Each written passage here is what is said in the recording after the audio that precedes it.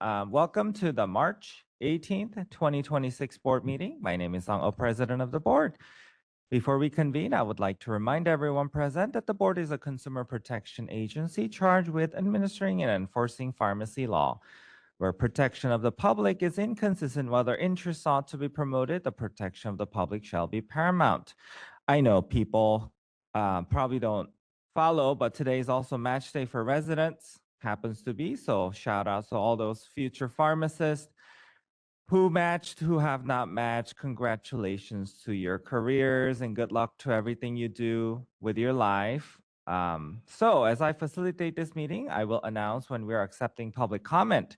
To ensure the board has sufficient time to complete all of its necessary work, I have advised the meeting moderator to allow 3 minutes to each individual providing comments. We'll begin with public comment for individuals attending in person, followed by public comments by individuals participating via WebEx. As we have a very full meeting today, including time-sensitive closed session items, as president, I reserve the right to reduce the time allocated to each speaker based on factors including the number of persons wishing to comment. Should adjustment be necessary, I will make an announcement. This approach is necessary to facilitate this meeting. Before we get started, I would like to ask staff moderating the meeting to provide general instructions. Moderator? This is the moderator for members of the public on WebEx. When we go to public comment, you can click the raise hand icon down at the bottom of your WebEx screen or next to your name. And if you're an audio only participant, you can raise your hand by pressing *3 on your device. You'll be given 3 minutes to speak with a 10-second warning. And at the end of your time, we will mute you and move on to the next person requesting public comment. And I believe that is all the instructions that I have. Thank you, Sarah. Appreciate you. We are ready to call to establish a quorum. Jesse Crowley? Present, and there is no one over the age of 18 present with me at this time. Thank you, Jesse. Trevor? Present. Thank you, Trevor. Renee? Present. Licensee member present. Thank you, Renee. Jeanette? I don't believe Jeanette is making it today. Jeff? Hugh? Public member is present. Thank you, Jeff. KK Ja? Licensee member present. Thank you, KK. And Jay. Oh, just Public right. member present. Thank you, Jay. Claudia Mercado. Claudia should be coming. Ricardo Sanchez. Present. Thank you, Ricardo. Satinder Sandhu. Licensing member present. I have no one over the age of 18 present in the room. Thank you, Satinder. Maria Serpa. Licensee member present. Thank you, Maria. Nicole Tebow. Licensee member present, and no other person 18 years of older is present with me at this time. Thank you, Nicole. Quorum has been established. I truly appreciate everyone's time and commitment to the board and California consumers. We have a very full meeting, so I ask everyone participating today to be respectful of the work before the board. The board respectfully requests that when comments are received, comments are provided, they're done so in a professional manner, consistent with how the board conducts its business. And before we move to the next agenda item, I'd like to remind members participating via WebEx to please remain visible on camera throughout the open portion of today's meeting. If you need to temporarily turn off your camera due to challenges with internet connectivity, please remember to announce the reason for your non-appearance when you turn off your camera. Moving right on to the agenda item 2, public comment on items not on the agenda. Agenda items for future meeting. We'll now accept public comment for items not on the agenda. You're not required to identify yourself, but may do so. I'd like to remind everyone that the board cannot take action on these items except to decide whether to place an item on a future agenda. Accordingly, if your comment pertains to an item on the agenda for this meeting, please make sure you comment during the public comment period specific to that agendized item. Following review of the public comment for this agenda item, I will ask members to comment on what, if any, items should be placed on a future agenda. As a reminder, this agenda item is not intended to be a discussion, rather an opportunity for members of the board and members of the public to request consideration of an item for future placement on an agenda, at which time the discussion may occur. We'll begin with public comment for items not on the agenda in Sacramento. Seeing none, we're ready for public comment on WebEx. Sarah? All right, this is the moderator for members of the public on WebEx. If you would like to make a public comment for items not on the agenda, please click the raise hand icon, or if you're an audio only participant, you can raise your hand by pressing *3 on your device. And it looks like we have a couple requests. First, I have Jackie Stover, and Jackie, you'll be given 3 minutes to speak with a 10-second warning. Please click the unmute me button when the prompt appears on your device. Hi, thank you for taking my call. My name is Jackie Stover, and I'm a specialty pharmacist. I'm happy to see that remote processing is on today's agenda, and I'm looking forward to the discussion to finalize the regulation text and the submission to the agencies for final review and approval. I just wanted to say thank you to the members of the Board of Pharmacy for your continued support, dedication, and hard work. Thank you for the comment. All right, this is the moderator. Next, I have John Gray. And John Gray, you'll be given 3 minutes to speak with a 10-second warning. Please click the unmute me button when the prompt appears on your device. Hi, good morning. This is John Gray, registered pharmacist with Kaiser Permanente. Just want to flag a potential issue that the board may wish to consider agendizing for future discussion related to the recent launch of California's delete request and opt-out platform, otherwise known as DROP, as mandated by the Delete Act, SB 362 of 2023.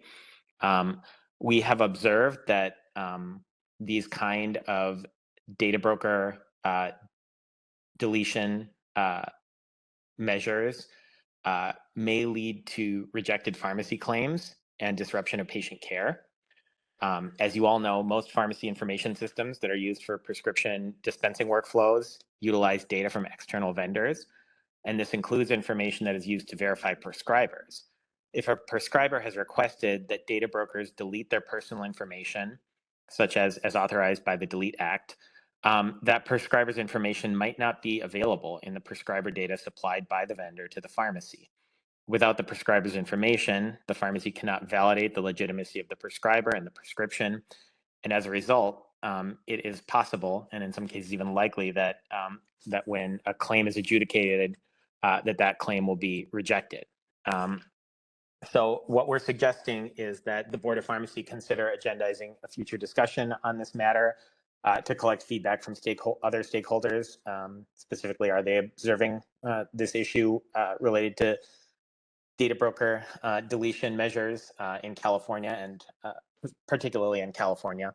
And would it be of benefit to place to explore legislative solutions to place additional limitations on the kinds of data that data brokers are required to delete?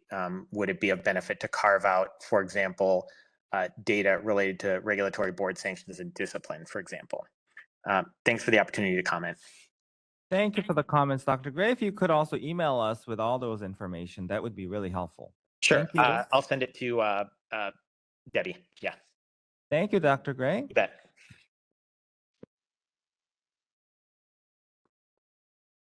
All right, this is the moderator. Appears there are no further requests for public comment at this time.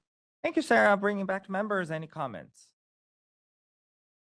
Hi, President O. This is Nicole. I was not commenting on the commenters, but had one that I wanted to raise for everyone.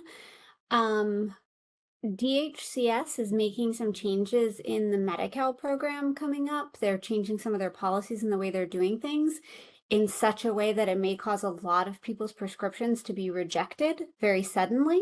The first one of those changes is that everyone has to be registered with Medi-Cal. I believe it's a type 1 provider registration, I believe is what it's called, as of a date in June. And if they are not, if the prescribers are not, their prescriptions will be rejected. As of last count, 76,000 prescribers were not registered correctly. So that's obviously going to cause a big problem. And then the second being that Medi-Cal intends to require ICD-10 codes starting at a date in the fall. They have not given an exact date at this time, but once it goes live, it will be retroactive. So all prescription refills that do not have an ICD code will also be rejected. So want to flag those. Those are both going to be very disruptive to patient access. Thank you, Nicole. I think that really helps because I've been screaming quietly to Anne about that coming up. So I'm like, we gotta do something, we gotta do something. And so our Healing Arts Board, I don't know how if we need to figure that out because it really is the prescriber's responsibility in many ways. And so, but pharmacists are gonna have to deal with this in every corner of our pharmacy. So yes, absolutely. Thank you, Nicole. And I think your comment highlights more the importance of why, and now it's on the public record, why this is such an important issue that hopefully our colleagues at other boards would hopefully work with us.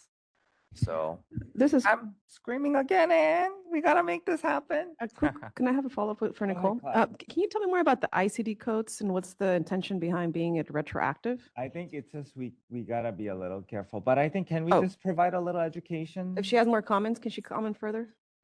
Okay.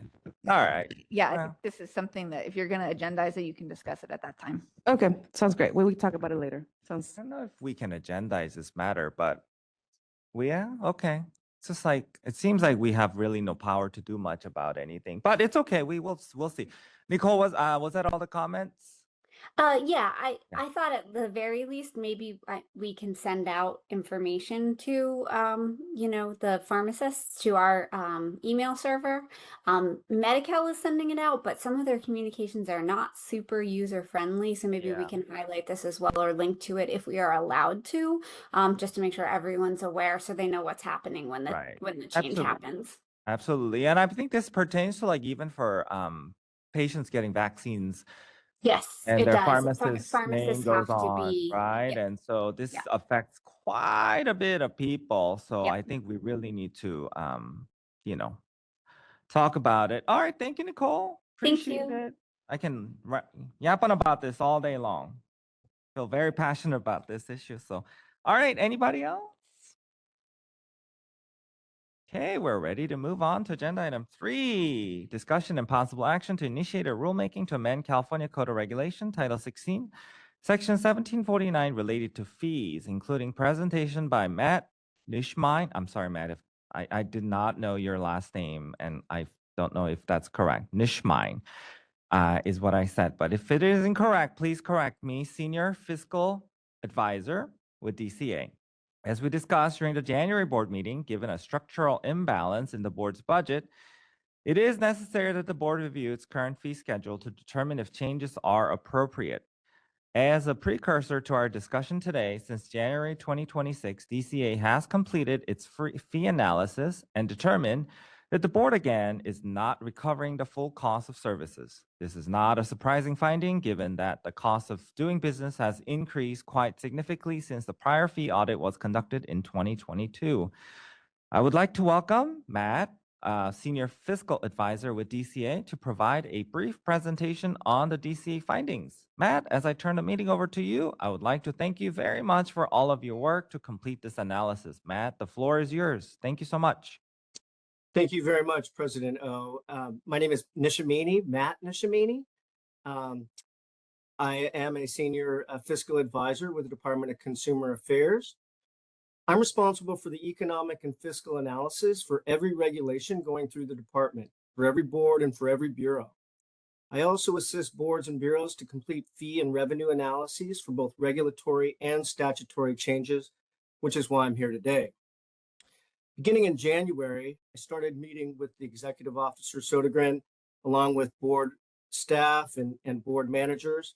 We began a series of weekly interview sessions, sometimes more than once a week, to sort through the board's workload processes, process mapping, application data, staffing compositions, direct and indirect costs, just to name a few, to map out a data-driven assessment of the cost inputs of the board's various fee types. We call this a driver-based cost model. The proposal today, the fee amounts being considered today, are a direct result of our findings, which we'll review later. Okay, shall we proceed? I think someone is going to be driving the slide deck. So next slide, thank you. So just a little background, how did we get here? Someone might ask, didn't the board just increase fees in January of 2025? And the answer is yes. So the board commissioned a fee audit in 2022, also a driver-based cost analysis, which formed the foundation of the board's current statutory fee structure. That study assumed the fee changes would be effective fiscal year 2023 or July 1st, 2023. So we note that there was delayed implementation of about 18 months because they didn't become effective until January 1, 2025. But really, the full impact is even more than that. We're just seeing that because we just turned the first full year of that increase this past January. The audit also provided for annual increases over a 10-year period. And while increases may not be conducive to the current statutory and regulatory frameworks, periodic reviews with possible adjustments through the regulatory process, say every 3 to 5 years, to align revenues with expenditures is certainly prudent. Next slide, please. So based upon that 2022 study, SB 816 of 2023 was passed and established the board's current fee structure, which again was effective January 1, 2025. So to recap, there was a 2022 fee study, but that fee analysis was based upon 2021 data and other budget assumptions, which are nearly 5 years old. And how the board's budget has changed dramatically since that time over the past 5 years. Next slide, please.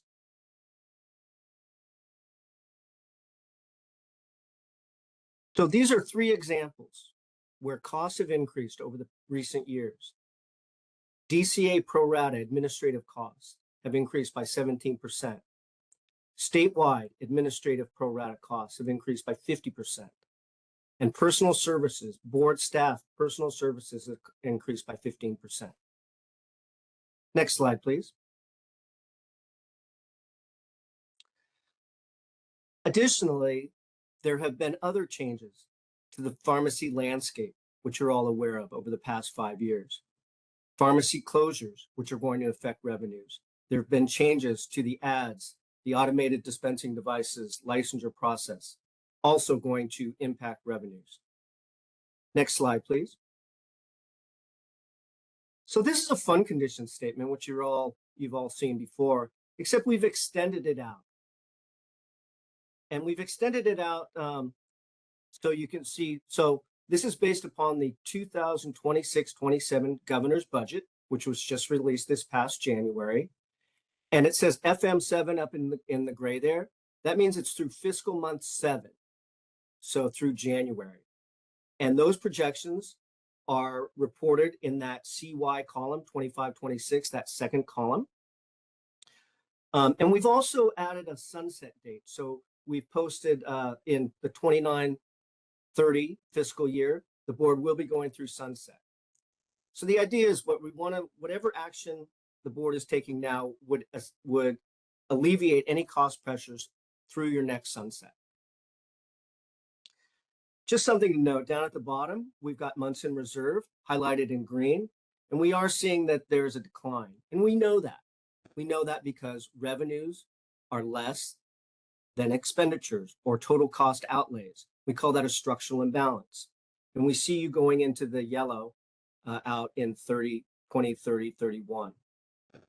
And then there's also a salmon colored bar at the bottom, row at the bottom, and that is showing the structural imbalance. That's showing the difference between the revenues you're bringing in and the expenditures that are going out. Next slide, please. Okay, so this is the same slide, but we've added unanticipated costs. You can see that up in the upper left hand, the salmon. And then you can see a bar down below, unanticipated costs. And you can see that beginning in the 26-27 fiscal year, we have 4.25 million, which is about a little over 10% of the total cost outlays. So considering the slide we just saw where the increases were 15 up to 50% and a 10 to 11% increase here for unanticipated costs is reasonable. So what are unanticipated costs? What would constitute an unanticipated cost? Well, let me give you some examples. Legislation. There could be a bill that creates new statutory mandates and increases the board's costs. There could also be increases to enforcement related costs, higher attorney general costs, or Office of Administrative Hearings costs. And those examples happen to be out of the board's control, right? Other state agencies increasing their cost recovery rates are out of your control. Could also include IT updates, would be another example. So now notably, this fund condition now is flashing red in 2030-31, and we can't have that. Next slide, please. Okay, so now we've taken that same slide that we were just looking at, and then we've overlaid it with the incremental incremental increases resulting from the proposed fee amounts. And those three ribbons in the middle of the fund condition statement show the additional revenue effective July 1st of 2027. So a little more than a year from now. So renewal fees, we're seeing an incremental additional revenue of 4.869 million. Other regulatory fees, 321,000. This happens to be the pharmacy temporary fees. And then other regulatory fees and permits, an increase of a little over $1 million. We see that total revenues from this proposal would increase by about 6.25 million, 6,250,000. So this proposal will provide the board with the necessary resources to meet projected future costs and unanticipated costs. It gives the board greater flexibility and assurances it can meet any cost increases in the near future. Next slide, please. Okay, so I mentioned driver-based cost model. And this is the analytical methodology we use. So on the left, we have cost drivers, direct inputs and indirect inputs. We have process steps, and then we sum all those up, and it's going to equal the total cost.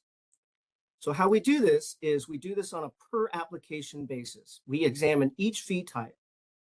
What were the direct costs on a per application basis to process that application all the workload? So we look at the process steps. We look at the time that it takes to complete each step. And then we evaluate the staffing composition. Who's doing the work of each task? For indirect costs, these are things like programming costs, workload to regulate a specific license type, program units. So with the pharmacy board, you have your compounding unit, you have your outsourcing unit, compliance unit, drug diversion unit. Those would be indirect programmatic costs. Other costs could include enforcement related, such as AG and OAH, operating expenses and equipment, rent, IT costs, and general overhead, as well as DCA, centralized services, and statewide centralized services, such as the State Controller's Office. So let's look at an example of a workload that we completed. Next slide, please. Okay, so these next two slides are the pharmacy workloads. This one happens to be for the initial license, and the following one is for the renewal license. But let's look at the initial first. So this would also include hospitals and drug rooms. So towards the top, you see workload tasks. So there's a column. We isolate all the workload tasks that it takes to complete a pharmacy application.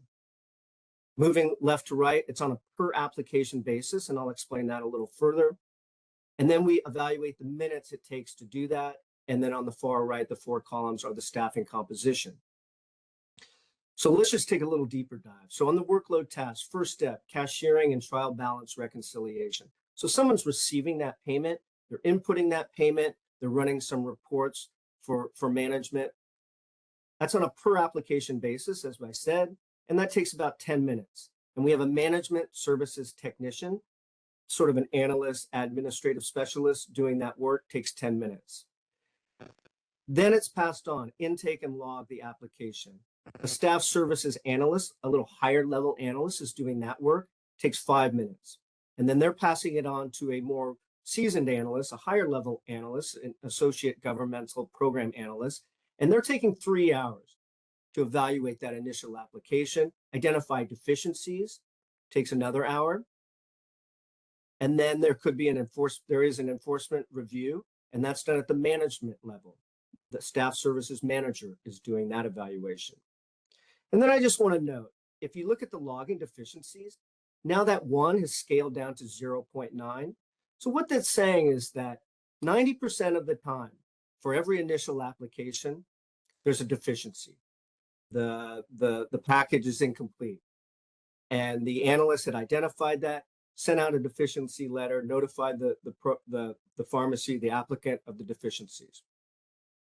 Of those 90% of the time, there are two types, there's 2 subsets. One is just sort of a standard pharmacy, and then there's one more of a complex ownership with multi owners.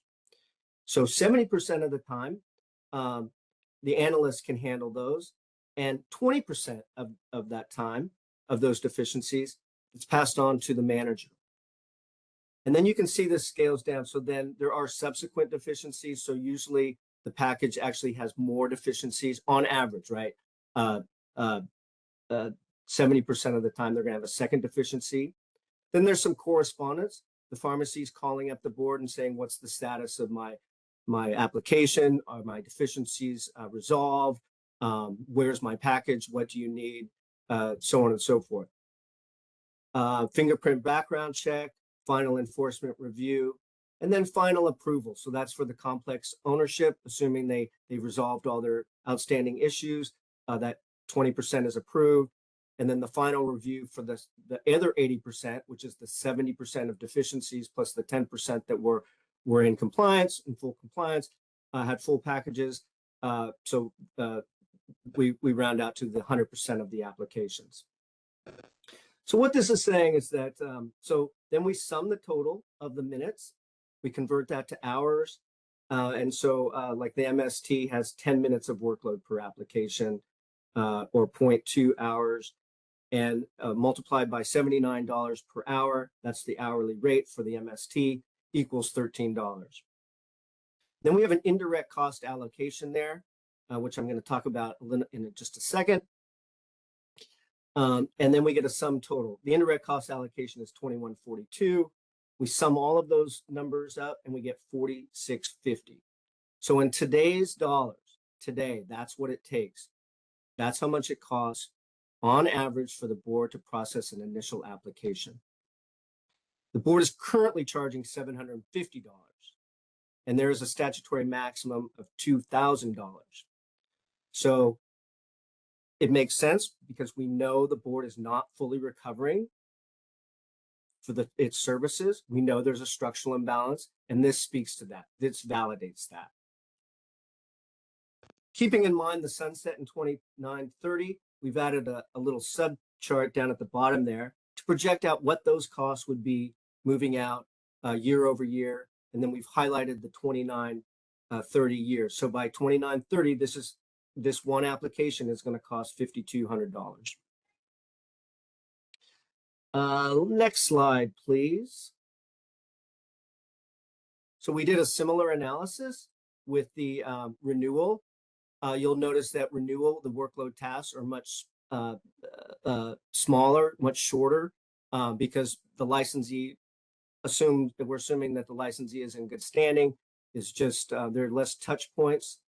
And so you see that an OT and an SSA are now working on this, but the indirect cost allocation is the same.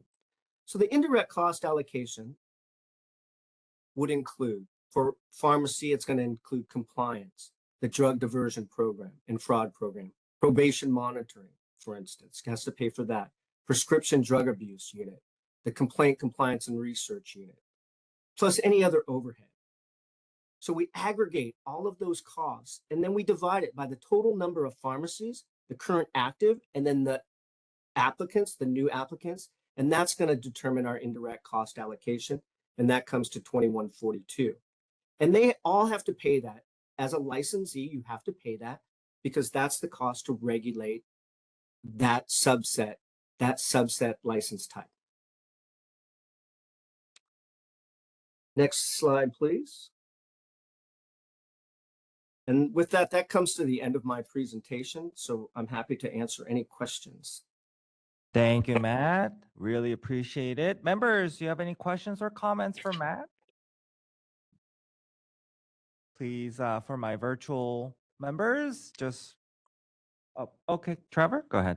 So just want to, a couple questions, because we approved the new fee schedule, what, how many months ago was that? Was it last year when we approved that? The fee analysis was 2021, 2022, and the legislative change was 2023, which had an effective date of January 1st of 2025. But didn't we already approve the fee increase?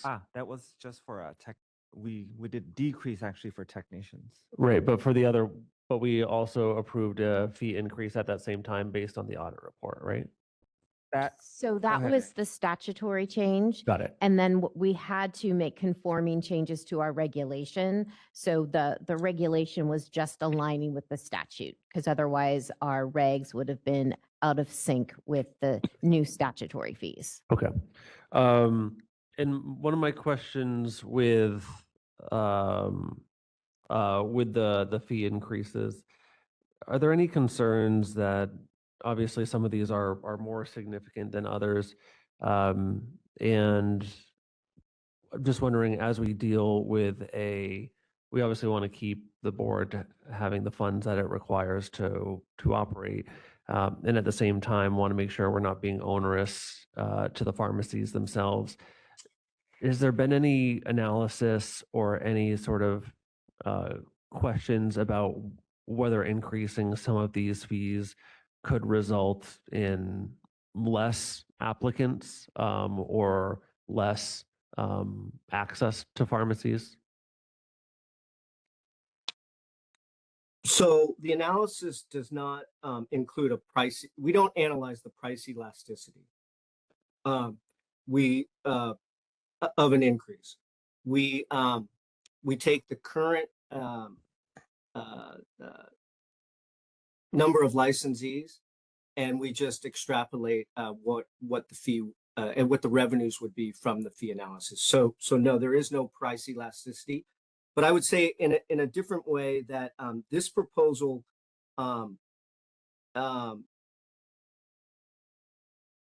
doesn't increase all of the fees. It increases a subset of the fees to right size the budget. So I would say that in some way there was some consideration for not increasing everyone's fees. And we did properly notice this, correct? And am I correct? We didn't get any negative feedback or any anything? We haven't started it yet. We We're haven't going to started. have to do that today. Got it. All right. Thank you. All right. Thank you, Trevor. And I'll go to you, Satinder. Oh, KK. Satinder, go ahead, and then I'll go to you, KK, and then I'll go to you, Nicole. And then Maria, and then Jeff. And everybody. All speak at once. Go ahead, Satinder. Thank you, President Do. My question is, thank you for Trevor for asking that. I was going to have the same questions, but I have a second question. Do we also look at, when you're doing this analysis, when you're looking at all the costs involved to the board, are there any processes where there could be some savings that could be driven identify that are maybe duplicative or repetitive so that we can look at that. And lastly, it was like, is there any evidence that increasing the fees of some of these, for example, for pharmacies, does it adversely impact? I know we made some changes to lower or expedite the process in desert areas of the pharmacies. Like, does it impact patient access by having a fewer pharmacy because there's a higher fees? So is that analysis, is there analysis or part of this is part of the analysis? Right. Thank you for the question. So efficiencies. So we looked at the current processes. If there are efficiencies to be had, then that would be, a topic for another discussion, I think, with your executive officer. As far as patient access, no, again, this is aligning the current structure, the current licensee population with your projected expenditures. That's what we're aligning with. If I could just quickly speak to the first question Thank you. about process improvements, Satinder. We've actually recently, we took a really deep dive into pharmacy. And if you remember, those process improvements resulted in us actually changing our application and everything else to try to drive down. So we do continually evaluate for process improvements. The board's business modernization activities, where we did a lot of process flows there and in preparation for some other activities, we're always looking for opportunities to improve processes, streamline sometimes pursuing legislative changes to remove some barriers. So we do that quite routinely, and a lot of that is actually done through the licensing committee. Thank you, and for clarifying that. I was just curious as to like this analysis involves any part of that. So great to know. Thank you so much. So That's all I have. So let me just add. Let me just dovetail off of that. So I usually do half dozen of these type of analyses every year, and I would say that these workloads are consistent. I don't see anything. I don't see anything excessive. I don't see any. The time frames seem reasonable. I don't see any extra steps in it. And yeah, so I would say that. Thank you. Thank you, Matt. Thank you, Satinder. Thank you, Matt. And then we'll go to KK. Thank you, President O. I think Trevor and Mr. Sandhu covered some of the questions I had. I do have a couple of questions with regards to, do we do a comparative study to where other boards are with regards to non-resident licenses and outsourcing licenses? And second, there are border areas where not only there are pharmacy deserts, but there could be patient populations served by out-of-state pharmacy, which is on the other side of the border and not far. Do we see any impact happening because population is sparse and there may be a cost consideration on the part of the out-of-state pharmacy at that point? So 2 questions. Thanks. Yes, thank you. So other boards, you're meaning other boards in other states, other pharmacy boards in other states? That is correct, sir. So no, and we did not analyze that.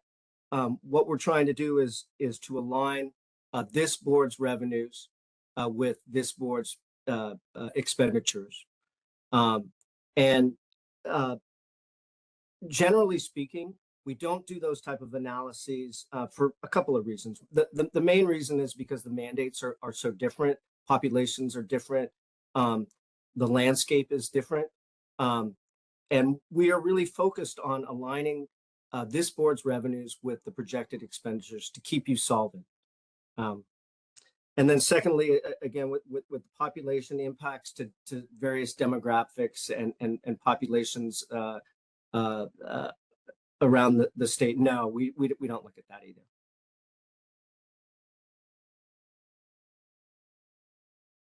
Thank you, Matt. Okay. Nicole? Yes, thank you. This isn't really a question for you, Matt. This is maybe more, but thank you for the presentation. This is maybe more a suggestion for the board or questions about what we're doing going forward. So I noticed in the data, there's a lot of time spent on deficiencies, and having done some applications myself, they are difficult, and I'm not surprised we have a lot of deficiencies. It's a lot of legal language. Some of the applications in particular are very confusing because it's if you're this type of entity, fill out these 2 sections, but if you're this type of entity, fill out these 3 other sections, but it's all one application. So are there things that we're doing as a board to help address that? I know we just redid the pharmacy, the self-assessment. That was great. Loved the format there. But are we moving maybe towards technology where like you can click like I'm this type of entity and it'll make the application just the sections you need. You know, maybe doing FAQs for the frequent things that people run into, or videos showing people how to fill these out, kind of explainers. Are we looking at that? Are we moving in that direction? I'm gonna punt that to Anne, but I know we're working very hard, at least at the licensing committee level, in terms of just trying to. I mean, the challenge is that there's so many types of businesses involved, and I know it's really PHYs at hospitals and the pharmacy PHYs that I think it always is a struggle, because the ownership structure and the layers of the ownership and what it is, the entities, like there's so many beyond our control that are very difficult and legally. So, Anne, go ahead. Just want to address, but I think the video may be a good option, maybe, and then the clicking thing, hopefully one day would be great. Yeah, so we're always happy to try to like figure out new things. We do have a pretty big legacy system that we are using, and so IT projects are a little bit constrained. The ability to do some of these things, I think we would love to have the capabilities to do it. That's just not what we have right now as a tool in our toolbox. We did try, just should this be helpful, we did do a video for how to complete a pharmacy technician application. And I would say that it didn't necessarily yield probably the results that we were hopeful to. We have tried it in the pharmacy technician world. I don't know how it would translate to some of these sites. It would also just selfishly calling out that there would need to be resource to do it. And so that there's just, there's just some pressure points. But we have tried the video before. We were hopeful with us changing the pharmacy application and trying to really overhaul that it would be good. But regrettably, what we find is, so the reason that you get stuck in these cycles of deficiencies is information isn't provided initially. So then when you get the deficiency response, then they're disclosing additional information or you're learning something different. And so you do get kind of stuck in a cycle. We can continue to evaluate at the staff level, things that we can try to be doing and, try to do outreach or whatever, but I'll leave it at that. We can try to also come up with some FAQs on the most common violations, common deficiencies. I think we've done that in the past and happy to do that again. Yeah, and maybe this is something that the Communication and Public Education Committee can be part of. Maybe we can collaborate with the Licensing Committee on some of these. I think even just like a form, like before you fill it out with like instructions, like do not leave anything blank. I've had that happen before. I left stuff blank that wasn't relevant and then was contacted because I didn't put NA. So like we could give those really specific little pieces that could maybe help serve at least shave some time off. Absolutely. It's at least worth a try. Absolutely. Thank you, Nicole. Thank you. Then Maria. Thank you. I have 2 questions, one more lighthearted and then one that's a little bit more serious. So let's start with the lighthearted one is, and it may be a staff response, but why did we choose some unusual numbers like ending in 11 or ending in 9? Wouldn't it be more prudent to round up? And that's the lighthearted question. So if you're talking about the recommended fees, are you talking about that column? No, it's actually in the proposal. Oh, so where we are doing recommendations, so like for the wholesaler, for example, because it's 1411, that's just because that's what the statutory max is. That's what the statute says. So we just went with what the statute said. I see. So there's an opportunity next time we do the statute to have more of a range or. OCD friendly numbers, Okay. yes.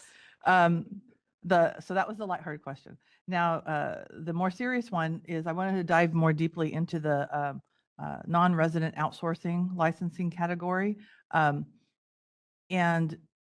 I didn't see this time, I'm not quite sure if you have this information now, but I remember from 2022, we had like specific details as the cost of work for each license type. And I'm just curious if you have the information as what was the cost of work for the non-resident outsourcing to justify the almost $12,000 annual increase in licensure? That's, and I'm going to talk more about why I'm concerned about that. I'm flipping to see if I can tell you which page it's on. Give me just a second, please. So I think it's on page 32 of the PDF. Sorry, we only put samples on the slide, so I apologize for that. I should have put them all in the presentation slides. I apologize. Okay. It's under one of the attachments under attachment 3, and then it's the non-resident outsourcing facility license, CCR section 1749. I don't, page 32, that one? I don't know what PDF page number. Let me see what the PDF page number is. Thank you.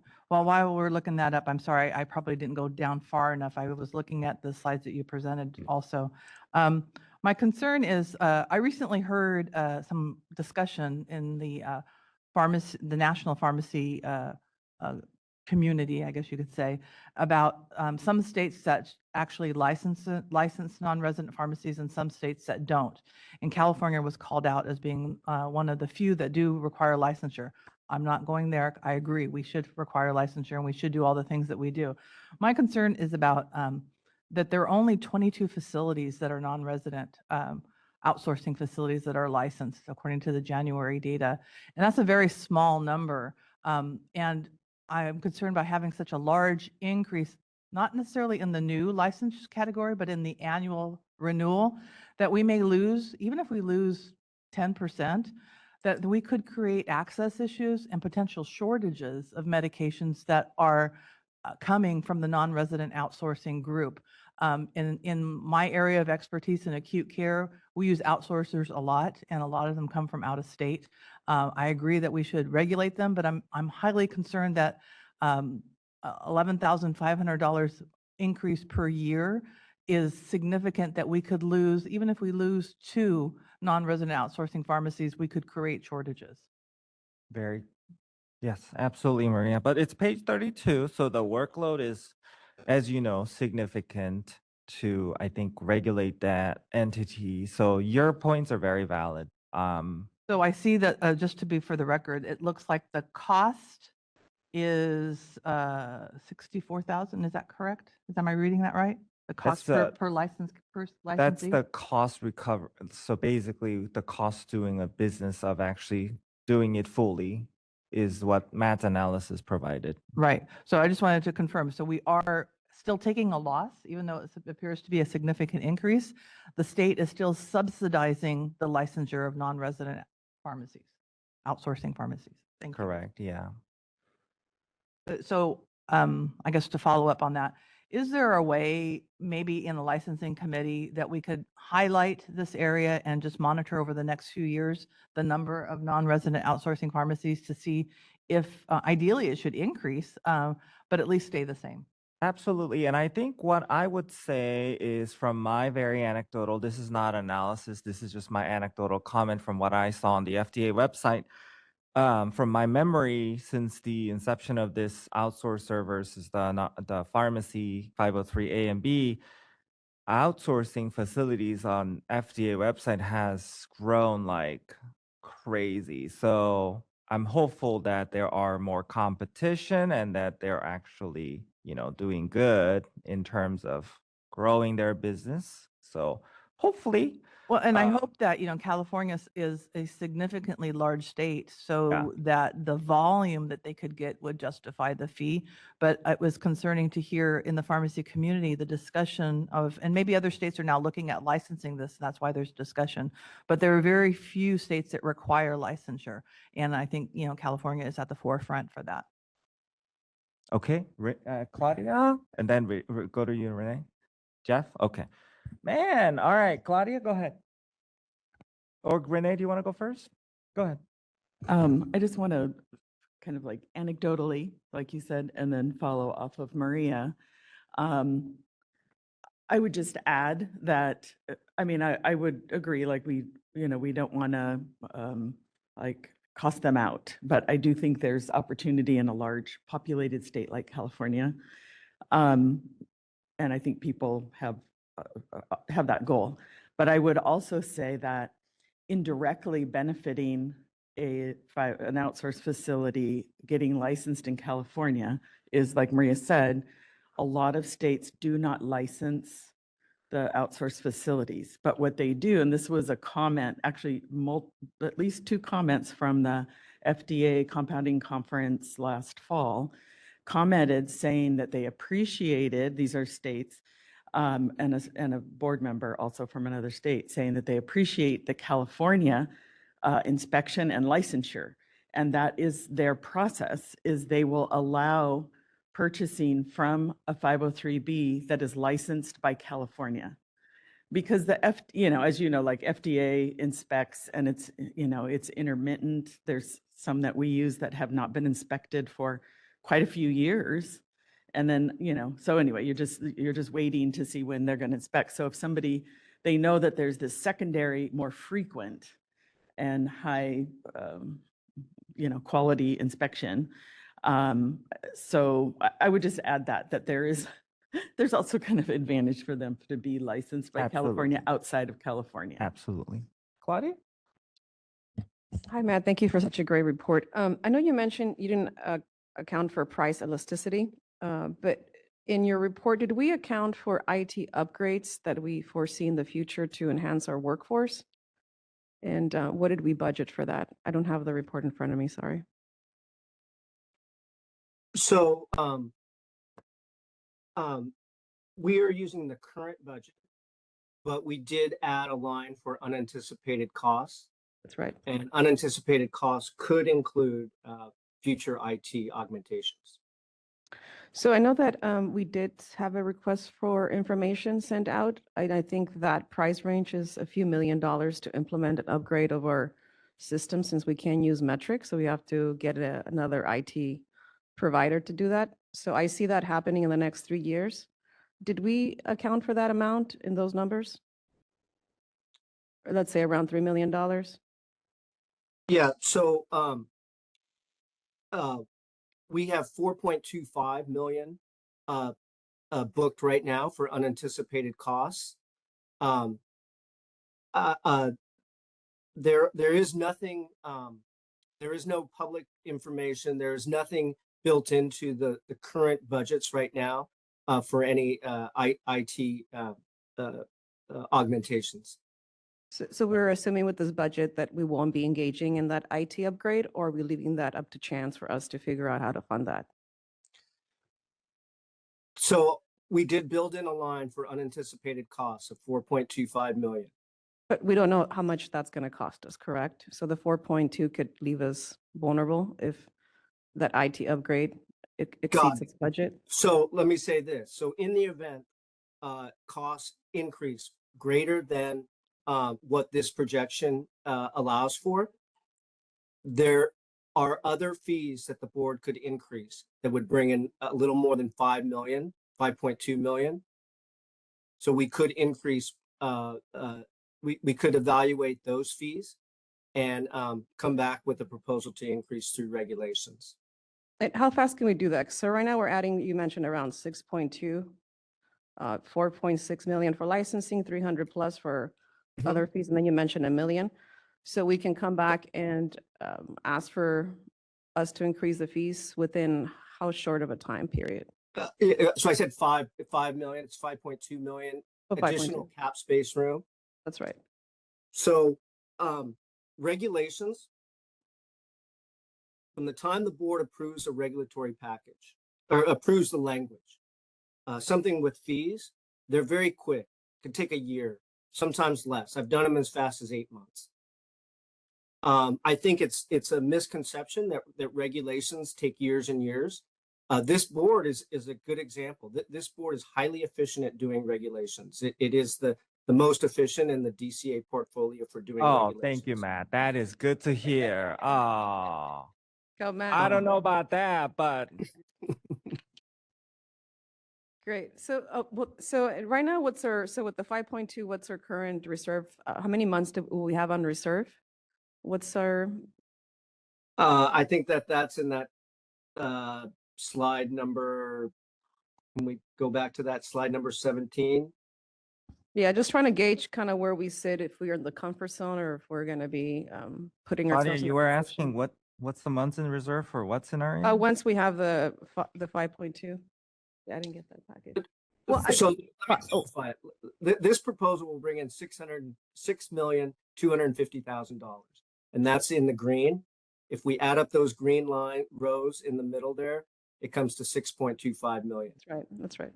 We've also added unanticipated costs, which, as you noted, could include IT costs, could include other things, legislation, mandates, spikes in other areas. We have that down in the salmon. That's 4.25. We've allocated for that. And this will allow you to keep your fund balance reserve above 4.3 months in reserve, assuming those 4.25 materializes. If it doesn't, then you're up around 12 months. That's right. And 12 months would be ideal, correct, Mac? I'm just trying to get to that comfort zone where we understand where we want to play in. Thank you. This is one of my favorite questions. What is ideal? So the board has a statutory cap of 24 months. Their reserve balance is 24 months. That's the statutory cap. What is a prudent reserve balance? I get this question all the time. Everybody in this room on this meeting has some comfort level of how much they want in their bank account or their checking account. Everyone is a little bit more, everyone has different risk tolerances. And so we typically, we don't recommend, I would never recommend a fund balance reserve, but I would say that most boards right now are targeting 10 to 14 months in reserve balance, knowing that there have been increased costs over the past 5 or 6 years. Inflation, we all know inflation, the cost of doing business is more. So I do see more and more programs targeting that 10 to 14 months fund balance reserve. Great. Well, thank you so much, Matt. Appreciate that. Thank you, Claudia. Thank you, Matt. And then Jeff.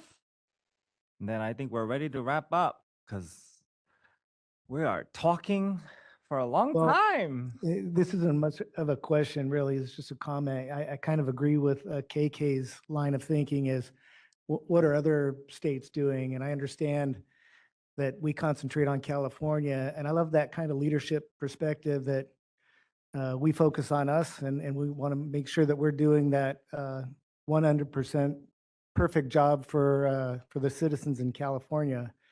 But I think there's value in seeing what other states are doing. You know, could we be pricing ourselves out?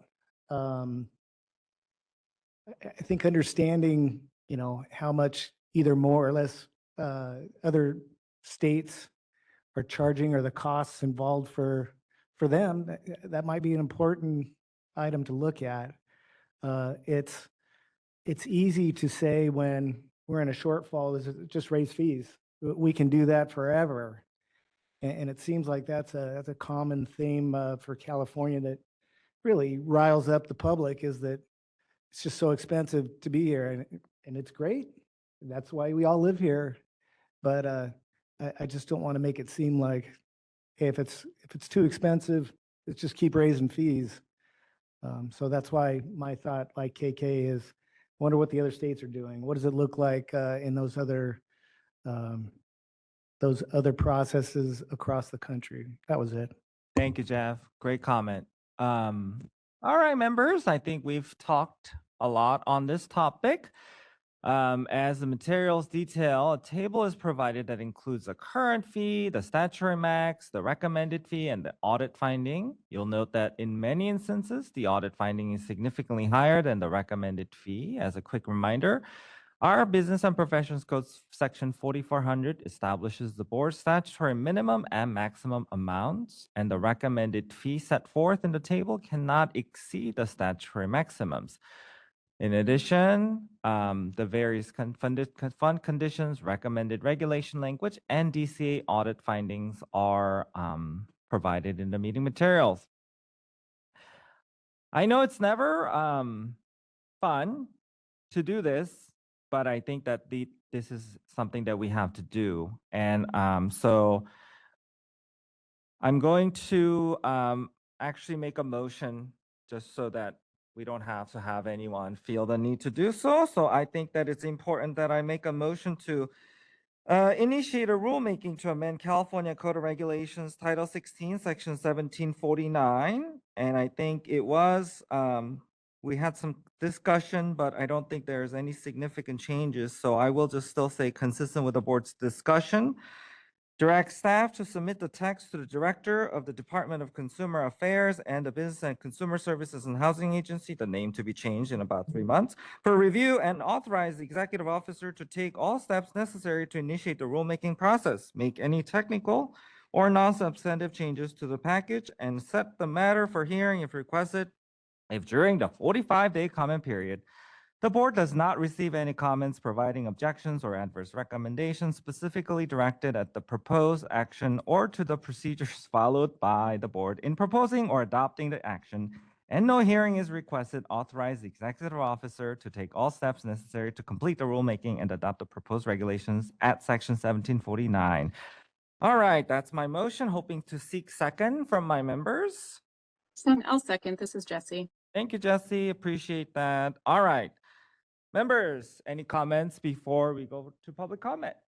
Final word. All right, we're ready for public comment in person, please. Seeing none, we're ready for public comment in WebEx. All right, this is the moderator for members of the public on WebEx. If you would like to make a public comment on this item, please click the raise hand icon. Or if you're an audio only participant, you can raise your hand by pressing *3 on your device.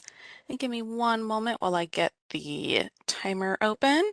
I do see we have a couple requests for public comment. First, I have Isaac.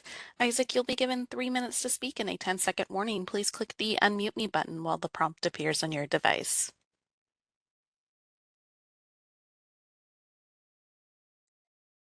Hi, I just wanted to make a comment regarding, it was mentioned that part of the reason that the increase is necessary is because facilities are closing. And I'm not sure if that's related to like pharmacy closures like Rite Aid, which I think stems from mostly PBMs. And I think that maybe the underlying cause for decreased funding is decreased pharmacies, which decreases access, which all comes from PBMs. Thank you. Thank you for the comments. All right, this is the moderator. Our next individual requesting public comment is Brittany Park. And Brittany, you'll be given 3 minutes to speak and a 10-second warning. Please click the unmute me button when the prompt appears on your device. Hi, good morning. Thank you so much for the opportunity to comment. And I appreciate the comments that already have been made by the board. My name is Brittany Park, and I'm speaking on behalf of the rare disease population in California.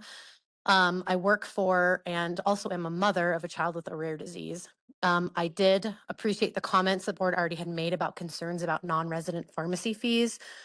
I would like to echo that and just state that there is currently only one in-state pharmacy that provides a medication for our patients that is life-saving medication. Without it, our patients, well, they would die. They also suffer from severe seizures, brain atrophy, developmental delays, vision loss. The list goes on.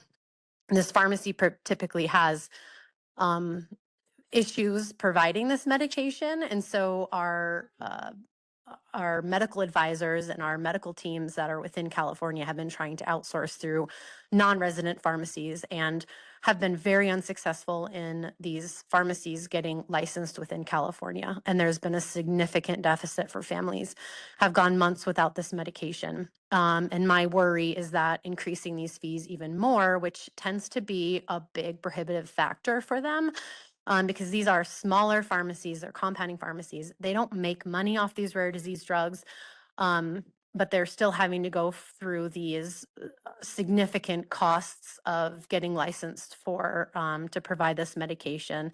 So my ask is that when you're considering these fee structures, and I understand the need to be solvent, rare disease patients are suffering in your state. There's not a shortage anywhere else in the entire country. Families are able to access this.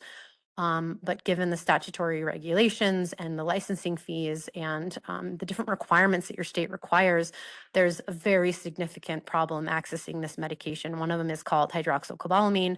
There's other issues with getting TPN in hospital.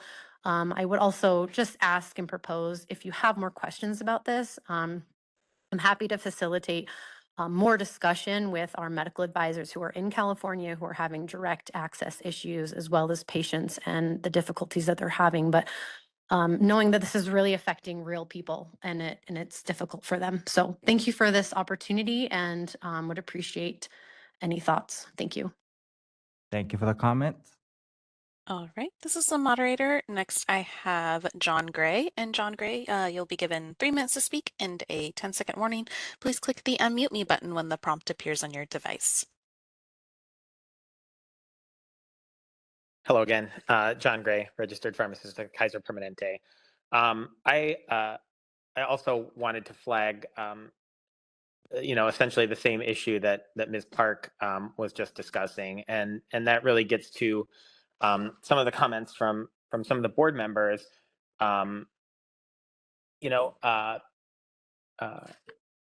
of voicing potential concerns about, does raising fees in the manner suggested risk, precipitating like a quote unquote death spiral among certain pharmacies or classes of pharmacies. I think certainly in the aggregate, we would probably agree that it's unlikely that that changing fee structure in the way envisioned would cause, on the aggregate, a bunch of retail pharmacies to decide to stop doing business in California because pharmacy organizations exist to run pharmacies. But, I really appreciated board member Serpa's comments about outsourcers and the potential risk of losing even a couple outsourcers. And I would also amplify Ms. Park's statement about sterile compounding pharmacies that compound medications for rare diseases outside of the state. And if you lose, 1 or 2 of those pharmacies, that might be half or all of the available pharmacies to compound a particular medication. And so, while on the aggregate, I think it might feel comfortable that this may not threaten pharmacy access on the whole, it would be valuable to take a long, hard look at, will this affect certain populations of patients disproportionately and in a manner that could be really harmful for them? Thanks for the opportunity to comment. Thank you for the comments, Dr. Gray. All right, this is the moderator. Next, I have Andre Pietzi. And Andre, you'll be given 3 minutes to speak and a 10-second warning. Please click the unmute me button when the prompt appears on your device.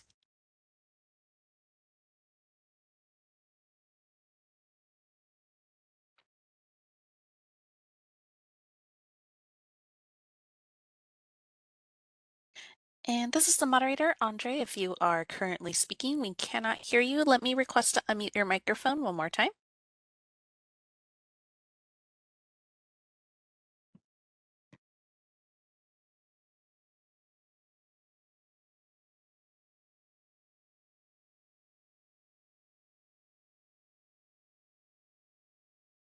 And this is the moderator. Andre, if you are speaking, we cannot hear you. I'm going to request one more time to unmute. And if you still want to speak, if you could raise your hand and I can try to open up the chat if it doesn't, your microphone's not working.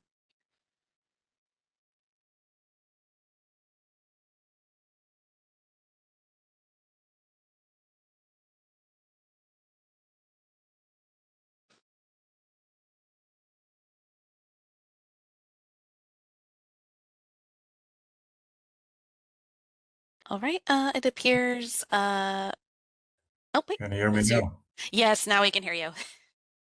Awesome. Thank you for your patience, Devin, bearing with me. And thank you for the opportunity to comment. I'd like to add my voice to those who has expressed concern about the fee increases. And I'd like to maybe add a thought that it's concerning that the analysis is only a one-sided, focused on covering expenses, while there's no data presented on what is being done to be responsible stewards of the funds entrusted to the board. I'm noting that the new pharmacy license increase from $750 to $2,000 is a 167% increase. The pharmacy license renewal from 1,025 to 1,500 is a 46% increase. Magnitudes exceeding inflation. For health system pharmacies, this is added to a sterile compounding license fee of $3,875 that we're already paying. And when you're adding these seemingly small amounts to the turmoil that is caused by federal bill HR 1 and the continued downward pressures on pharmacy margins for reimbursements, it is really concerning, and it's literally death by 1,000 cuts. I'm concerned that this will be a contributor to the increase in pharmacy deserts in California, with a subsequent reduction in access for the public to access pharmaceutical services. Because of the turmoil on the national level, all of healthcare is finding ways to reduce cost expenses. I'd like to mention that we don't really have a way to increase our prices because the reimbursement is what it is, and it's not very much.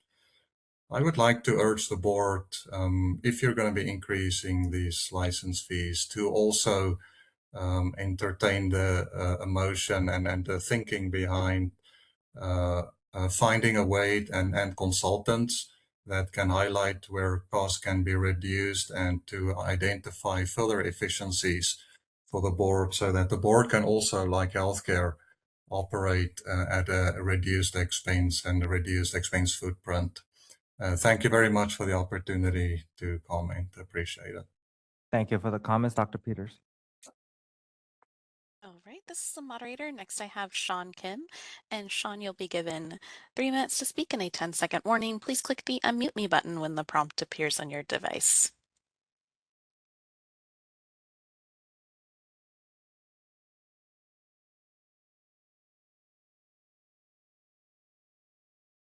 And this is the moderator. Sean, if you are speaking, we currently cannot hear you. I'm going to request to unmute your microphone again.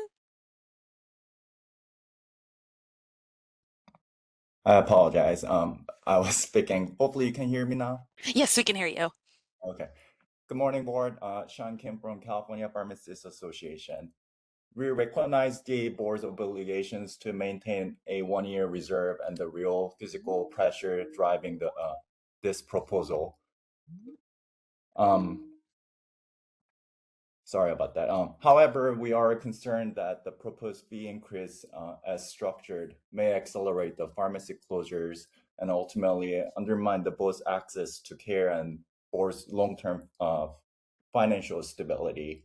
California's pharmacies landscape is already under significant strain.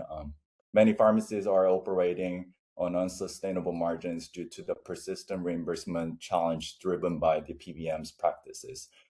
When reimbursement falls at or below cost, even modest increase in fixed expenses such as licensure fee can push pharmacists past in the point of the viability. CPHA actively working on this matter with DOJ and other state entities to implement the SB 41. However, it takes quite a time to make sure that it is implemented properly. This concern is structural. The projected revenue from the fee increase assumes the stable license base. But if these increase contribute to the additional closures, just like the Rite Aid from the last year, it caused a lot of disruption of care, not to mention the neighborhood pharmacy also get the pressures to fill the additional patients to cover. And it also comes with the other consequences with, GPOs and wholesaler distributors too. So I do not need to speak to the preach to the choir, but everyone gets the problem. We're also seeing the shift towards the DTC model, direct to consumer models, to respond to these closures. While those are innovative and these models are great, but this do not replace the clinical and the real time that duty to consult from what pharmacy has value to, and 24/7 open to our patient care models, which requires the complex care needs. So we respectfully ask and reconsider the board to pause and conduct a comprehensive economic impact analysis to consider a tiered and phased approach and engage the stakeholders, include community-based and health systems, because truly this encompasses the every pharmacist and also the patient advocates groups to rethink about it. Thank you again for letting me comment this morning.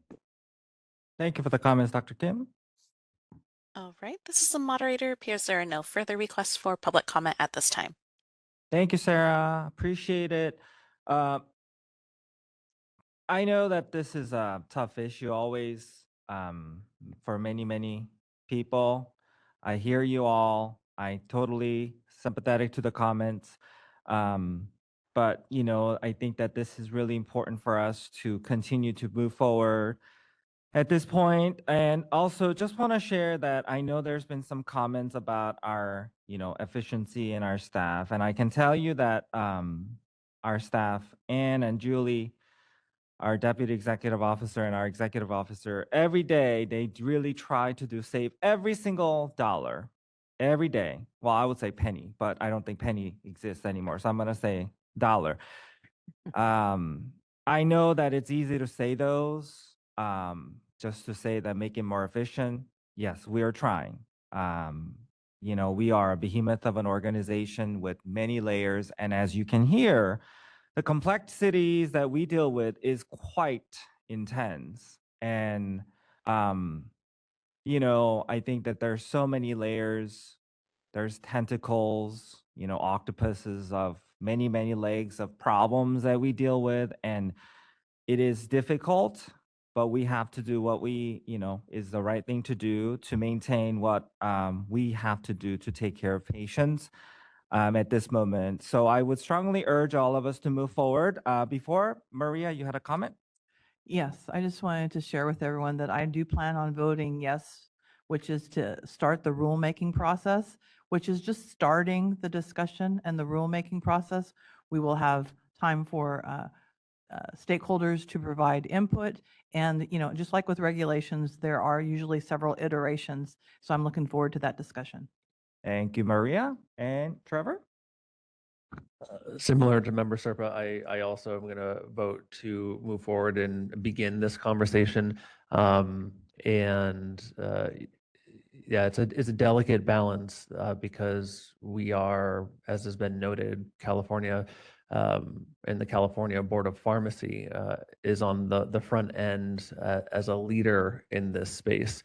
We want to make sure our primary job as a board is to make sure that work continues and the board remains solvent primarily.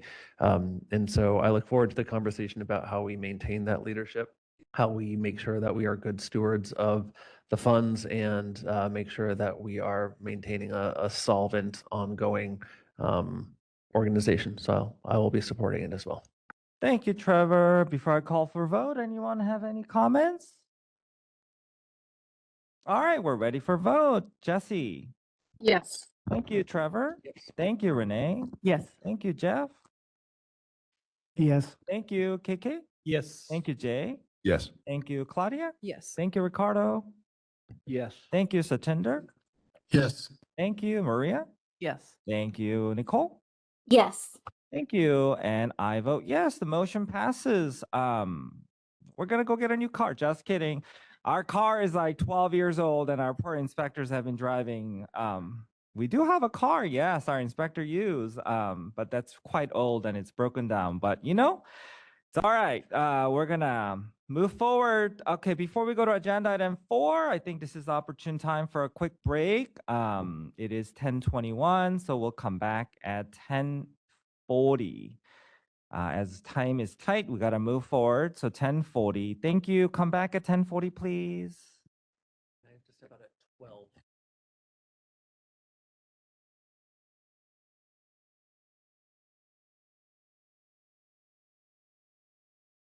It is 10:40, so let me just check everybody's back.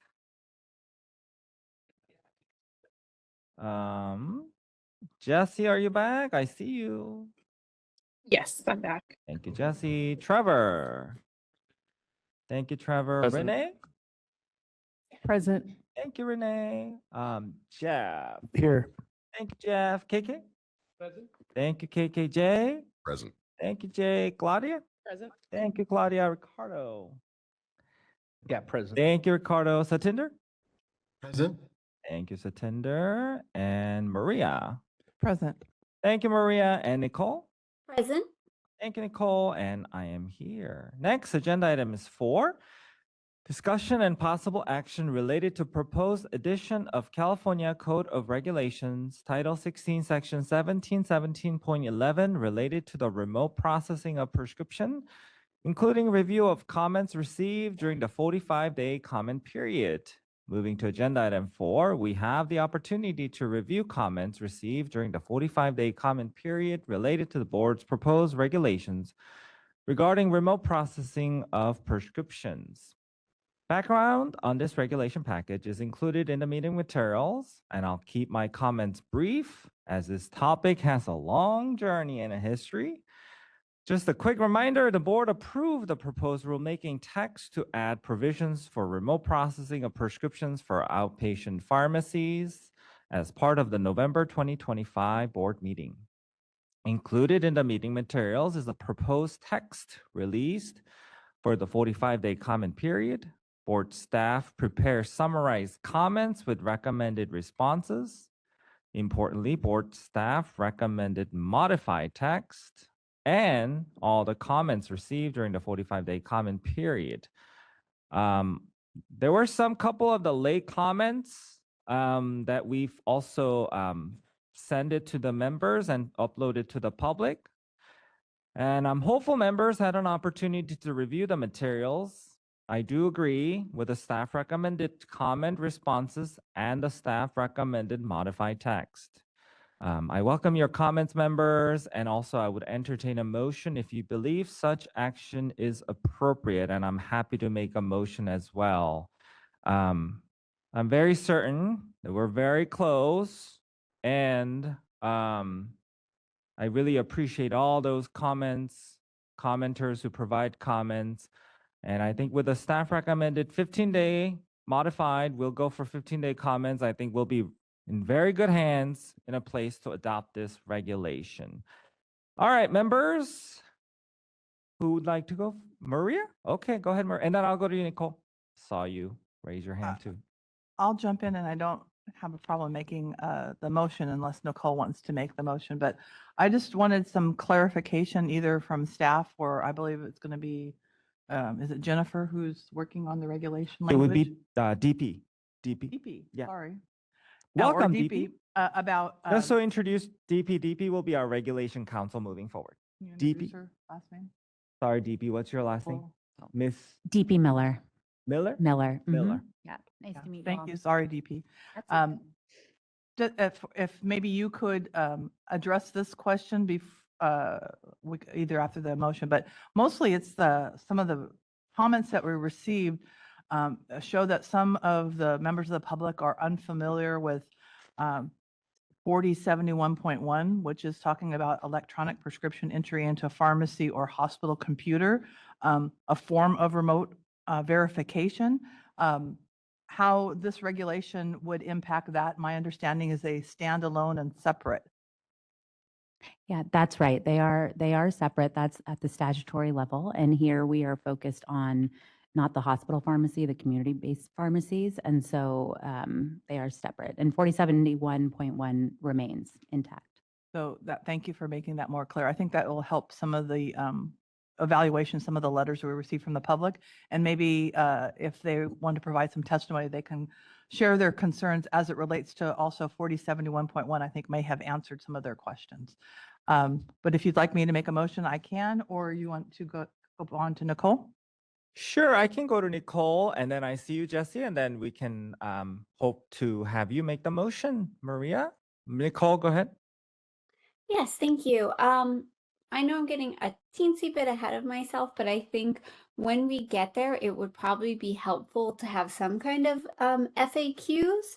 I like that we removed the inspection of premises. I think that was appropriate since a lot of people will be working from home, but I think it might still be helpful to have a little bit of guidance for people. And where my concerns lie is like errors occurring. So I would definitely like to see us update our questionnaire for the CAMers to include whether or not the person was remote processing.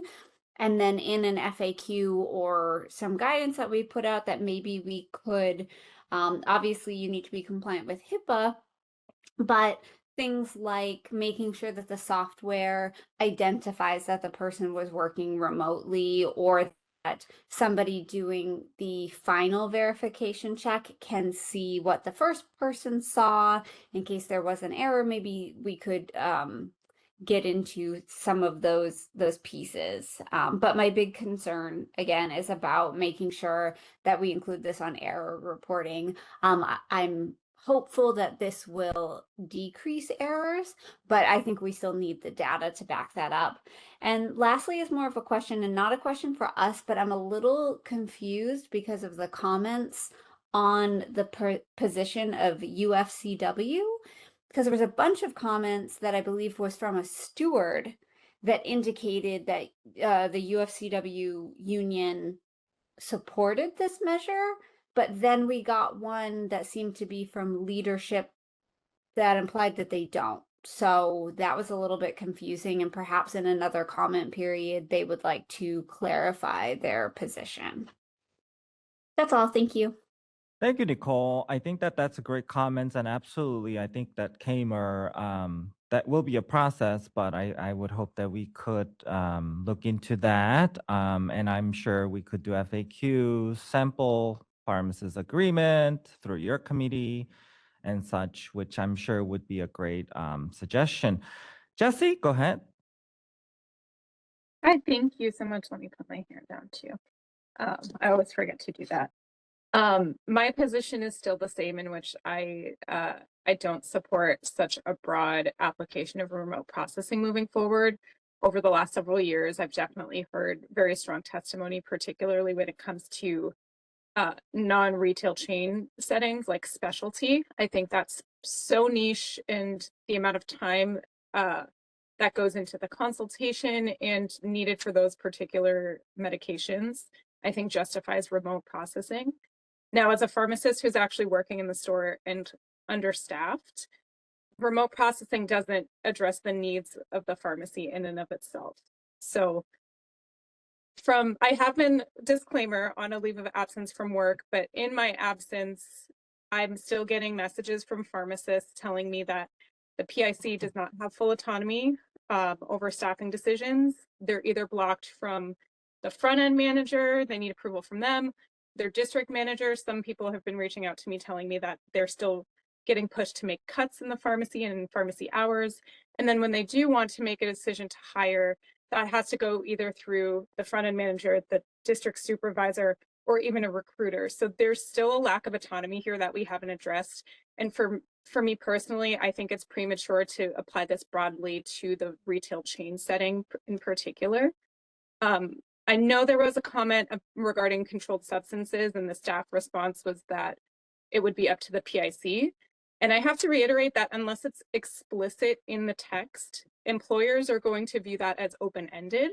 And that's exactly why we had to shift the language from the PIC may make staffing decisions to the PIC shall make staffing decisions. So this coupled with all of the expanded standard of care services that we've added on the plate without it actually materializing and seeing what it looks like as an application, for me seems very premature in this setting.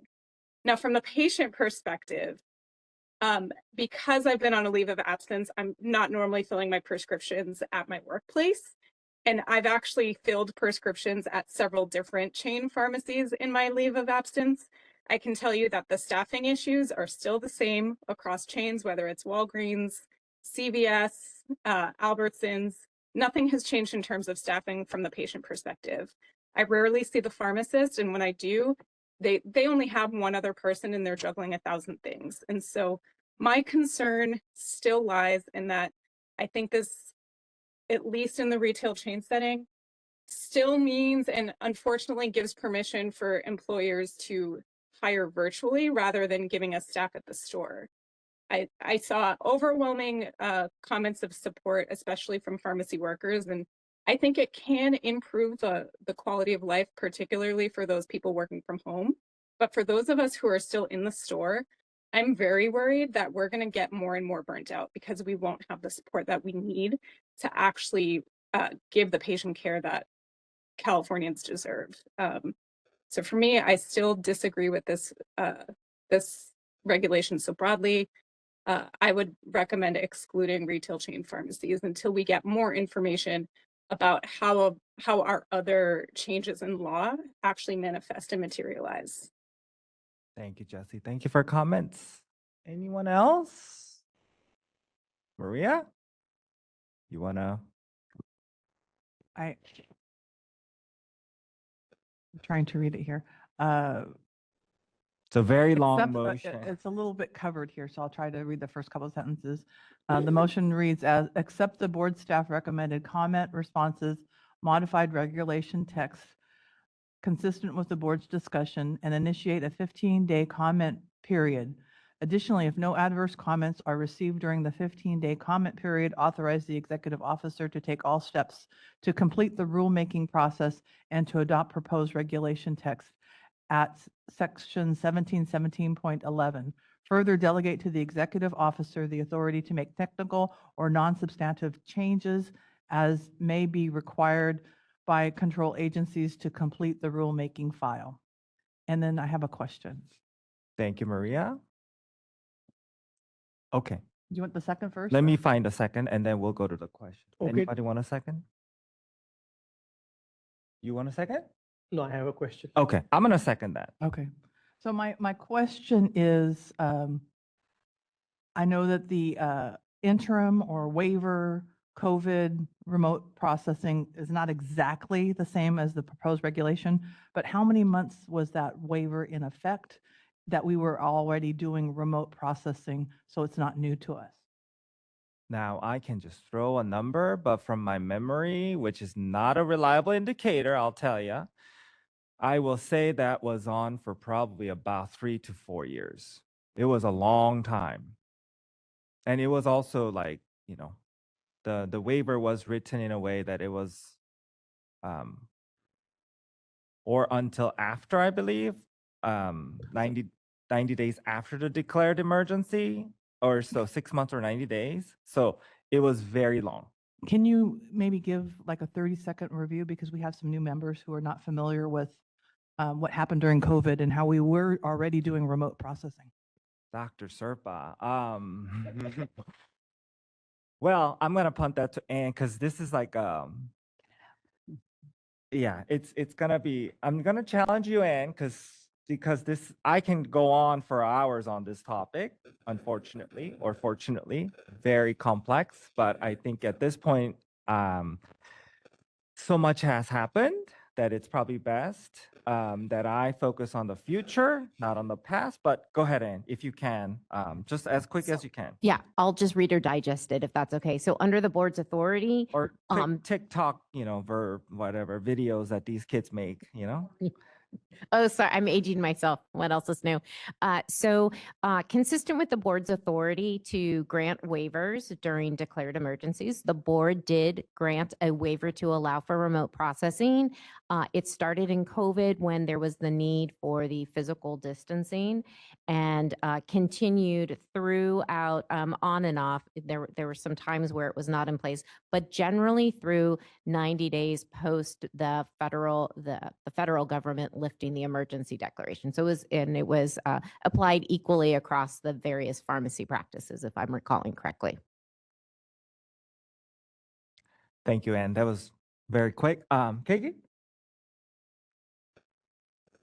And I believe it was also available after the fires in Los Angeles County as well for At a targeted waiver. targeted area Mhm. for a specific period of time. Yes. My question was, and thank you for giving that summary, Ms. Ann.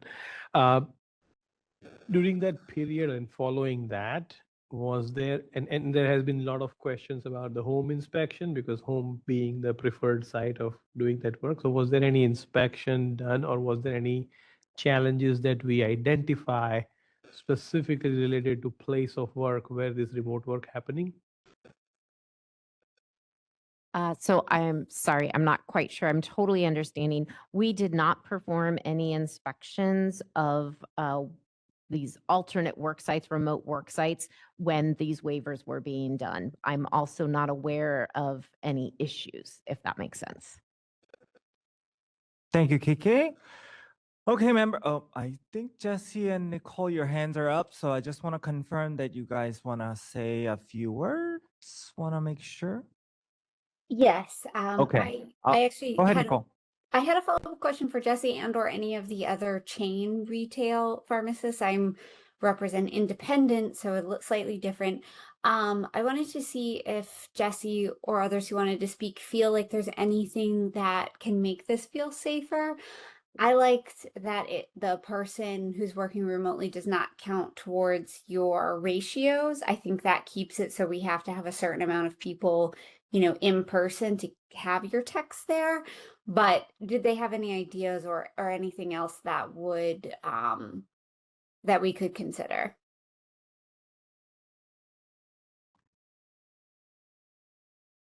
Nicole's up. Oh, go ahead, Jesse. Yeah, I can kind of talk a little bit about that.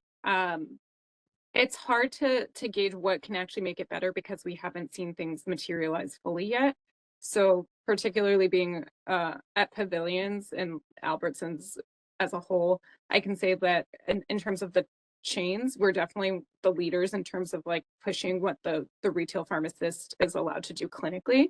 Anytime something is approved, we really get on top of it and try to get our pharmacists to do that. Even with that, it has been very hard for pharmacists to advocate for themselves and to try to get the proper staffing or even coordination of these services. They're often coordinated by a person who's not actually in the pharmacy, by a third-party person, and sometimes there's a lack of communication between the actual store and this third-party person. Now, I will say, like, in the long-term experience too, just thinking of reviewing a prescription, I've spent years building relationships with my patients and may understand DURs that come up a little more clearly than someone who's working remotely. And there may be best practices that we have at the store level that someone working virtually is not privy to or isn't trained in. And so that sort of disconnect can lead to delayed care, which I've seen happen for people. We do have some services where, like, we can have a licensed facility or someone from a licensed facility help another licensed facility verify prescriptions as exists. But truthfully, I haven't seen any changes in staffing. And that's part of the reason why I've actually transferred my prescriptions 3 times since being on a leave of absence, because the quality of care has just been terrible, unfortunately, in a lot of these pharmacies. And even transferring my prescription at one point took a full week between 2 of the pharmacies, which shouldn't be happening. And I'm like, of course, they don't know who I am. They don't know who I'm on the board of pharmacy, but this is happening to patients across the board. I think there can be some benefit to it. I've benefited from someone doing data verification from another facility when it's really busy. But what we need is people in the stores, and it's just not happening. We can't really force chains to do that, and I don't know what else we can do other than try to get pharmacists to speak up, but a lot of people are afraid of retaliation. Absolutely. So, And Jesse, oh, sorry, just to clarify, so your belief is not that they will use like the existing staff and have them work remotely. It's just they'll have like totally separate people that don't work in your stores. So I wonder if Absolutely. there's a limitation where that person has to be an employee of, I guess it's hard to change because they're all the same organization. Okay, I'll start thinking about this, but very interesting. Thank you. That was helpful. Yeah, that actually brings up, I think I had another point on that, because one of the, I think the wording in something talked about keeping someone on file from the date of employment.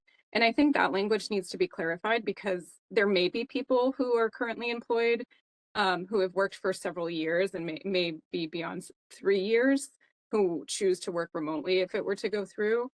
That I think needs a little bit of tweaking there as well.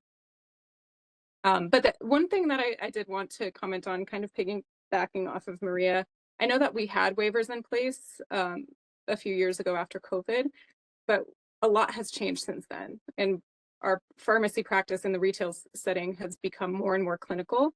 And while we are potentially taking a little bit off of pharmacist's plate, that is not nearly as labor intensive as the clinical work that we're actually doing in the stores that really requires additional personnel and additional pharmacists.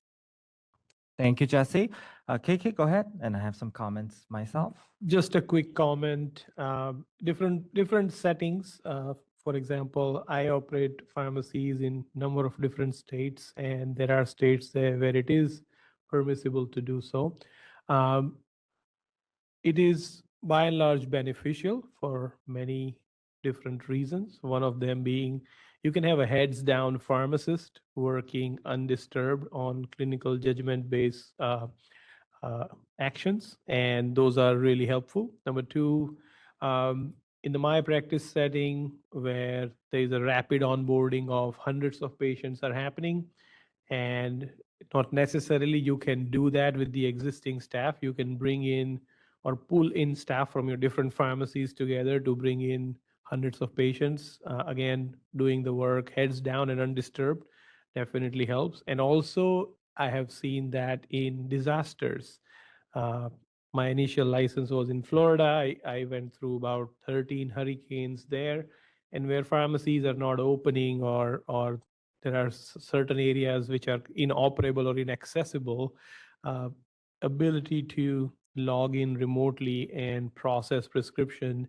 And even when there is a limited staffing available, making things label ready for production and pharmacist verification too, or the final verification, are extremely beneficial to the population where local pharmacy or pharmacist availability becomes dangerous due to weather or some other reasons. So a lot of positives to remote processing. All the points you mentioned are valid.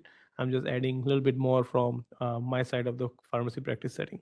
Thank you, KK. Just some final thoughts before I call for public comment. I think it's trying to say as little, as possible, because I know that this has long history and really as a, topic with a lot of thoughts and interests. I do completely and wholeheartedly hear and agree with concerns about staffing, but I just want to put it out there. We have worked so hard at the Board of Pharmacy, really being the front runner the last 5 years, understanding what's going on. We have sponsored AB 1286, was the first in the nation requiring minimum staffing at the chain community pharmacies.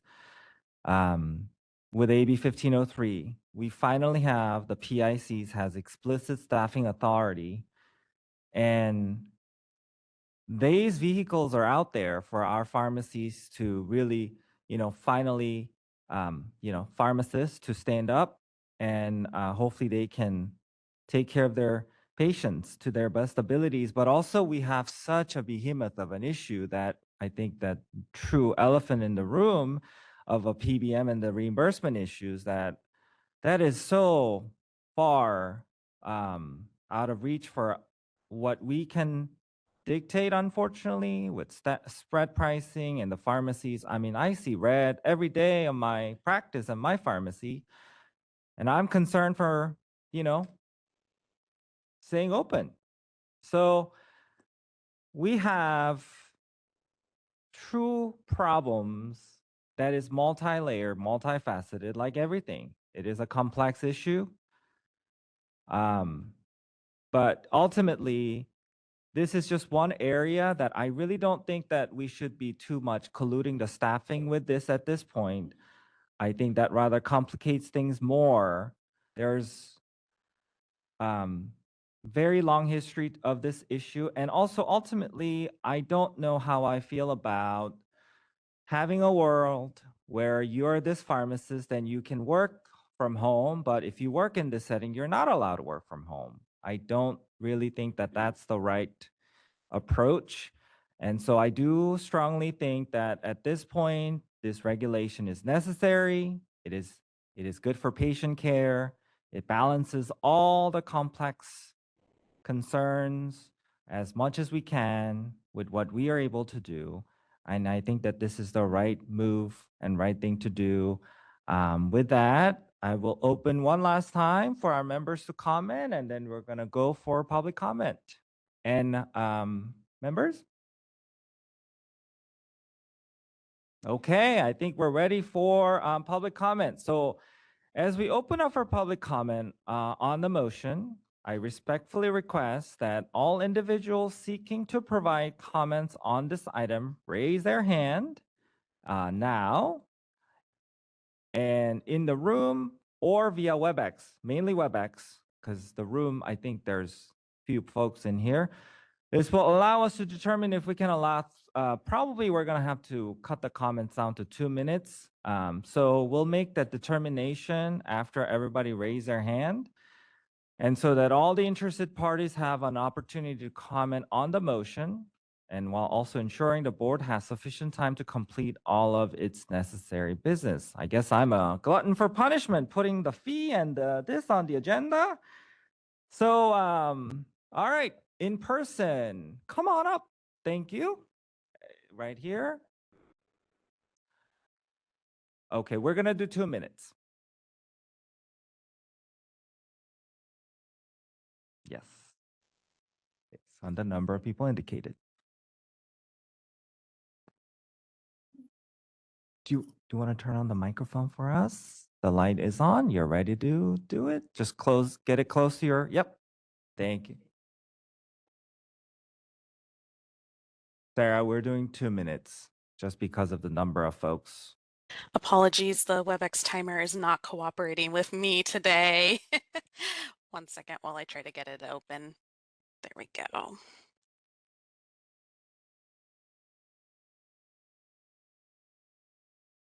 I think we're ready for you. Okay. Thank you. Hi, I am retail pharmacist. Sort of piggybacking on what the pharmacist who's on leave said about retail pharmacists. The law that just passed that said PIC gets to set staffing levels doesn't really work. Or there's not a real good way to enforce it. So in my retail pharmacy, we have seen staffing levels decrease while prescription levels are increasing. We've tried pushing back through that particular law, and the store manager has said, oh, there's not enough hours. We tried pushing back to district manager, and they kind of said, oh, yeah, we'll bubble it up. And it has resulted in levels such that the store pharmacists are drowning. We are days behind, weeks behind. They're careful not to put a quota on how many prescriptions we do, but in a store that's averaging over 1,300 prescriptions between it, it winds up being 100 prescriptions an hour, and it's not a quota, but it has to be done, and there's not enough staff to sort of safely do that. I love the idea of the remote pharmacist. It doesn't work well at our store because of what the Albertsons pharmacist said. They don't know our patients. They don't know our doctors. So they sometimes approve things that we never would have approved, or they delay things that we could have fixed in 2 seconds, but it went into a problem queue somewhere. 10 seconds. Sorry, I like the remote idea, but it's hard when you don't know who they are. They're just random people in the world. Thank you for the comments. Anyone else in person? Oh, thank you. That's okay. Thank you. Very polite of you. All right, we're ready for public comment in WebEx. All right, this is the moderator for members of the public on WebEx. If you would like to make a comment on this item, please click the raised hand icon, or if you're an audio-only participant, you can raise your hand by pressing *3 on your device. All right, and I will start off with Miss Chasney Johnson. Miss Chasney, you'll be given 2 minutes to speak and a 10-second warning. Please click the unmute me button when the prompt appears on your device.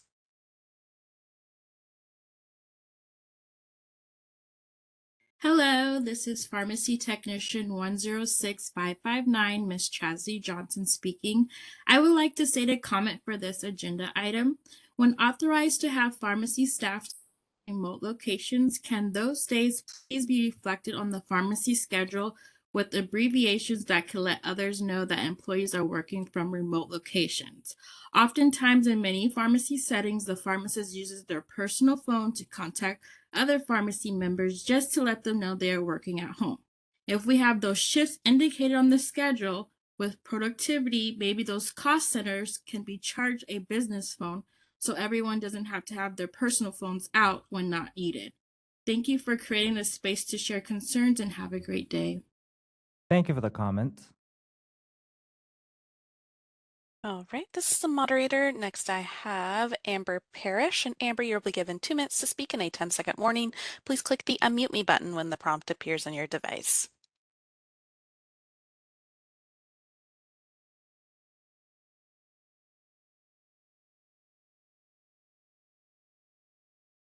And this is the moderator, Amber. If you are currently speaking, we cannot hear you. You will want to click the unmute me button when the prompt appears on your device. Okay, does that work? Yep, we can hear you now. Okay, amazing. Thank you. So, thank you again for everybody for taking up this important topic. This is Amber Parrish. I'm the Executive Director of United Food and Commercial Workers, Western States Council. We represent pharmacists, pharmacy technicians, and pharmacy staff throughout California. Thank you again for raising the issue. We have had a member who's very passionate about this issue, and a comment was submitted. But I want to be very clear that I am speaking on behalf of the United Food and Commercial Workers, States Council, the 9 locals in California who represent these workers, that we are opposed to remote processing. Every day, our UFCW members work hard to be safe, accurate, and provide timely care for pharmacy patients. But as was mentioned before, from practicing pharmacists, they're already stretched to the limit. They manage long lines, nonstop phone calls, and ensure prescriptions are filled accurately and on time. With growing demands, pharmacists continue to put patient care first in a very difficult environment, but they're doing so without the staff that is needed to provide their safe, high quality care. And I just really want to, the solution to those critical staffing shortages is strengthening staffing. It is not remote processing. Remote processing prioritizes the employer's bottom line over the patients and the staff that provide critical care. The patients really deserve access to pharmacists for phone calls, in-person counseling, and clinical services. And I just want to be very clear about where UFCW stands on this issue, and I appreciate your time. Thank you for the comments, Amber. All right, this is the moderator. Next, I have Stephen. And Stephen, you will be given 2 minutes to speak with a 10-second warning. Please click the unmute me button when the prompt appears on your device.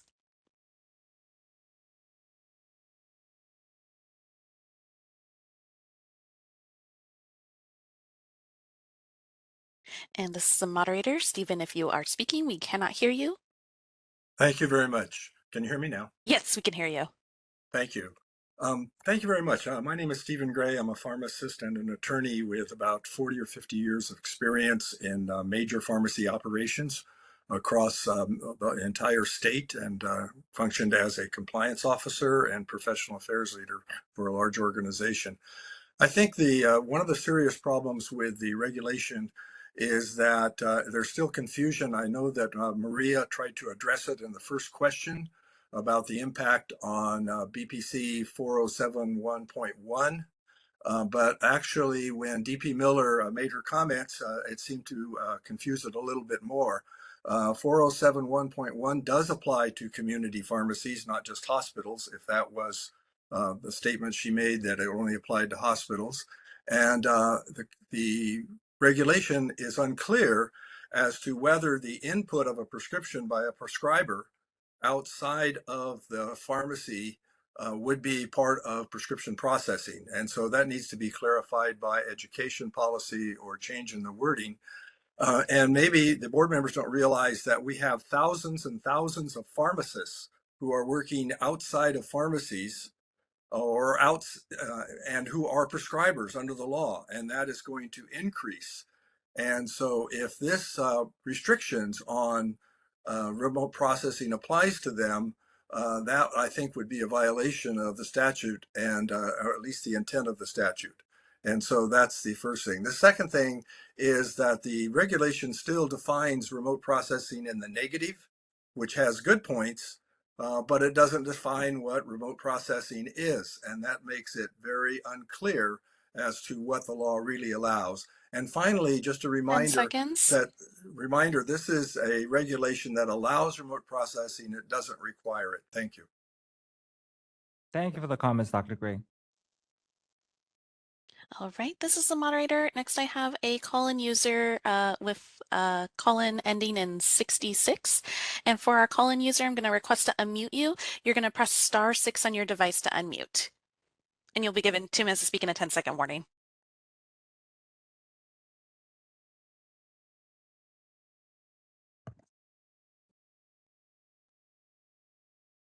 Hello? Hello, we can hear you. Hi. Oh, perfect. Hi there. Hi, my name is Cindy. Actually, I like to comment that it is kind of short-sighted to assume that pharmacy is only retail. The profession of pharmacy is so multifaceted now. Not everything needs to be done in a physical store. Well, actually, remote processing isn't a new concept. In fact, California is one of the remaining states to do so. We pride ourselves as a progressive state that is in the forefront of technology. We're even the home of Silicon Valley. Yet when it comes to this, I'm quite surprised how conservative some are. We're actually falling behind the rest of the country. We also need to think about the future of pharmacy. The new generation is looking for flexibility in their workspace. Work from home is something they're looking for. So in order for our profession to go forward, we have to allow for this, or else we may be losing and failing to attract good candidates and losing them to other professions. Thank you. Thank you for the comments. All right, this is the moderator. Next, I have a call-in user with the number ending in 52. And for our call-in user, I'm going to request to unmute your microphone. You're going to press *6 on your device to unmute, and you will be given 2 minutes to speak and a 10-second warning. Hello, my name is. Hi, thank you for this opportunity. My name is Lisa Muir. I am a pharmacy technician for over 35 years. I work for the Vons, and I am also a UFCW member. So for us, we have increased our volume because of closures of Rite Aid, and unfortunately for us, the remote does not work. We are short-staffed. We cannot get good help, and as to follow up, like Jesse said, and the other pharmacists as well, a lot of times these remote pharmacists cannot fill the prescription without having some kind of problem and not putting some kind of notation so that we know, like, we could fill the prescription with a little override and have it done. Another one, it goes to a third party and it's stuck there and we have no idea what's happening. And with that, we are having trouble getting pharmacists. Our patients want to talk to the pharmacist. They need to be able to speak with them. They aren't understanding why the lines they have to wait for their prescriptions for over half an hour, 45 minutes. They just don't understand. At this point, I don't feel, and we're shorthanded as far as technicians and clerks. Just like they were saying again, just to reiterate, the management says there's no hours. We need to cut hours. How are we supposed to take care of our patients and do all this? And that's just doesn't help at this point. So that's just my comment from personal experience. A lot of us technicians all feel the same way. Thank you for your time. I appreciate that. Thank you for the comment. All right, this is the moderator. Next, I have Noelle Chapman. And Noelle, you'll be given 2 minutes to speak and a 10-second warning. Please click the unmute me button when the prompt appears on your device. Hello, everybody. Can you hear me? Yes, we can hear you. Excellent. Hello, I'm Noelle Chapman. I'm the Chief Pharmacy Officer at the University of California, San Francisco. Thank you for allowing comment on this important regulation. I do think this is an important regulation as it pushes us forward to reflect contemporary practice, and I speak in support of it. If I may, I would actually want to push it a little bit further as it stands, not including final product verification. Is something where there is technology readily available that enhances safety and accountability of that final product verification, and think that that would further enhance and allow more flexibility and safety for our people and our patients. Thank you for the comments. All right, this is the moderator. Next, I have Vincent Cherez. And Vincent, you'll be given 2 minutes to speak and a 10-second warning. Please click the unmute me button when the prompt appears on your device. Am I muted? Yes, we can hear you. Beautiful. To address Nicole's comment earlier. So again, my name is Vincent Chires. I'm a CVS pharmacy technician. I do not represent UCW as a whole organization. I am a shop steward at CVS. The reason why I've been using my steward title when I make comments or suggestions to the Board of Pharmacy is to avoid retaliation. I've noticed ever since I submitted comments or identify myself as a steward, which comes with additional labor department protections. CVS leaves my former pharmacy managers alone. I've had 3 former pharmacy managers, and for some reason, when I make comments, they get hit up about what they know about me or what I've been told. I'm happy to say because I use a steward title, they are left alone. My manager's left alone, and I'm going to keep it that way. That's why I've also created a committee of pharmacists, non-union, union, across 3 regions at CVS, and that is where the feedback came from. So when we saw this original proposal of the Board of Pharmacy immediately taking away product verification, yeah, we were 100%. We did not expect this at all. Actually, what the Board of Pharmacy proposed was the opposite of what we expected. We expected something, honestly, employer-based, directly from employer, like probably from a CVS web email, honestly. So yeah, in terms of removing product verification, my committee is 100% supportive. They wanted me to also reiterate that if an inspection site where a person is remote processing is not safe enough for the Board of Pharmacists to visit, then how do we know it's safe enough for HIPAA to not be violated? That is leaving too much to the employer hands. I do agree also that there needs to be more data verification, as Nicole recommended, in the errors that are submitted as well. And that laptop, 10 especially seconds. because district leaders can access the work site from their laptops on the move, as long as they have Wi-Fi. Thank you. Thank you for the comments. All right, this is the moderator. Next, I have Isaac. And Isaac, you'll be given 2 minutes to speak and a 10-second warning. Please click the unmute me button when the prompt appears on your device.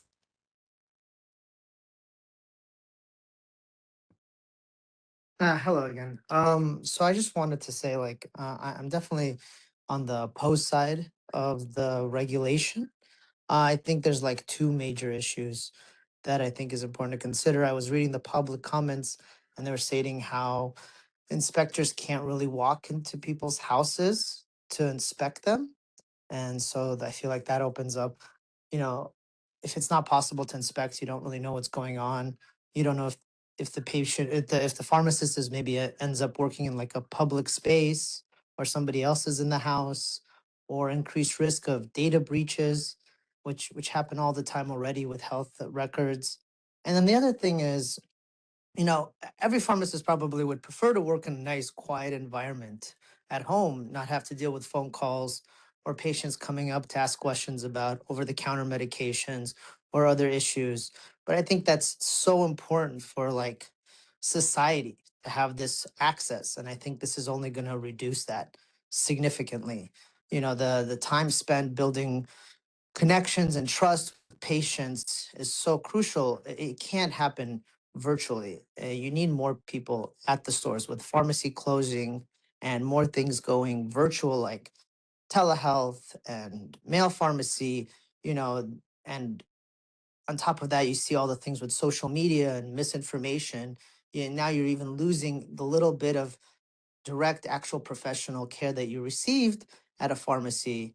Even more so, I think there needs to be more of a push for real world interaction with your healthcare provider, not less. I understand the benefits of sitting at home and doing all that stuff, but the cost for everything and the profession in general, I think might be very, very significant. 10 sometimes seconds. that's not being as considered. Thank you so much, guys. Thank you for the comment. All right, this is the moderator. Next I have Wesley, and Wesley, you'll be given 2 minutes to speak and a 10-second warning. Please click the unmute me button when the prompt appears on your device.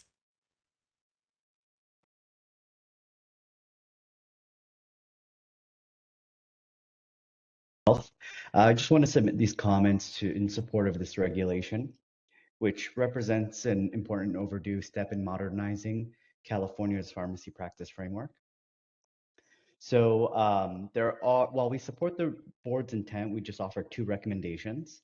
The first recommendation is the written agreement requirement. Standalone written agreements requirement duplicates documentation that system pharmacies already maintain.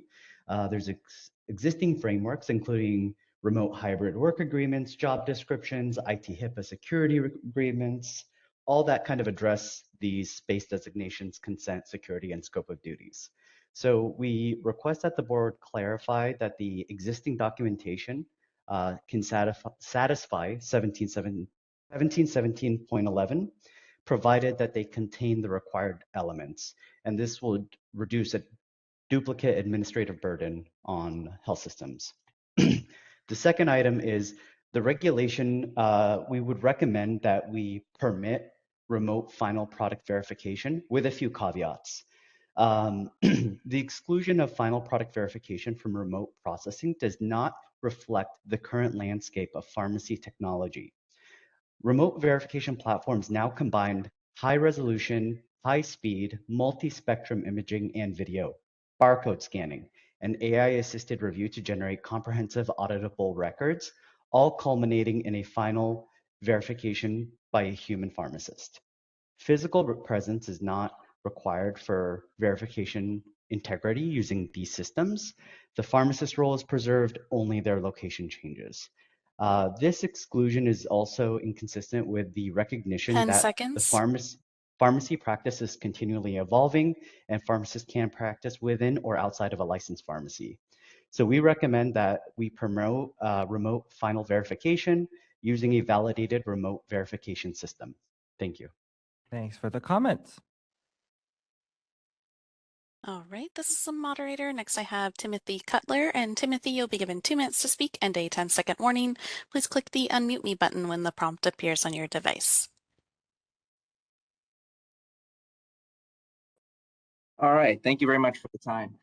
This is Tim Cutler. I'm the Associate Chief Pharmacy Officer for UC Davis Health. Just wanted to call in support of this change. I think it's very much moving us in the right direction. Just wanted to add a couple of other things that have not been stated and support something that has been stated. The first is we just wanted some clarification on licensed facility, because we're a health system and that means many different things to a health system than it might mean to other places, and we do have many retail pharmacies. So I think clarification on that would be helpful for us as we think about how we implement.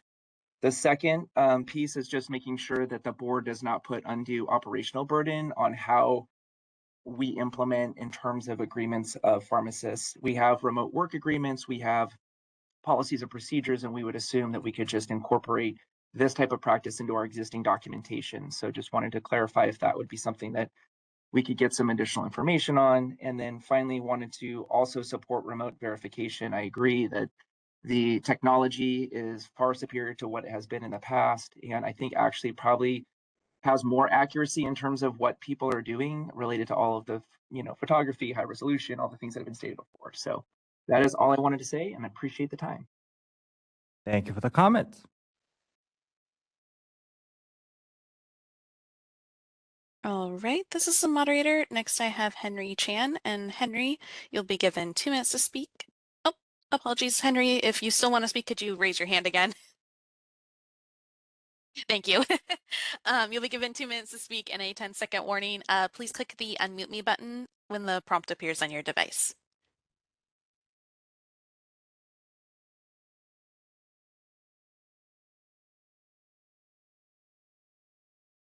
And this is the moderator. Henry, if you are speaking, you are still currently muted. I'm going to request to unmute your microphone. You'll want to click that unmute me button when it shows up on your device.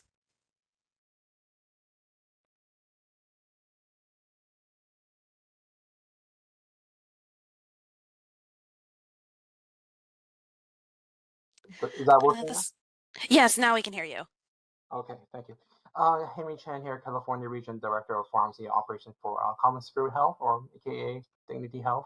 I do support the remote verification, also support to push the technology forward to allow remote verification of final product, because technology out there is actually very advanced. You have high resolution cameras that have documented proof and that you can trace back just to see what has occurred in case there's any doubt.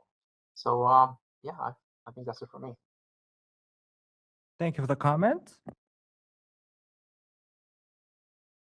All right, this is a moderator. I have a call-in user with a number ending in 44. And for our call-in user, you'll be given 2 minutes to speak and a 10-second warning. You're going to press *6 when it requests to unmute you.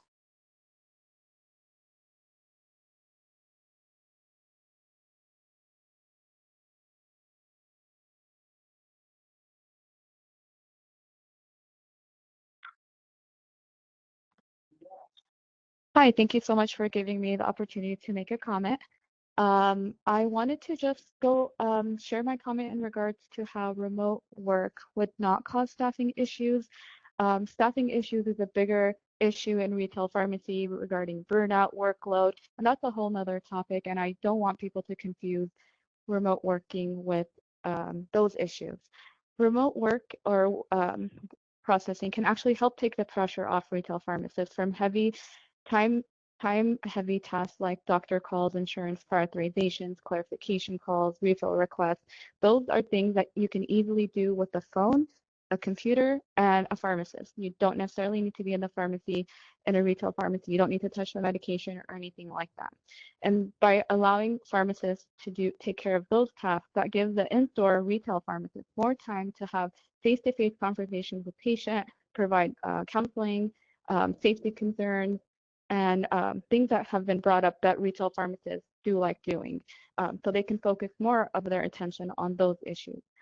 Also, pharmacists have specialized in different roles in our pharmacy, like it was mentioned. We don't just have hospital and retail, we have a lot of other pharmacy settings like mail order, where this type of care, remote care, has already been happening and successfully happened with no issues.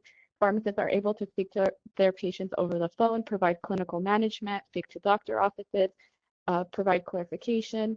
All of that works effectively and efficiently in those types of settings. Also, at the end of the day, I want to emphasize, as a pharmacist, you should be trained to help patients and providers effectively, whether you know the patient or you do not, whether they've filled out your store before or they have not filled out your store. This type 10 of seconds. flexibility, remote work would allow flexibility to support staffing, reduce burnout, and make the system more effective and efficient.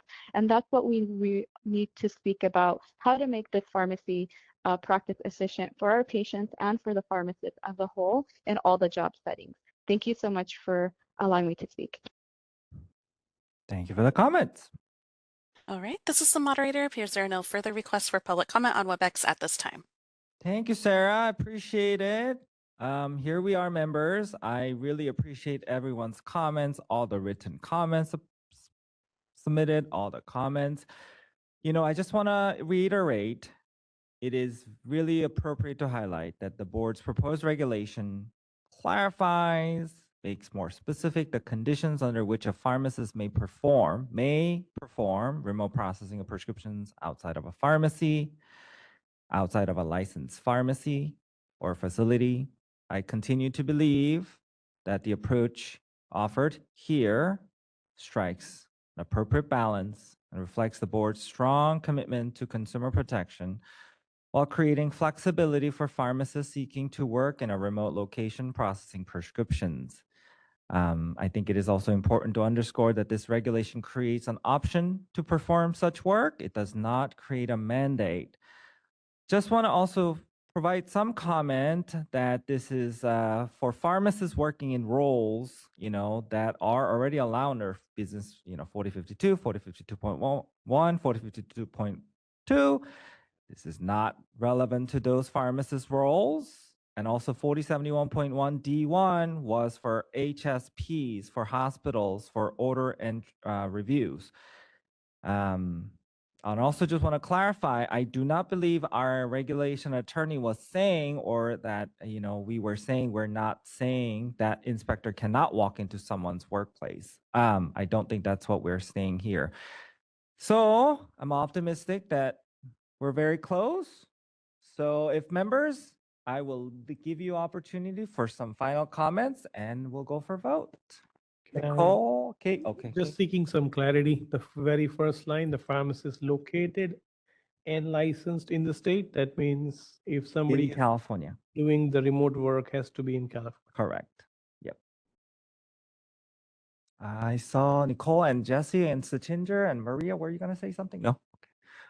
Nicole, then I go to you, Jesse, and then I'll go to you, Satinder. I think Jesse was actually before me. They can go Oh, first. go ahead, Jesse. Sorry. Well, that's okay. Either way is fine. I had a few notes. I want to emphasize too, like, I understand the things that pharmacists can do remotely, but the problem is that the labor-intensive things that exist within the pharmacy is what I'm referring to, particularly for those of us who work in settings where the pharmacists are required to provide these sort of services. Usually it keeps adding more and more. I also want to just highlight the differences in patient populations we're referring to. You know, I know that in specific settings in pharmacy is very broad. I'll use the mail order as an example. For most people using mail order, it's going to be a specific generation, and it's different than the population who's coming into my physical pharmacy. I have a primarily elderly population, and I'll use my mom as an example. She lives in Puerto Rico, where if she gets test results from her doctor's office, it has to get mailed to her, and she has to physically bring it into a doctor's office to get interpreted. They do not give her any interpretation virtually, but she actually likes it because it gives her a chance to get out of the house and to actually interact with people. And so the majority of my patient population are those people, and the majority of people who come into retail settings either need immediate access to medication or they are from an elderly population that often gets left behind when technology evolves. And we want to make sure that we actually have enough time and enough staffing to give them the quality of care they need. I know we often say that these aren't requirements, but they often end up becoming requirements in practice. We can have regulation on paper, but the reality of practice is often different, and there's usually a disconnect unless we actually have a complaint to the board, because we are often reactive rather than proactive when it comes to enforcement. And so I worry that it will take us years down the line, or we may have a conversation 3 years from now, wondering why our retail pharmacists are so burnt out, or why no one wants to work in retail. Of course, people want to get out. People are doing as much as they can to get out. And when you talk to students, they don't want to go into retail settings. I worry that this is going to make our staffing problem within the retail setting even worse, and the number of pharmacists who are willing to work in retail even worse if they don't have the support.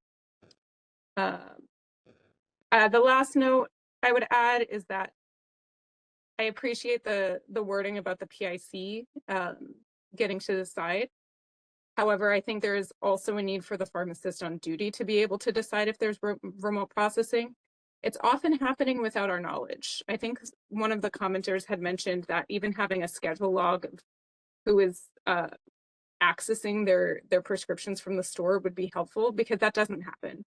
And it often, like people said, ends up in this limbo where it's stuck somewhere and we're not even sure why it hasn't been filled, and it delays care.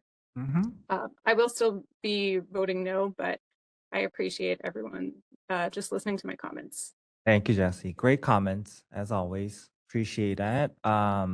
Nicole, and then Satinder. Yeah, thank you. I was hoping that maybe staff could explore expanding the language around what the PIC has to do or can and cannot do in this. And I think maybe that would help solve some of our problems. I don't know if we can do this legally, but could it be that the PIC, or to Jesse's point, pharmacist on duty if not available, has to approve the person who's going to be remote processing? So you're not just assigned someone that you don't know and don't have any connection with, but that it is approved by a PIC. I don't know exactly what this looks like, but I would love if before the next time we discuss this, there can maybe be a little exploration by staff if there's a little more room to give more to the pharmacist in charge around this issue. I think that might solve some of the issues. Thank you, Nicole. And again, this is a delicate topic, so I just want to make sure that what Nicole you're hoping to achieve is also not going to push this to the other end. I'm comparing this to like landing a plane. Like the plane took off, the runway's closed, and the plane's been in the air for like 5 years. And we're trying to land this plane in a very narrow landing strip here. So I just want us to be mindful of that. I'm hoping we can land this plane. This plane is out of fuel. It needs to land. So hopefully we're gonna get there. Satinder? So I'm hoping to thank you, President Do. I think you said it much more eloquently than I could have said initially when you said it. There's two issues. I think a lot of concerns comes from the staffing. Those are, I think, in this legislation, this regulation, we're talking about the remote verification, basically. And I think Nicole was the one who asked the questions from retail perspective. My experience has been that we've been, some cases, like when the pharmacies are busy, have actually been asked to turn on the remote verification so they can focus on the task in the pharmacy. So it does relieve. On the other hand, there was some concerns that were raised regarding that question. Obviously the pharmacists in the pharmacy know their patients well, and they can take care of the problems very easily. So that is a valid observation. And sometimes, yes, the remote verification does complicate the issue that could be solved quick. I've seen that as well. But that is more of a system issue or system-wide issue. And when you intervene and find out where's the disconnect, sometimes it's the remote verification team that's new, not familiar with it, and requires to provide feedback from the field for them to resolve those issues that they're having so that it could be fixed. It's not more of that fact that it's because they're doing a remote verification. There's a challenge sometimes at the store level. They don't understand what the team remotely needs, and sometimes remote team doesn't know what's going on what happens at the store level because they don't work. So that's the second question. It's more of a system issue. The third issue is that challenge of staffing in the retail pharmacy. I believe that this actually provides a unique way for the retail pharmacies or community pharmacies to staff in a way, because if you offer a pharmacist some days to work in the actual store and sometime in the remote, it becomes a lot more attractive. More people are willing to go into that in that setting than they consistently be either. Some people like the patient contact and they don't want to be working at home, but they like the combination of the two. So this provides another way to solve the same staffing issues. So that's some of the things that I wanted to say. Thank you for listening. Thank you, Satinder. I know that this is always a fun topic for us. Thank you, members, for staying. Oh, Maria, one last comment. I changed my mind. I just wanted to draw everyone's attention to number 4 that I think was very well written, discussing the requirement for the approval by the pharmacist in charge and that the pharmacy have policies and procedures. I think in the last few years, the board has really focused on policies and procedures instead of dictating the specifics of pharmacy operations, and found that to be beneficial, that the pharmacy have policies and procedures that is for their unique situation. Thank you, Maria. Okay, members, I think we talked enough. Time for a vote. All righty. Jesse, how do you vote? No. Thank you. Jesse, Trevor? No. Thank you, Trevor. Renee? Yes. Thank you, Renee. Jeff? Yes. Thank you, Jeff. KK? Yes. Thank you, KKJ. Yes. Thank you, Jay. Claudia? Yes. Thank you, Claudia. Ricardo? Yes. Thank you, Ricardo. Satinder? Yes. Thank you, Satinder. Maria? Yes. Thank you, Maria. Nicole? Yes. Thank you, Nicole. And I vote yes. The motion passes. Thank you, everyone. And thank you, everyone, for your such important and very knowledgeable comments. I really appreciate you all taking a passionate approach to this topic. I think we're very close. Hopefully, we'll be able to close this matter next meeting. Next agenda item is 5, discussion and possible action to approve awarding continuing education credit for the following elective board-provided courses. First, Assembly Bill 1503, removing barriers and improving patient care. Next, board compounding regulations, non-sterile compounding requirements. And C, board compounding regulations, sterile compounding requirements. Our final agenda item before we transition to consideration of disciplinary petitions is recommendation to award continuing education credit for a few elective board-provided courses. Over the last several years, the board has developed a number of training courses to assist licensees in understanding statutory and regulatory requirements. In addition, the board receives a number of requests from accredited CE providers to give presentations on a variety of topics. Generally, individuals attending the presentation are awarded continuing education credit by the entity hosting the event. To ensure all licensees have the opportunity to receive board-provided trainings and similarly to receive continuing education credit, this agenda item is brought to us for consideration. As a meeting materials detail, 3 courses are being recommended, including 1 for Assembly Bill 1503, 1 for the board's non-sterile compounding requirements, and 1 related to the board's sterile compounding requirements. I reviewed and agree with the recommendations, but I would like to point out that either member Barker or member Serpa be the designated for review for the compounding section as the 2 compounding related trainings, given their expertise and experience. And as I open up for discussion, I would also entertain a motion if you believe such action is appropriate. Members?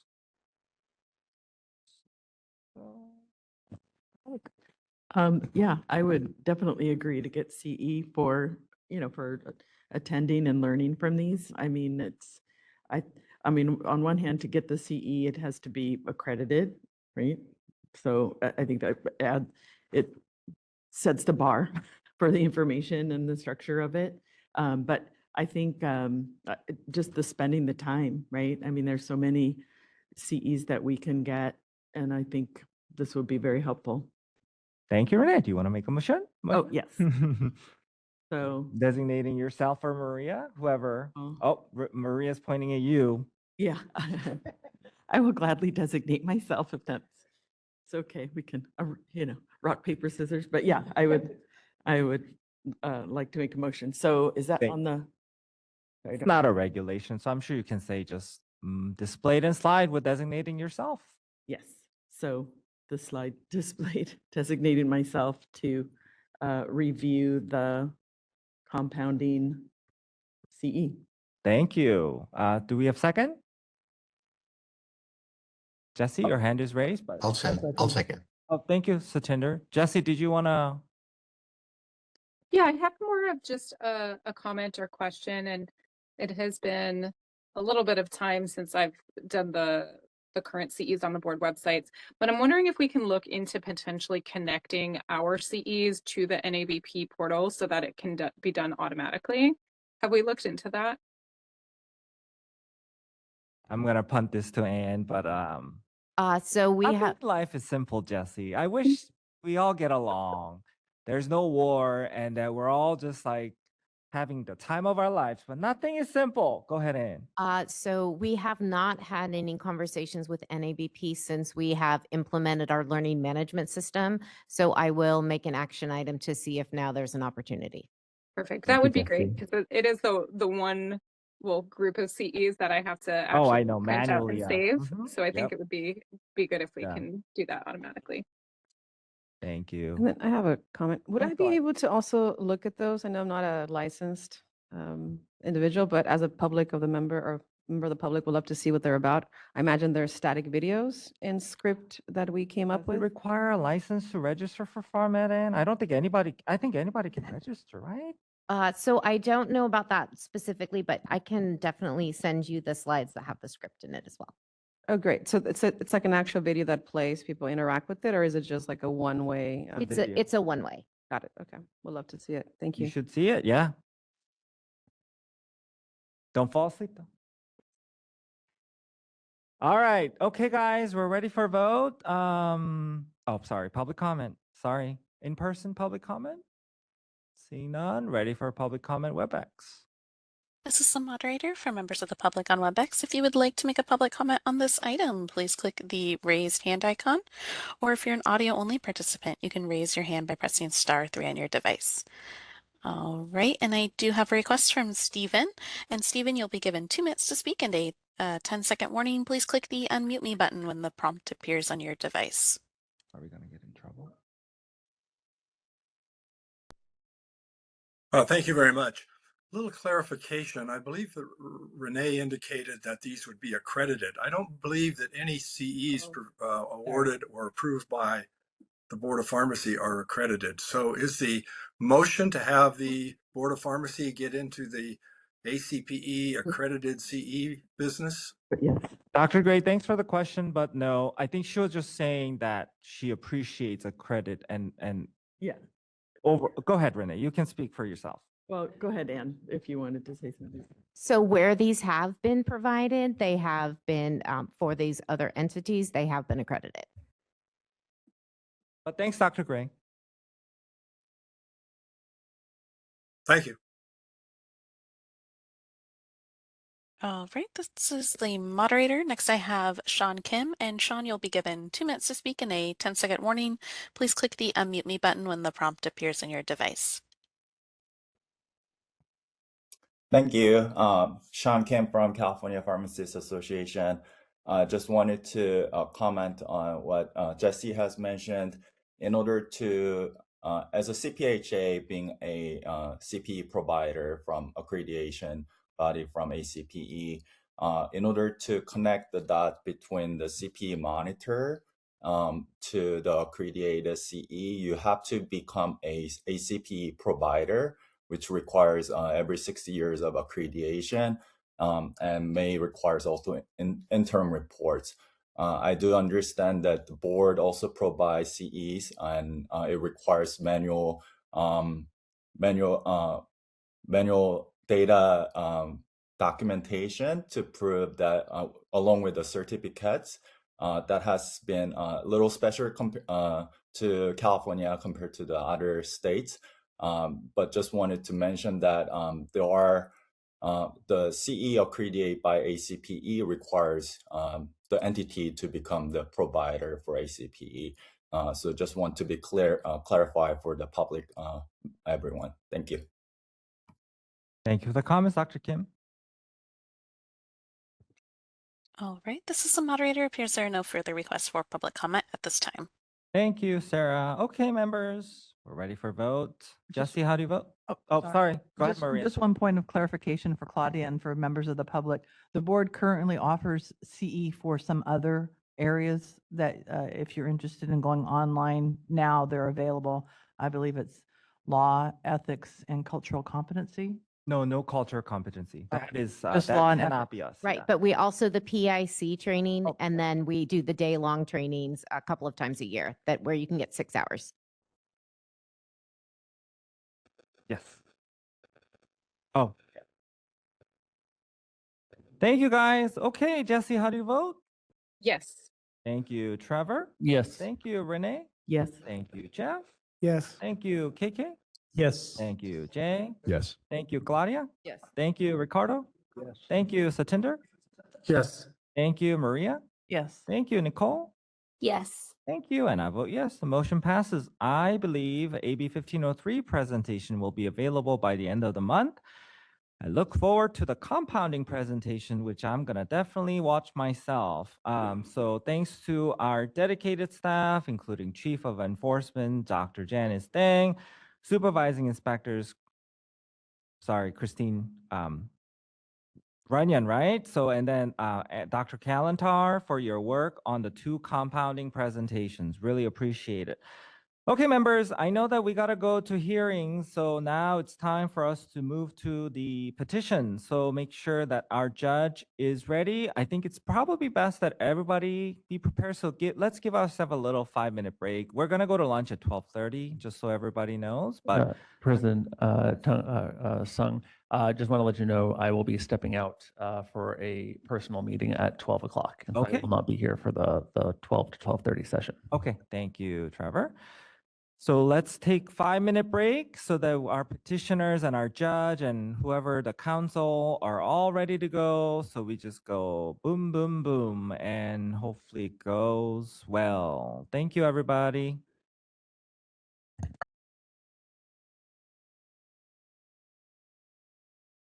Jesse? Jesse's not back yet. Trevor is not here. Renee is not here. Oh, there she's walking in. Walking in. We'll go back to you, Jeff. I see you. I'm here. Thank you, Jeff. KK. Present. Thank you, KK. Jay. Present. Thank you, Jay. Claudia. Thank you, Claudia. Ricardo. Present. Thank you, Ricardo. Satinder. Present. Thank you, Satinder. Maria. Oh, sorry, Maria. Present. Thank you, Maria. Nicole. Present. Thank you, Nicole. And going back to Jesse. Present. Going back to Renee. Present. We have a quorum. We're ready to go. Your Honor, I'm here. So I think we just right, gotta good, make sure. I think Dr. Ying, I'm sorry, Dr.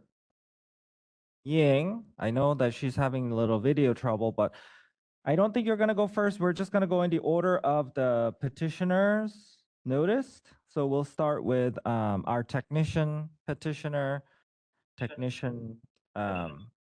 Sorry, is it Shante? Shante Martinez? Yes, Shantae. Okay.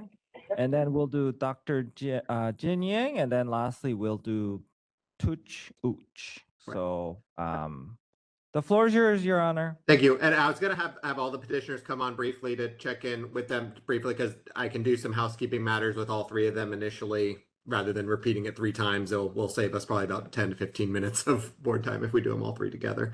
So if we could, so Miss Yang I know is hearing us, and then Miss Ook, Mr. and Mrs. Ook, are you able to hear me? Yes. Okay. Well, Miss Ook, sorry, you're still showing as muted, but I heard a response.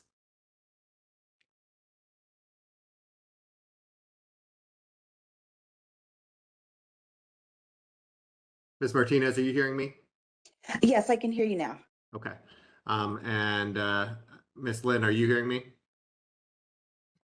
Yeah. All right. Since the other 2 petitioners are not responding, I'll just do the housekeeping now with you, Ms. Martinez. And I'll have to repeat it with the others as we do their petitions. But I ask that everybody listen carefully during this presentation. I'll ask you to confirm that you've heard it when I call your particular petition. So first of all, good afternoon. We are going to start with Ms. Martinez's petition.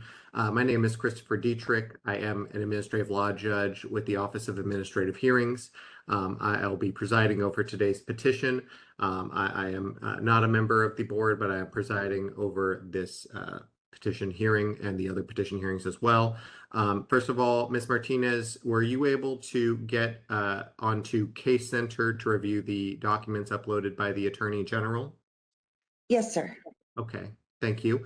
And then, Ms. Martinez, are you anticipating calling any other witnesses in today's proceeding?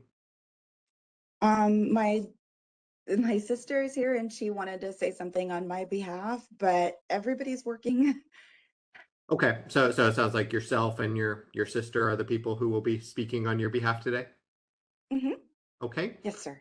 And then just to step back in terms of how the procedure will work today, in a moment when we start the hearing, I will use the magic words to say that we are on the record. When we are on the record, we don't have a court reporter here today, but we do have the matter being recorded electronically.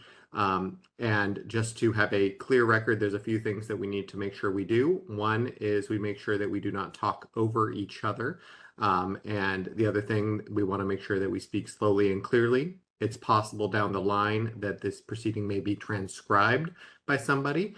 If this hearing does need to be transcribed, they can't take down when multiple people are talking. They also can't take down head nods or thumbs up or anything like that. So we want to make sure we're responding audibly. And then procedurally how it's going to work, the Deputy Attorney General is going to present a background of this matter first.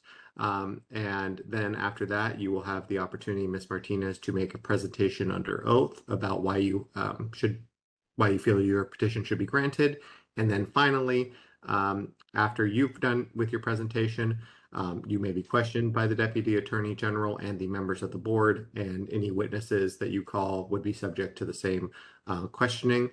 You'll not get a decision in the, you'll not learn of the outcome of this hearing today, but rather you're going to get a written decision in the mail sometime in the future. The board is going to go into closed session after all 3 petition hearings are concluded and deliberate, and then the written decision will be issued to you in the future. And then is it Trauma, our Deputy Attorney General? Good afternoon, Nicole Trauma. All right, good afternoon. And Jill, thank you for being here today. I think we have everything that we need. So with that, we will go ahead and get started. We are on the record before the Board of Pharmacy to review the petition for early termination of probation of Shante Lizette Martinez, Office of Administrative Hearings, case number 2026-030201, and Board of Pharmacy case number 7320. My name is Christopher Dietrich. I am an administrative law judge with the Office of Administrative Hearings, and I have been assigned to preside over this matter. Before we went on record today, it was established that a quorum of the board is present. May I please have the appearance of the Deputy Attorney General? Good afternoon, Deputy Attorney General Nicole Trauma, appearing on behalf of the people of the state of California under Government Code Section 11522. Thank you. And also present is the petitioner Shante Lizette Martinez, and you are representing yourself today. Is that correct, ma'am? Correct. Okay.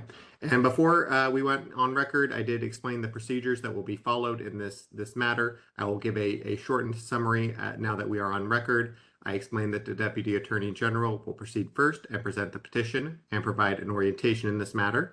After that, the petitioner will have the opportunity to make a presentation under oath on her own behalf to explain why she believes she's entitled to relief sought in the petition. She may also call witnesses to testify on her behalf. The petitioner and any witnesses will be subject to questioning by the board members and the Deputy Attorney General. The board is most concerned with any rehabilitation that the petitioner may have engaged in since the prior discipline. Petitioner is reminded that the board does have the benefit of reading the petition package and it is not necessary to repeat what is included within that package. After the hearing, the board will go into closed session to deliberate, and the petitioner will receive a decision in the mail sometime in the future. Ms. Martinez, any questions before we get started? No, sir. All right.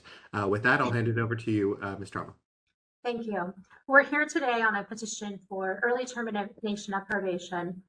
The underlying accusation alleged that petitioner was convicted of substantially related crimes, had an alcohol-related conviction, and used alcohol in a dangerous manner. Specifically, on April 11th of 2022, petitioner was convicted of 2 misdemeanor counts of driving while under the influence of alcohol and driving while under the influence of a 0.08% or greater blood alcohol content. and for both counts, the added allegations of a BAC of 0.20% or more. As a result of her conviction, she was placed on 3 years probation, ordered to complete a 9-month Level 2 first offender alcohol program, complete victim impact counseling, and complete 80 hours of community service. The arrest leading to the conviction occurred on February 28th of 2021. She was under the influence of alcohol and failed to see a law enforcement officer directing traffic around a tow truck that was loading an inoperable vehicle. She drove her vehicle into the tow truck, causing damage, and had a blood alcohol content that was a 0.23%.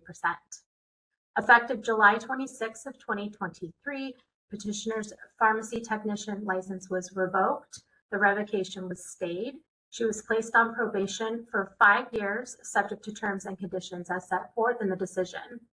To date, petitioner has been compliant with quarterly reporting, getting certified, and meeting the work requirement of 100 hours a month, with the exception of 2 months for which she was told.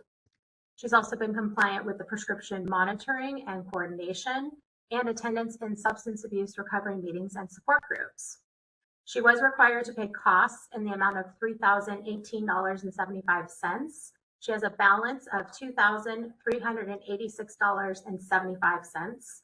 A non-compliance notification was sent to her on February 7th of 2025, with the last payment received by the board on March 7th of 2025. Petitioner is also required to pay probation monitoring costs. She has a total outstanding balance of $771 on that. Petitioner is also required to test for alcohol and drugs. She tested positive for alcohol on September 15th, 2023, and was suspended on September 27th, 2023. She also tested positive on March 17th of 2024 for alcohol and was suspended on March 25th of 2024. Petitioner also missed a check-in on September 28th of 2025 and was issued a non-compliance letter on September 29th of 2025. She has now filed this petition for early termination of probation or reduction of penalty. Included in the petition are the following documents: 8 letters of recommendation. All 8 were verified by board staff.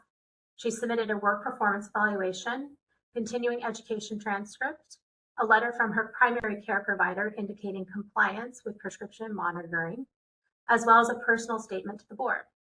Exhibit 1 is the petition packet, and it includes all of the documents I just described that were attached to her packet, as well as the notice of hearing, the agreement to electronic recording of this hearing, the license history certification, and the memorandum to the board, along with the underlying decision and order. The board members and petitioner have been provided with a copy of the same set of documents, and the redacted petition packet has been uploaded to Case Center per instructions from the Office of Administrative Hearings. The entire packet is 64 pages, and at this time we request that it be marked and admitted into evidence as Exhibit 1. Thank you. Ms. Martinez, did you have any objection to the board reviewing and considering those documents? No, sir. Exhibit 1 will be admitted. Thank you, Your Honor. It is now petitioner's opportunity to address the board. Thank you. All right, Ms. Martinez, first thing I'm going to do is administer an oath to you. Please raise your right hand. Do you swear or affirm under penalty of perjury that the testimony you will give in this matter is the truth, the whole truth, and nothing but the truth? Yes, Your Honor. Thank you. You may put your hand down. Please state and spell your full name for the record. Chante, Chante, Lizette, Lizette, Martinez, Martinez.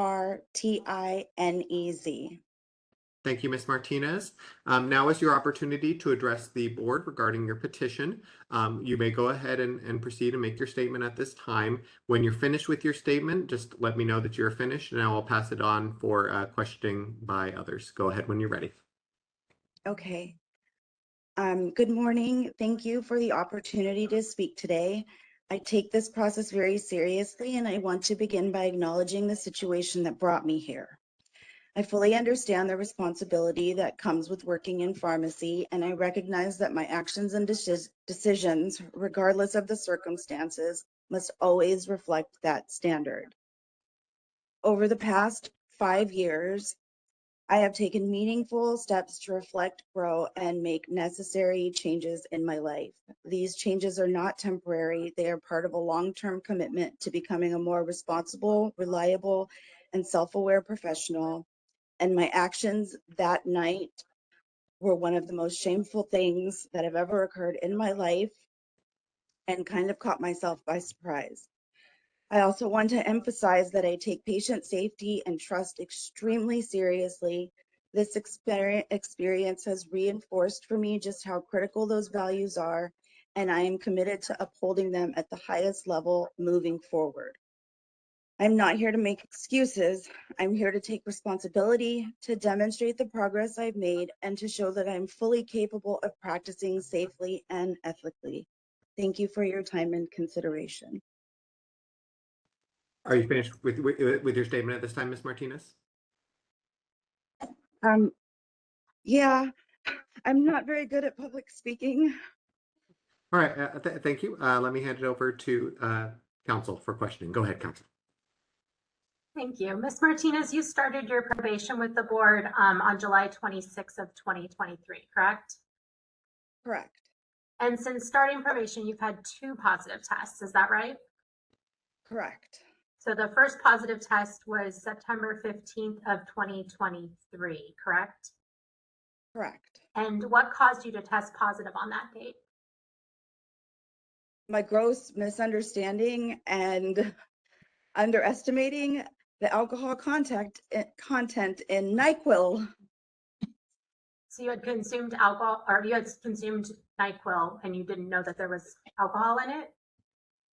I knew that there was alcohol in it, and it was on the list of basically like dangerous, don't do this, don't take the risk, but I didn't know exactly how much alcohol was in it.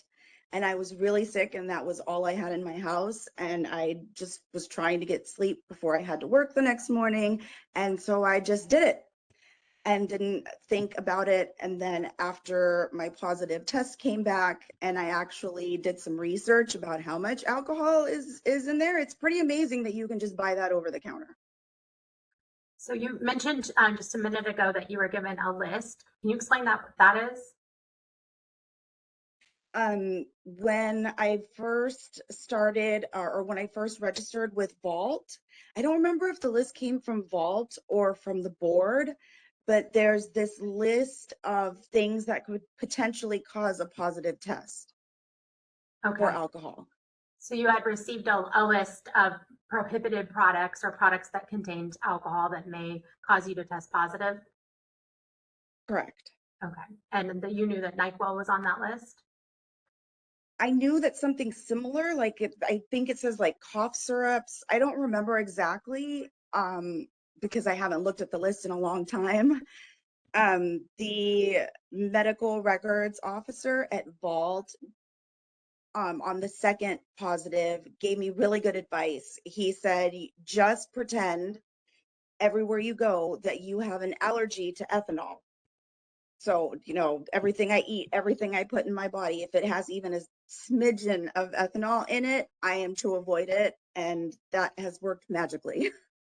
Well, let's talk about that second test. The second positive was March 17th, 2024, correct?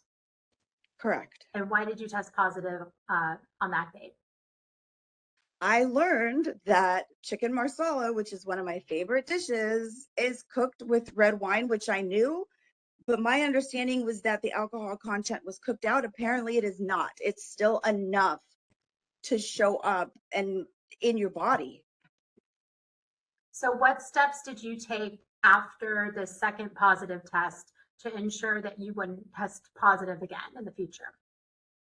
That's when I adapted the belief in my mind that I am allergic to ethanol. I have an allergy and it will kill me if it enters my body. Okay. You had one missed check-in, is that correct? Correct. And why did you miss a check-in? I had been off work that day and it was a very, very hot day, and I suffer from chronic migraines that are heat induced. And I had tried to manage it with ibuprofen. It wasn't working. I have a prescription for Imitrex. And I was in so much pain and had been vomiting for hours that I went ahead and took the Imitrex. The slight problem with Imitrex is that it makes me really sleepy, and I fell asleep. When I woke up, it was like 11:25, and when I took the Imitrex, it was like 2 in the afternoon. So I just slept that whole time. When I woke up and realized what time it was, and then I remembered, like, oh my gosh, did I do my check-in? And I do a screenshot of all my check-ins just in case there's a glitch in the system. I didn't have a screenshot for that day. And so I immediately called Vault. I went on the website. I called both my board monitor. I called Marissa, who I also work with, who took Julie McFall's place. I left messages everywhere. And then I spoke with Marissa the next day as well. But that's the only time I've ever missed a check-in, and that's the only reason why I would. Were you required or selected to test that day that you missed the check-in? No, Have you I've never had- missed a test. Thank you. That was going to be my next question. Approximately how many times a month are you required to test? It varies. Sometimes it's twice a month. I think it was July, August, September, and October of last year. It was like every week. So it can be as often as that, or just it seems like the average is about twice or 3 times a month. Is the cost of the testing the primary reason why you want to get off probation? Yes. I wrote a statement for that as well, explaining, I can go further into that, but I would be able to shift my finances from the cost of testing to be able to pay you guys back within months. How much does it cost per test?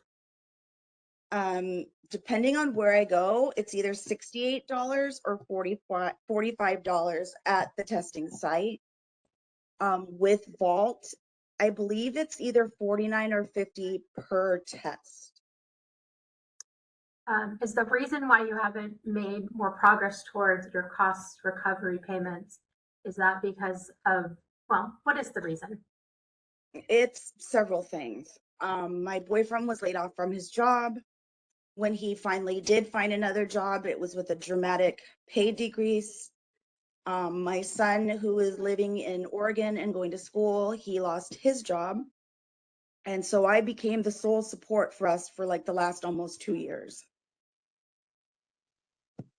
And my credit cards are maxed out. I've almost been evicted a few times. Sorry. But I have made sure that no matter what, that the credit card that the testing goes on has enough. So that way I can continue my testing if absolutely necessary. It would just be a huge relief that I would be able to start paying you guys back if I didn't have to pay for the testing and sort of just not have this hanging over my head anymore. No, Ms. Martinez, you're required to attend support groups. Is that right? Correct.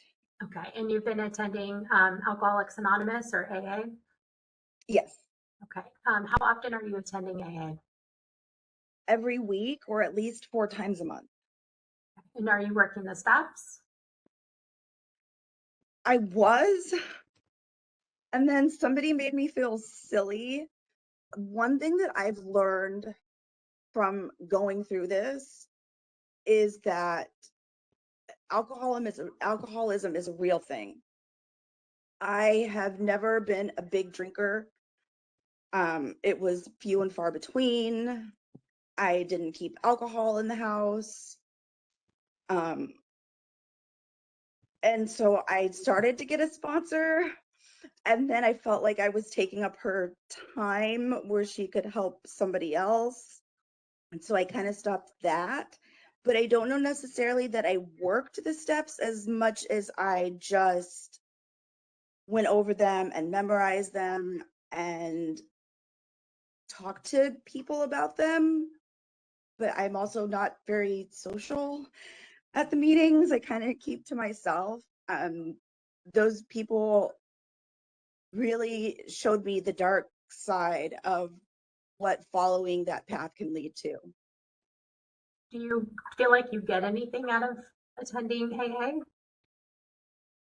Sometimes, yes. Like I said, it's a reminder of how far people can go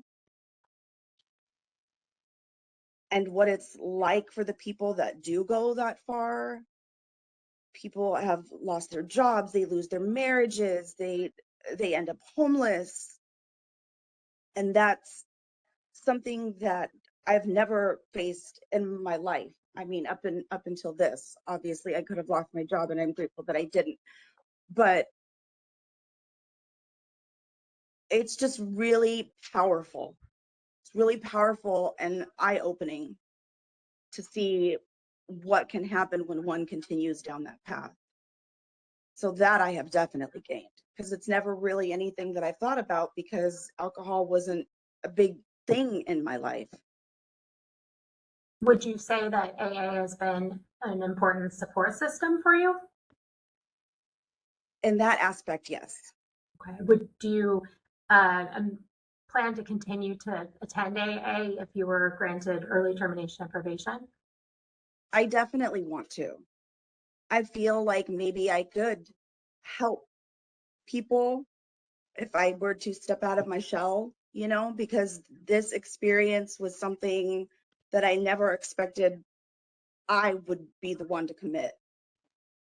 So maybe there's other people out there like me.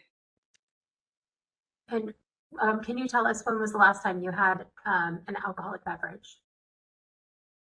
February 28th, 2021. That was the date of your arrest? Yes. Okay. And do you think you have or had any substance abuse issues? No. But on that night, obviously, yes.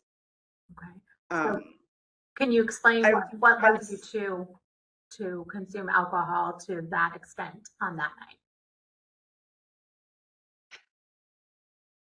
During COVID, my friends and family lost a lot of people. And obviously that's no excuse. And I started drinking like here and there. Like I would get home from work and I would have a cocktail while I was cooking dinner. And that night in particular, one of my best friends growing up, her mother had just passed away. And I was really angry. And I just kept drinking. And then I got into an argument with my boyfriend and I just left. And I don't know what I was thinking that night. It wasn't like me. It's not something that I would normally do. It's not something that I've ever done in my life. I was a young single parent. I've always been responsible. It's just something that I will never, ever, ever do again and will always be one of the most shameful moments in my entire life. If you are released from probation, is it your intention to remain sober? I'm sorry? If you're released from probation, do you intend on maintaining sobriety? Oh, yes. What is your It's just plan? not worth it on any level. What's your plan to ensure that you're maintaining your sobriety? Not do it. It seems pretty simple to me, like risk my life, risk my license. Like I said, my son is living out of state, so it wouldn't just be us that lost our place to live. It would be him that lost his place to live if something happened to me or my job, or if God forbid I would have hurt somebody else.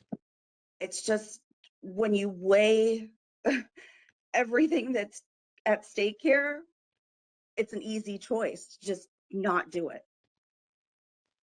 I have one final question. So you've asked for either, an early termination of probation or a modification of terms.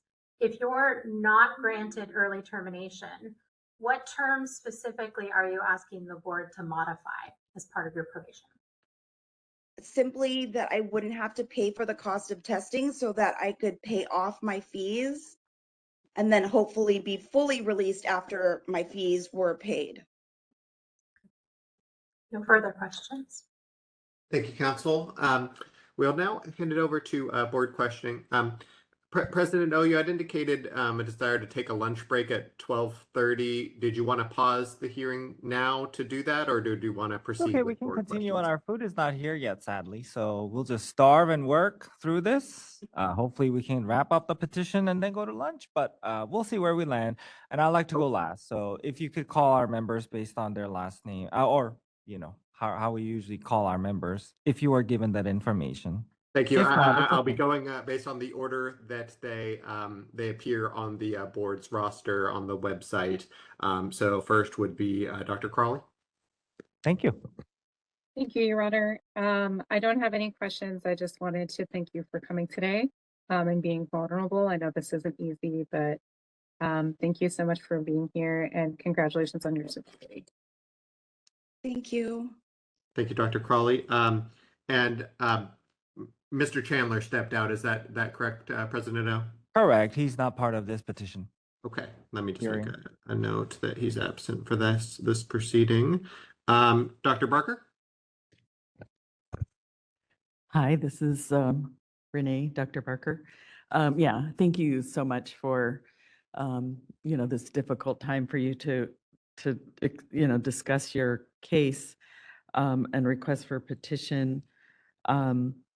I'm just wondering for, I know you've been attending, the AA meetings, which is great. And the incident for the drinking was, just feeling really angry. And, you just, like you said, you felt angry, you kept drinking and then you drove.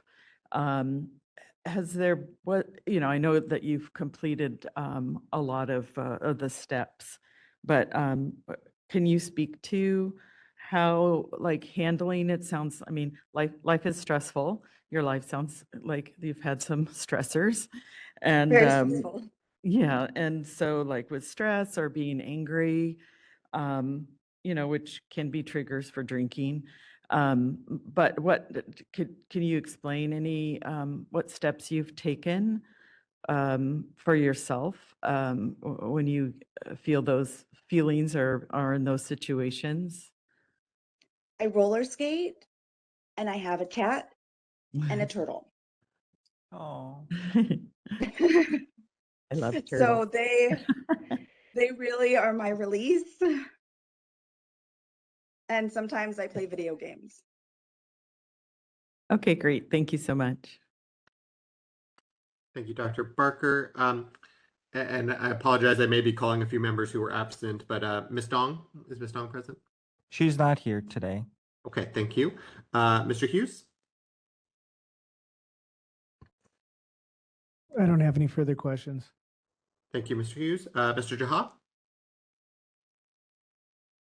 Thank you, Your Honor. Ms. Lisette Martinez, Yes, sir. just a quick question. After your experience in last 5 years, do you see the use of medicine by the patients you see in any different light? And do you see your relationship with, or your perceived relationship with drugs and alcohol changed in that 5 years? I think I have a better understanding of how somebody could start to abuse a substance.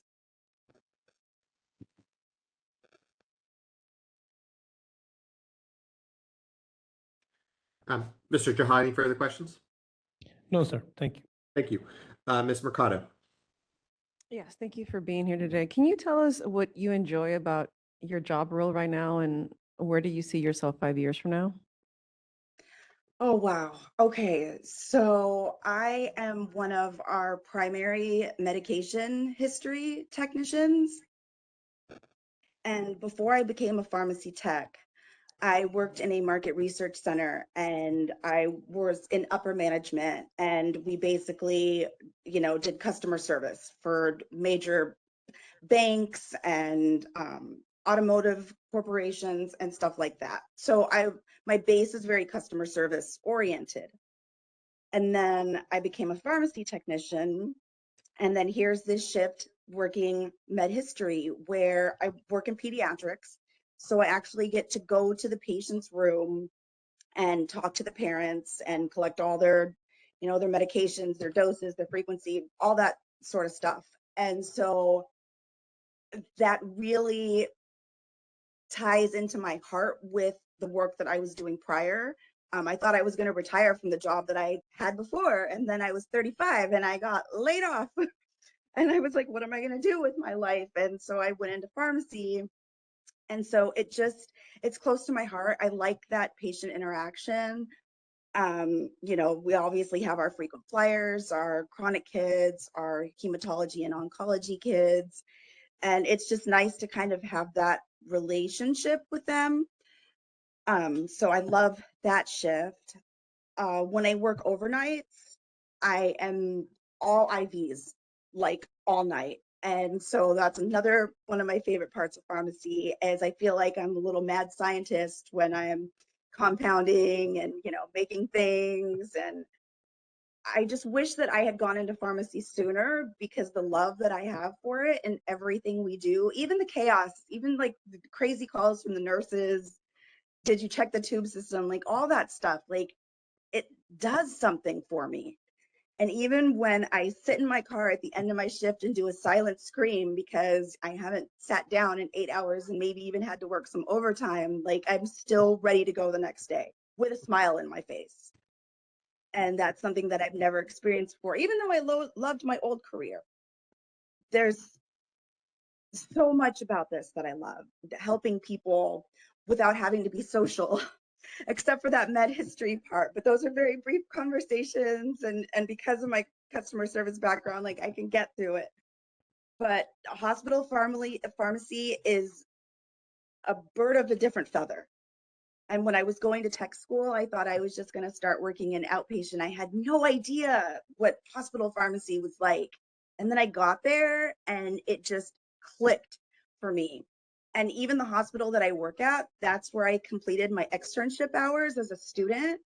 And I've been there ever since. That's the only place that I know. So I love everything about it. I love everything about it. Well, thank you for that enthusiastic answer, and we look forward to having you as a licensee for the next decade or more. Yeah, thank you. Thank you, Ms. Mercado. Any further questions? Yeah. Okay, next would be Mr. Newell. Well, that's it for me. Okay, thank you. Mr. Newell, is he present?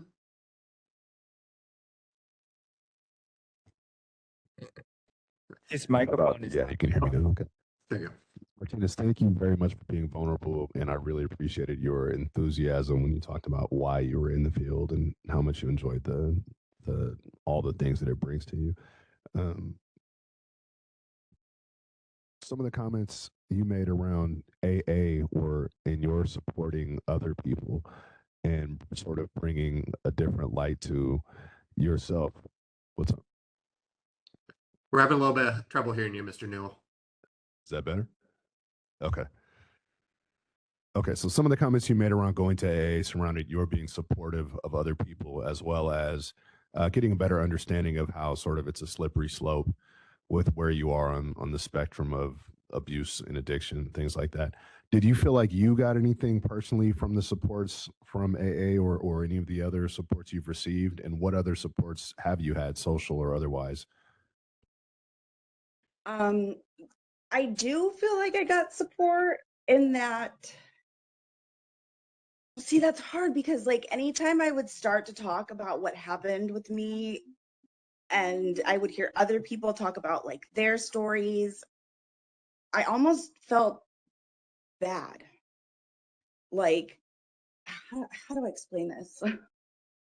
Like those people had real problems, like real serious problems. And I just made one huge mistake.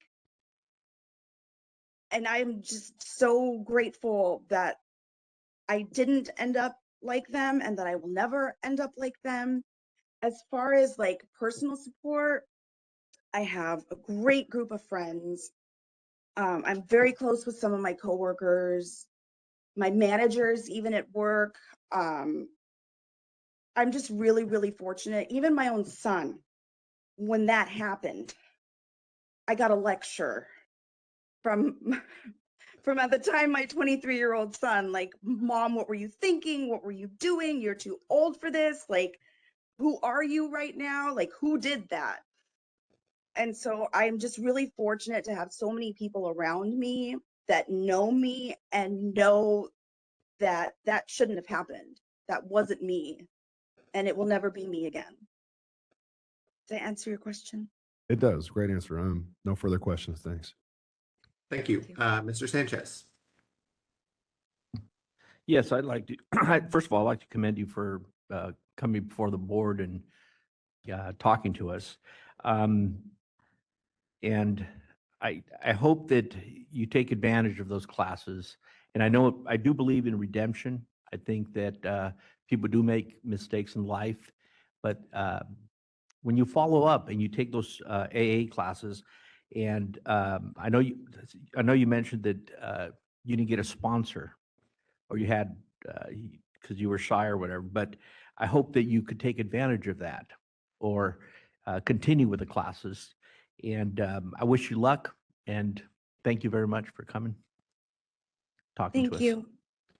Thank you. Dr. Stanton.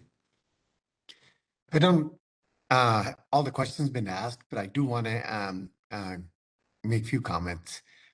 Ms. Martinez, thank you for coming. Really commend you for being sober all that time. Seems being vulnerable in front of us.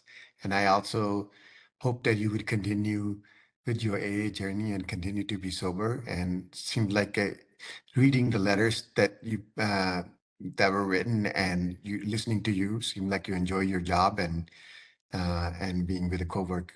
You know, you have a great group of coworkers that appreciate you. So that's all I wanted to say to Your Honor. Thank you. And then Ms. Tebow. Oh, I'm sorry, Dr. Tebow.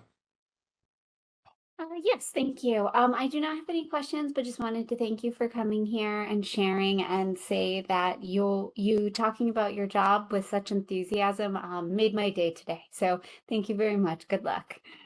Thank you. Thank you. And President Dell.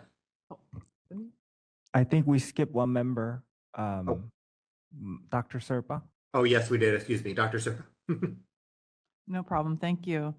Ms. Martinez, I wanted to thank you and congratulate you. You seem like you're in a really good place today, and thank you for sharing that. I wanted to ask you just a really quick question as to something in your history. So you were received your disciplinary action in July of 23, and then immediately after, August and September, it looks like you didn't work, you were told. Can you just briefly talk about what happened then? That was in the past. I know today is a different day, but I just wanted to know what happened then.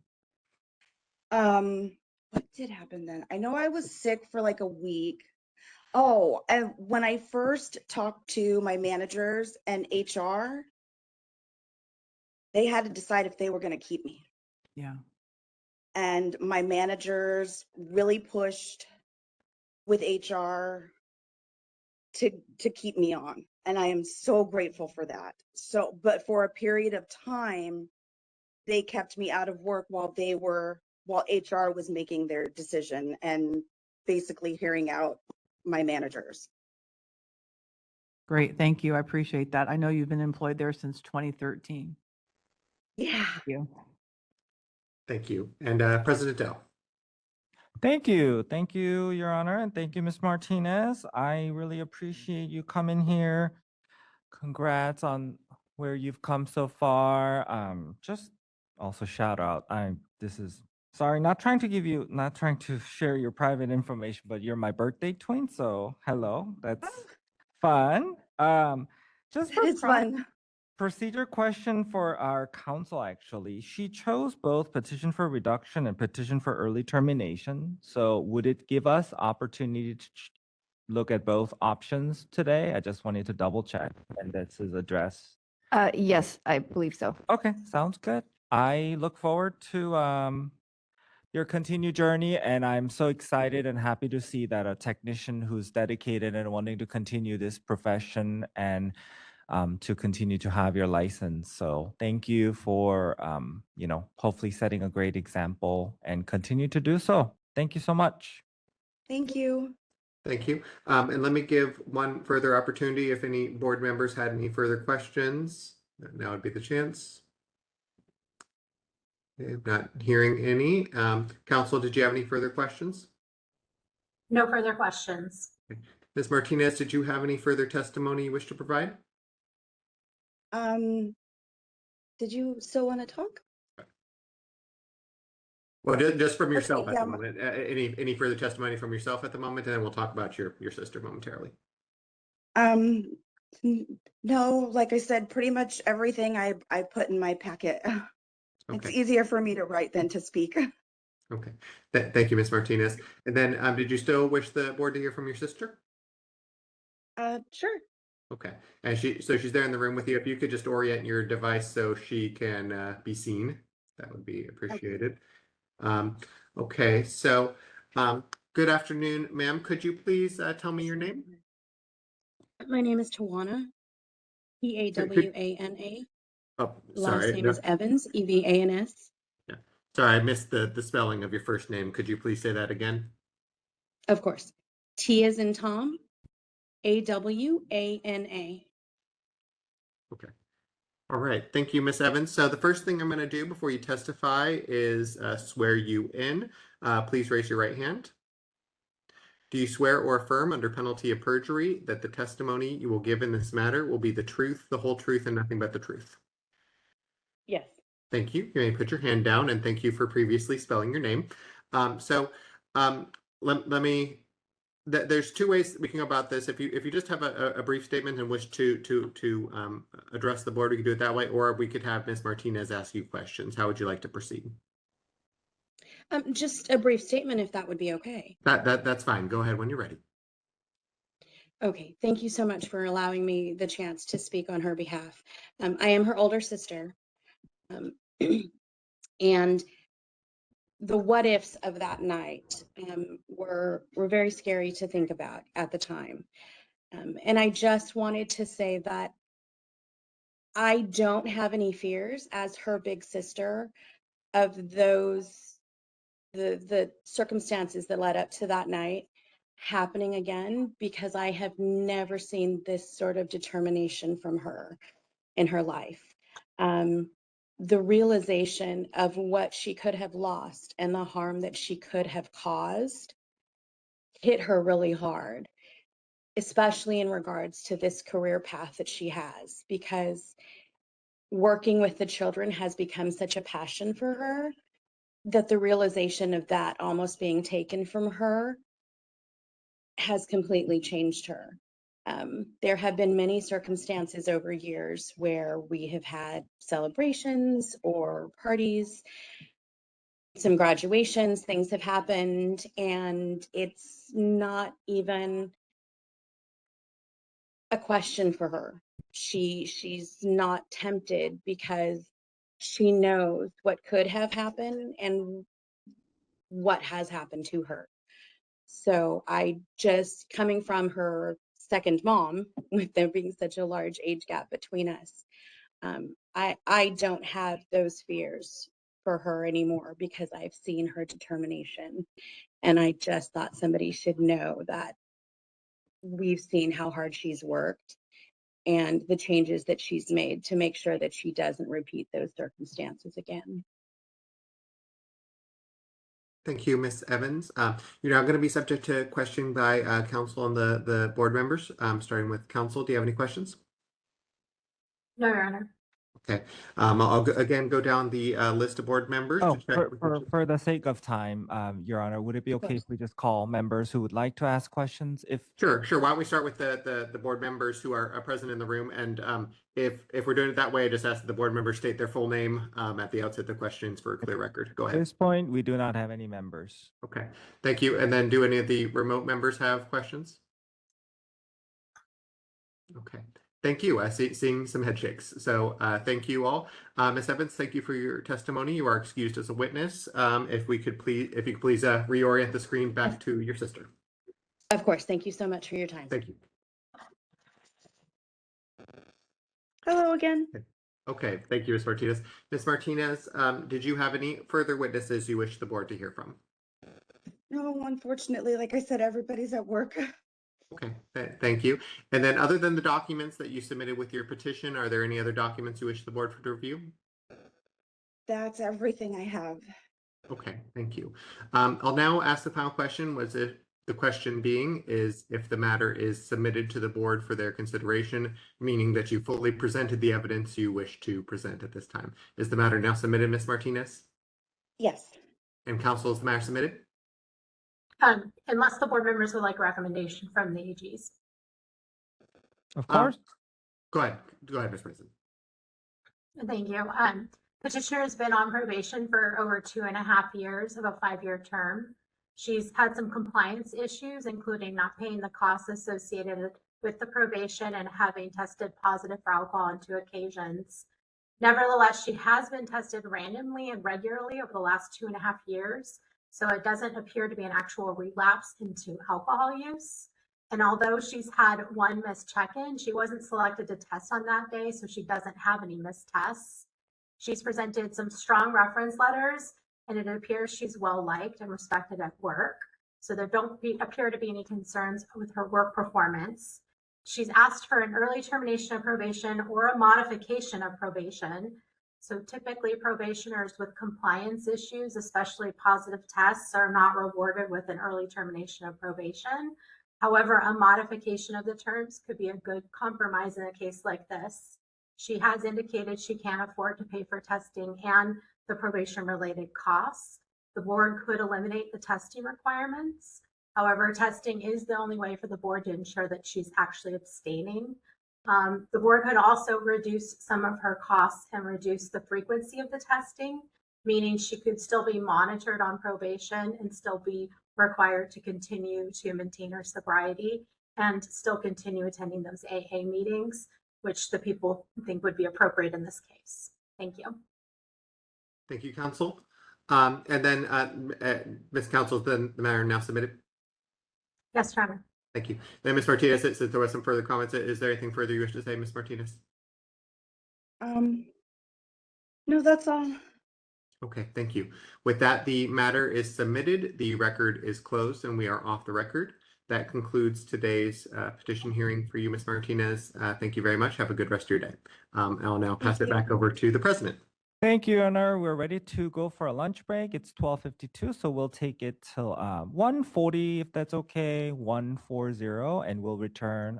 Hope you all enjoy your lunch break. Thank you. Thank you.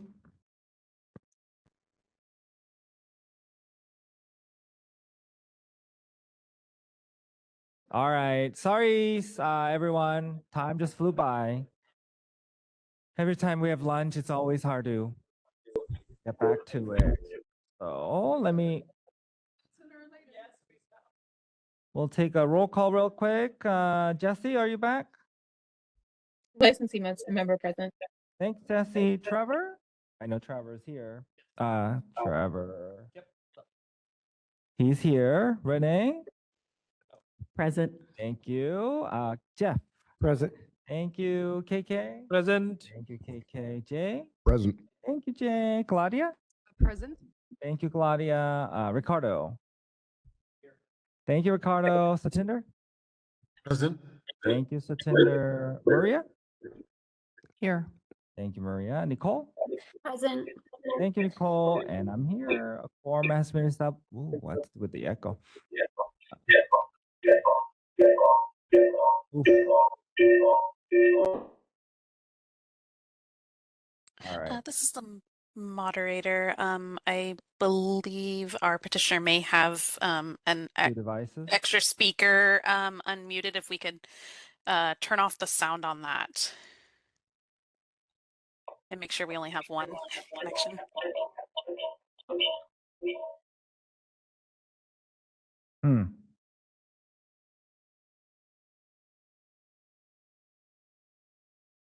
I see that Can you guys hear Ying me? Jin is connected twice. Yes.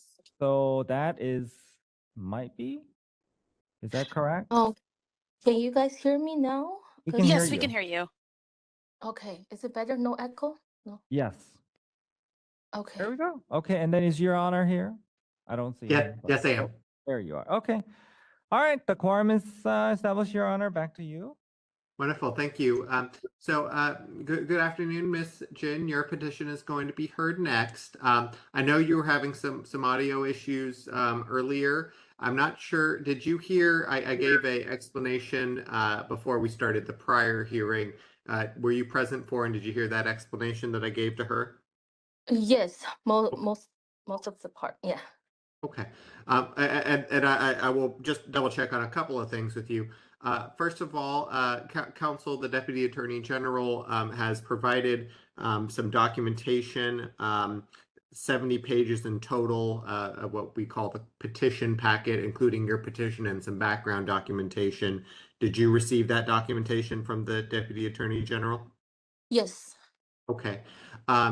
And are you anticipating having any witnesses testify besides yourself today? No. Okay.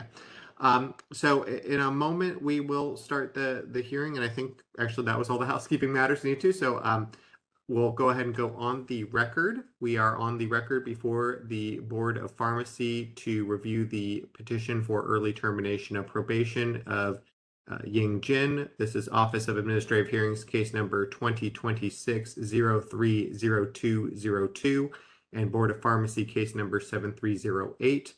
My name is Christopher Dietrich. I am an administrative law judge with the Office of Administrative Hearings, and I have been assigned to preside over this matter.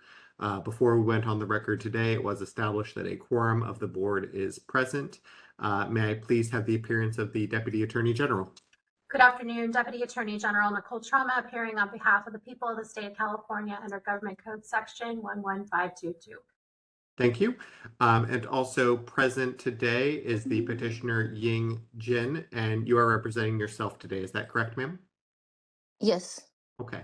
And this matter is being electronically recorded. The electronic recording will constitute the record of this matter.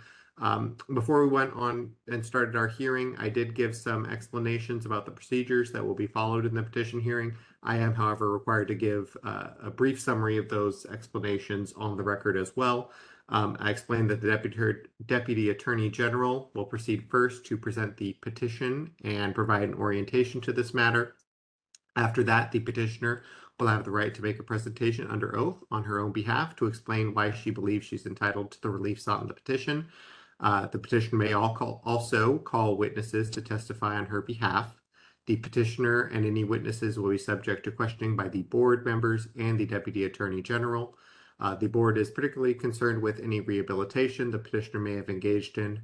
The petitioner is reminded that the board has had the benefit of reading the petition package and is not necessary to repeat verbatim the information that's included within that package. After the hearing concludes, the board will go into closed session to deliberate. A written decision will be rendered and delivered to you, ma'am, sometime in the future. Did you have any questions before we get started today? No. Okay, thank you. We'll now hear from the Deputy Attorney General for background. Go ahead. Thank you. We're here today on a petition for early termination of probation. The underlying accusation alleged that petitioner committed acts involving moral turpitude, dishonesty, fraud, deceit, and corruption when petitioner stole over $1,000 of merchandise from a retail store.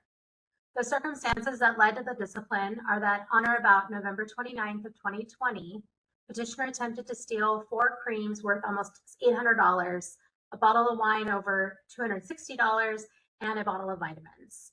She was caught by loss prevention and admitted to the theft. The matter proceeded to an administrative hearing before an administrative law judge.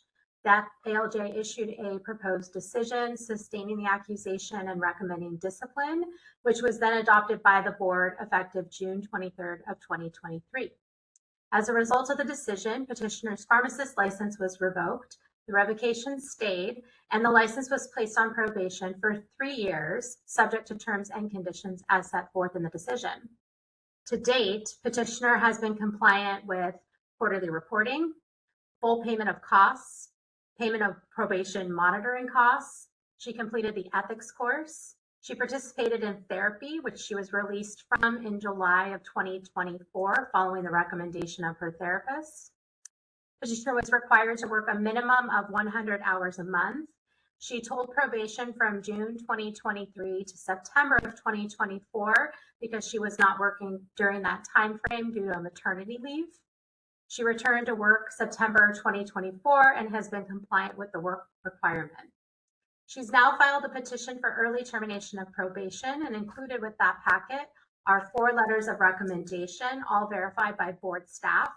She submitted continuing education certificates, the PBI ethics certificate, performance evaluations, a letter from her provider regarding therapy, as well as a personal statement to the board. Exhibit 1 is the petition packet. It includes all the documents I just described, as well as the notice of hearing, the agreement to electronic recording, the license history certification, the memorandum to the board, and the underlying decision and order. The board members and petitioner have been provided with a copy of the same set of exhibits, and the redacted petition packet has been uploaded to Case Center per the instructions of the Office of Administrative Hearings. The entire packet is 70 pages total, and at this time we request that it be marked and admitted into evidence. Thank you. Ms. Jin, did you have any objection to the board reviewing and considering the documents that were just described as Exhibit 1? No. Exhibit 1 is admitted. Thank you, Your Honor. It is now petitioner's opportunity to address the board. Thank you. All right, Ms. Jin, first thing I'm going to do before you start your presentation is I'm going to swear you in. Please go ahead and raise your right hand. Do you swear or affirm under penalty of perjury that the testimony you will give in this matter is the truth, the whole truth, and nothing but the truth? Yes. Thank you. You may put your hand down. Please state and spell your full name for the record. Last name J-I-N, first name Y-I-N-G. Thank you. Now is your opportunity to make a presentation to the board why you believe you're entitled to the relief sought in the petition.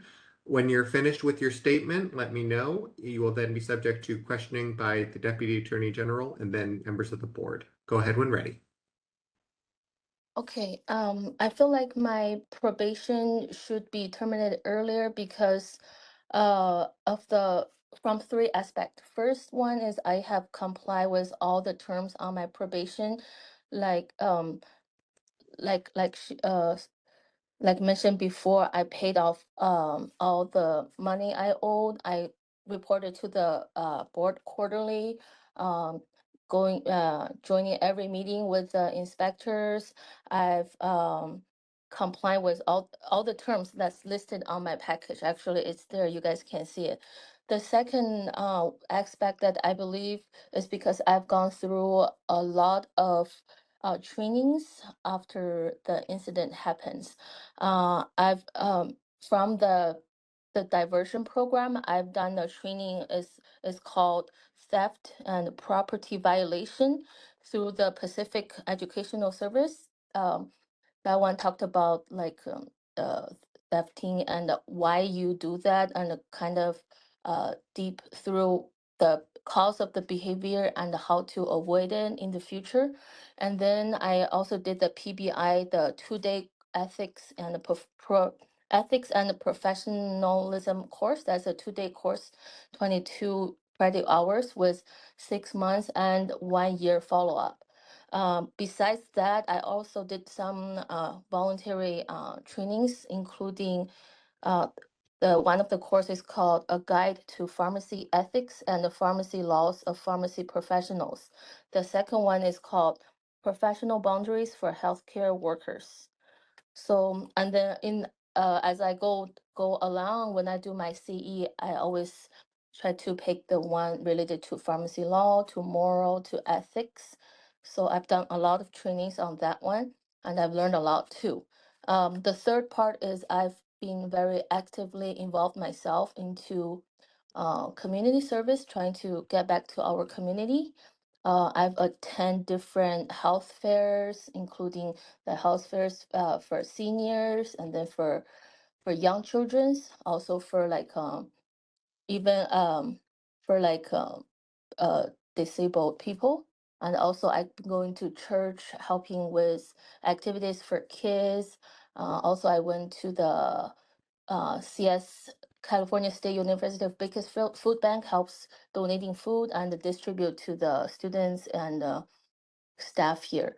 So I try to actively involve myself so I can be more active in the community service and get back to the community. That's what I've been done after my probation, and I feel like with all the trainings made me realize that what I did was wrong, and teach me I should never do it again. And then I've been reflecting back on those stuff every day, and I've deeply learned that how immature and how wrong my behavior was before, and I will never do that again. Thank That's you. Are it. you finished with your statement? Yes. Okay, thank you. Council, go ahead when ready. Thank you.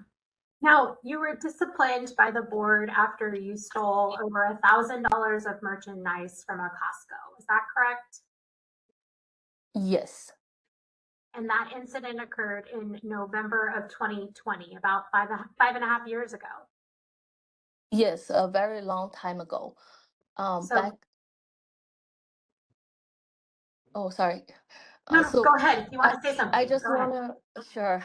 There's no excuse, but I just wanna say more about the situation back then. That's when I first graduated. I graduated in pharmacy school in September 2020. No, sorry, September 2029.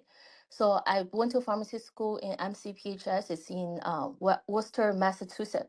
After I graduated, I came back to California to stay with my dad because my mom passed away from breast cancer. So he's the only family I left here. So I come back to stay with him. But then about September of 2020, he actually got a stroke and he couldn't take care of himself anymore. So I had to care of him, support him, and work. And back then, I was going through a lot of stress in my life. And then that day, and I was working at CVS back then. So I've seen people like just taking stuff from the shelf and leave, walk out of the store. But that day when I go to Costco to buy my jacket because it was cold, that that image just popped up in my mind, like people taking out stuff without paying for it. And I don't know why I just did it. And I have no knowledge about the law about how much value of the item you take. It's gonna give you like a minor or more severe felony stuff. I didn't know anything about it. I just took it and without knowing. But then when so I've never done that before. So but as soon as well, after my checkout, I'm already regretting it. But I didn't know what to do at the moment because it's very embarrassing if I take the stuff out from my purse at the register. So when I got caught at the exit by the loss prevention, I actually felt relief because I can finally deal with the stuff because I didn't want to do that, but I don't know why at the moment I did it. So I was 100% cooperative with the officer. I admitted what I did right away, and I even wrote a apologizing letter to the manager and to the store saying I will never do that again. But at that moment of time, now thinking why I did it is probably because one, lack of knowledge about the law and seeing other people doing it. So I thought it was okay for me to do it too. And then it's probably the stress, the confusion of my life back then. That's why it's Since that incident, have you had stressful times either in your personal life or in your career? after that incident. No, I think everything started getting better after the incident. Like my dad was slowly recovered. He can take care of his own now. And then back then I was just graduate. I have no friends here. I'm confused. I'm lost. Now I have my family. I'm married. I have a 2-year-old daughter. It's like everything is going so well for me. except this one thing that I was actually lucky enough to find a job after the probation, but it's far away from my. I lived in Elk Grove before, but this one was far away. It's all the way in Wasco. But everything else is really good in my life, except that I have to leave my family and work like 4 hours down South California. So you had mentioned that you had taken some coursework related to theft and why people commit theft and how to prevent it. Did any of that coursework resonate with you? Yes, I think the I was able to identify why I was doing that from that course, which is like one part is seeing other people doing it, and I thought it's okay for me to do it too. And then the other part is that how to be like self-control, like when you have this wrong thought, how are you able to eliminate it and knowing it's not correct and eliminate it right away. You mentioned that you had never stolen anything before this incident. Is that right? Yeah, no, I never. It's just during that process at Costco, I was going to buy a jacket, but then just this thought just came to my mind. Okay, and you haven't stolen anything since this incident in November of 2020. No, I told myself I will never do that again. Plus, now my goal for my life or my focus is totally shifted now. What I like before is totally different. Now it's just all about my family, my daughter, and then giving back to our community to make up for the mistakes that I made before. I'm not even interested in that kind of behavior like before anymore. Now I just want to be a good pharmacist, be a good mom, be a role model for my daughter to, to be good. Now, you started therapy after this incident at Costco. Is that right? Yes. How long did you go to therapy for? Oh, I went like once a month, probably like four sections, 4 or 5 sections. And your therapist notified you in March of 2024 that they believed that you didn't need therapy any longer? Correct. Yes. And since March of 2024, have you gone back to see a therapist at all? Since no, I didn't feel like I needed to either. Okay. Now you started a 3-year term of probation on June 23rd of 2023. Is that right? June 23rd. Yes, that's when 2023. Yes, that's when the probation started.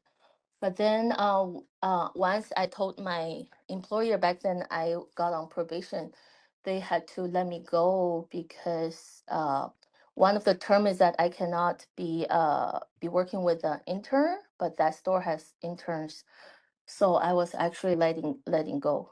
And then from about after I let it go, I started to look for another job, but I was not able to, and I got pregnant at the same time. Oh, sorry, Miss Jid, we're not hearing you. I'm sorry, Dr. Jin, we're not hearing you at the moment. Looks like your second device disconnected. This is the moderator. I'm not sure if she's able to hear us either. We'll be off the record while we're dealing with this. Stop. Miss Trema, you were I can speaking give with her her a earlier on call. the phone. Could you give her a call? Thank you. Yeah.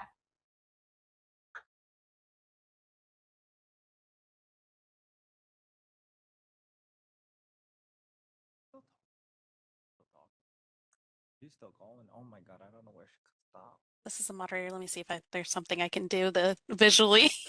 Thank you. Appreciate that. Oh, she noticed. Okay. Okay. I feel so bad. Oh, can you guys hear me on this one? Yes, Yes, we can hear you now. Okay. Okay, sorry. Okay.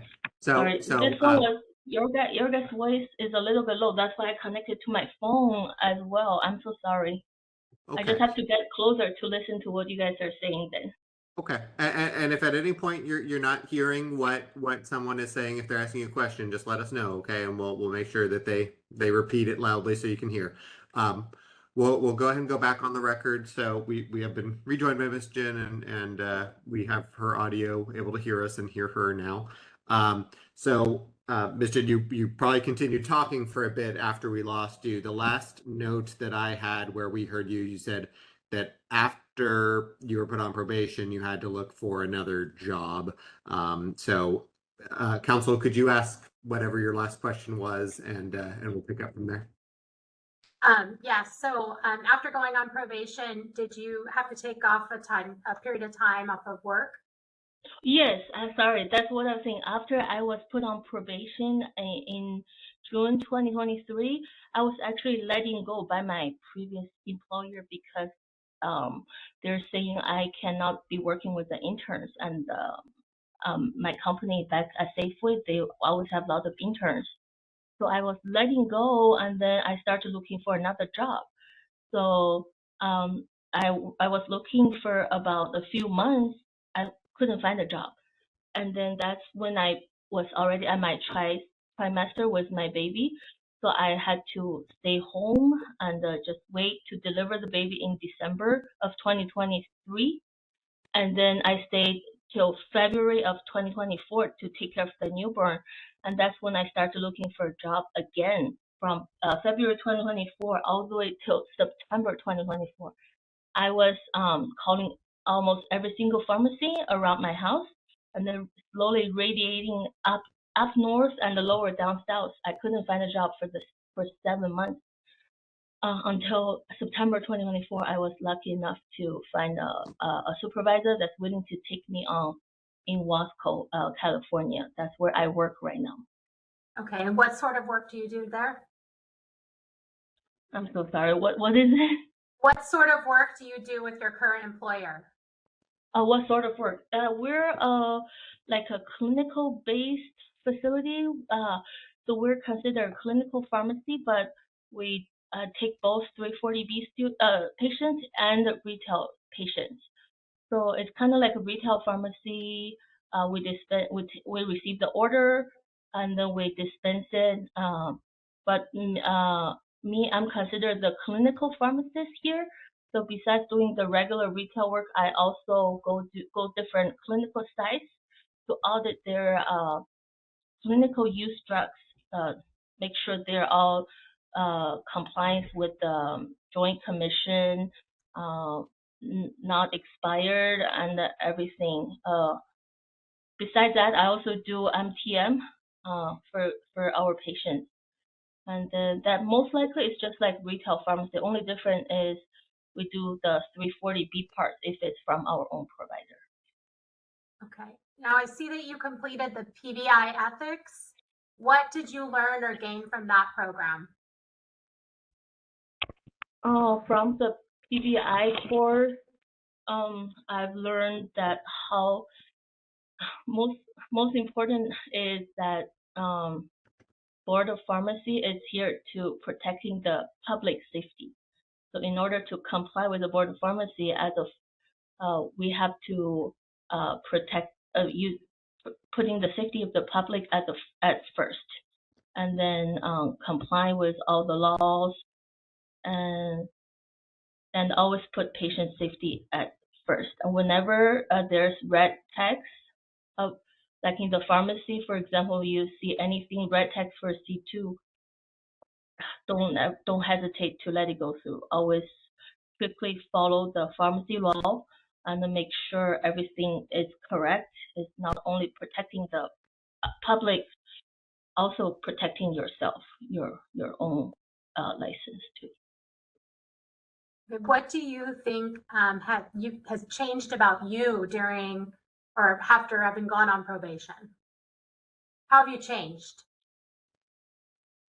After the probation? Yes, after going on probation, how have you changed, if at all?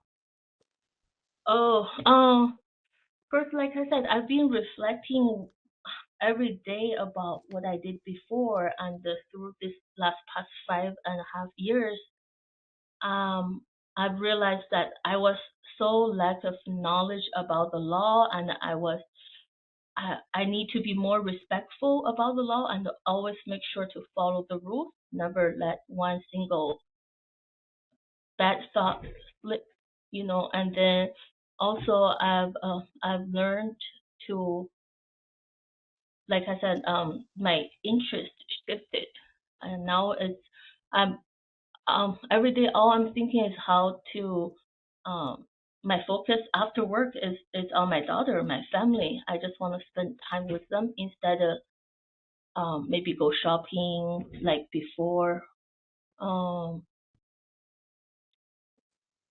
Yeah, and then now I'm more involved with the community. I like to go to different events, participate, to help out, to know more people, and to kind of I don't like kind of to know people, to see different aspects from life, to get to know more people too, because I'm new here, only been here for a little bit over a year. What sort of opportunities do you think will open up for you if your probation ends early? What kind of opportunity? Yeah. Why do you want probation to end? Oh, okay, yeah. I enjoy working at retail pharmacy. So even though my coworker said you should go to the hospital, but I wasn't thinking about that way. I enjoy working in the retail pharmacy because I like talking to my patients. I like to communicate with them to see like how their health improves over time. Maybe with my help, it'll give me a like sense of satisfaction for my job. But the only thing I do want after, if I do get out, is I want to move back to Elk Grove. That's where all my family members, my husband's family members are. So my daughter can be around with our families and her siblings and the other kids. And then I think it's better educational opportunities there too for her. So yeah, so if I do get out, I have more job openings. I do want to move back there to be with my family and to provide my daughter a better school when she has to go to school. Thank you. I don't have any further questions. Thank you, Council. We'll now proceed to questions for the board. As we did in the prior hearing, I will call on each member individually, starting with Dr. Crowley. Thank you, Your Honor. Thank you for being here. I know this isn't easy. I noted in the packet, you wanted to be able to monitor interns at one point. I know that was one of the reasons why you couldn't stay at that job. But one of the things I noticed was a phrase of creating like a sense of inferiority in life. And I was wondering if you could kind of elaborate on that and just tell us a little bit about if there have been any practices that you've implemented for yourself to build your confidence and sense of self. I know a lot has changed. You've also become a mother since then, but I'm wondering if you can elaborate more on that. Yeah. From after I put on this probation, I think from both like my personal social life, also professional career life, it made me sometimes doubt myself that I'm not a good pharmacist.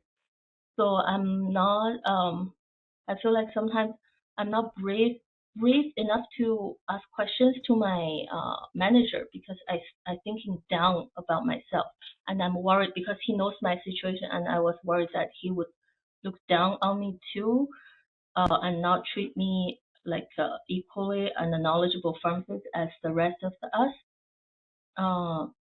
And then I like this also. I feel like I lack of confidence.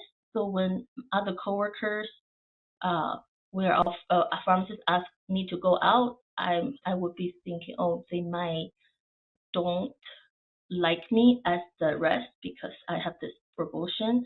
probation, and I'm a bad person.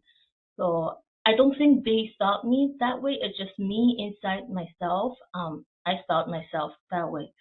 So sometimes because of the lack of confidence, I would lost some opportunities to, for example, like my supervisor was offering this 340B course, and I feel like I'm not deserving it like the rest of us. So there's only there's pharmacists competing to take the course. I feel like I'm not good enough because I have a probation on me. So I didn't even try to apply because I'm already telling myself I'm on probation. I don't deserve this opportunity. I'm not as good as other pharmacists. Stuff like that. Is there anything that you do to try to build your confidence back up when you start to doubt yourself? Like going out to different events. Let's say I going to like senior homes, helping elderly to manage their medications, giving advice, like adjusting their regimen, or even going to the youth group health fair, even help them like even doing the backpacks for schools, or like answering their questions and answering their, they might have questions about my career, answering their questions. That'll help me, being able to help others out will help me build my confidence. And I know once my probation is ended, I will be able to be more open up and more confident and pursue things that I want. Great. Well, I don't have any other questions. I wish you luck on your petition. Thank you. Thank you. Next would be Mr. Chandler. Your Honor, he just stepped outside really quick, so we'll move to the next member. Okay. Next would be Dr. Barker. Hello. Yeah, thank you for, being brave, coming before the board. But I don't have any other comments. Actually, my questions were pretty much exactly what has already been asked. Thank you. Thank you. Next would be Mr. Hughes. Yeah, thanks for your time today. I appreciate you to present yourself in front of the board on such a touchy issue, and I'm sure it's difficult. I know you had mentioned about your lack of confidence, but from that position that you held in the pharmacy, you are enough. And I think perhaps even though you ended your counseling sessions early because they didn't think that there was a need, perhaps that can help see something inside yourself that can help you grow and maybe have a little bit more confidence. I was a little concerned with your decision making in regards to the fact that you'd seen other people steal things, and so you thought you would try it, and unfortunately you learned the hard way. And I'm sure from this point forward, you want to live in a way that your daughter would be proud of you. And if she knew that story, it would be very impactful as she gets older. And so you have to live as that role model from this point forward so that she's as proud of you as you are, I'm sure, are of her. So it's not really a question, just a few little points, during your story. I wish you all the best. And like I said, maybe continued counseling can help you with your confidence and make you grow a little bit more so that you can continue down the path of healing. Thank you. Thank you. Next would be Mr. Jahad. No questions, Your Honor. Thank you. Ms. Mercado. Hi, yes, thanks for being here. Can you tell us really briefly what made you want to go into this profession? And do you still feel excited and or enthusiastic about your future regardless of today's decision? Yes. I was actually, I immigrated from China. I was an immigrant and I came to the United States back in 2009. And I was already 19 years old. I couldn't go to high school, so I started with college from learning ESL second English as second language class, and I had no idea what I want to be back then until when my mom got sick. One day I went to the pharmacy to pick up her medication, and I saw a pharmacist was standing at the consultation window, counseling patients. And the patient was worried at the beginning, but after talking to her, she seemed so relieved and comforted. And at that moment, it feels like a light hitting me. I'm like, oh, that's somebody I want to be in the future. So that's when I started to looking up this career for pharmacists, and I learned more about what pharmacist does, and everything just interested me. So I actually started applied at CVS as a pharmacy clerk, and so I can learn more about what pharmacist does every day. And I know they were hard. It was like they were hard worker, was busy all the time, but when they go to the consultation, talking to people, helping people out, that's the most attractive part for me. Like I said, when they're doing that, I can imagine myself in the future, if I do that, how satisfied I feel and how much achievement I feel I can get from doing that. And it turns out I do feel the same way. I do feel it the way I thought I would be. So even nowadays, like I said, I'm not interested in a hospital job because I really like to talk to patients at a retail store level. I like to get to know them, help them with their medications, even a little bit improvement, even telling them, oh, separate your iron with your cotton pills. That every little bit thing that can help them makes me happy. So that's I still love my job. I still love what I do nowadays, and every day I looking forward to counsel people. And that's when we have multiple pharmacists. That's I always volunteer to do first. Like I like to talk to people, look at their medications, and provide any help I need that they need, or even with their insurance problems, helping them finding a cheaper medication. Everything I can help, I'm really happy to do it, and I feel good about it. That's great. And you mentioned, there's a little bit of lack of confidence because of this privation in your record. But do you see yourself as somebody that can inspire the next generation of pharmacists, regardless of today's outcome?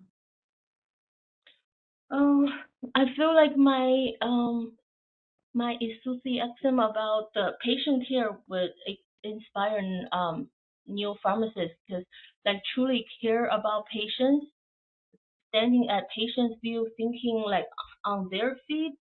That will inspire next generation. Not pharmacist is not just a job; it's more about patient care, more about helping the patients that needed help, and some like right now I work in Wasco. Lots of them are like Spanish speaking, even though I needed an interpreter in between. Like it's a rural city. I'm glad that I was able to help this rural community a little bit because I really think they needed more help, and I'm able to help them for a short period of time. And I feel like that's what newer generation pharmacists need to do, not just going to work and go home, but more about patient care, patient safety.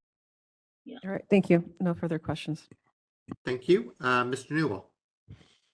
Just thank you for your vulnerability and honesty and going through this process with us and kind of talking us through where your head was then and where it is now. Appreciate how you have managed it since that time. No questions. Thank you. Mr. Sanchez. Sorry. No questions. Thank you. Dr. Sandhu.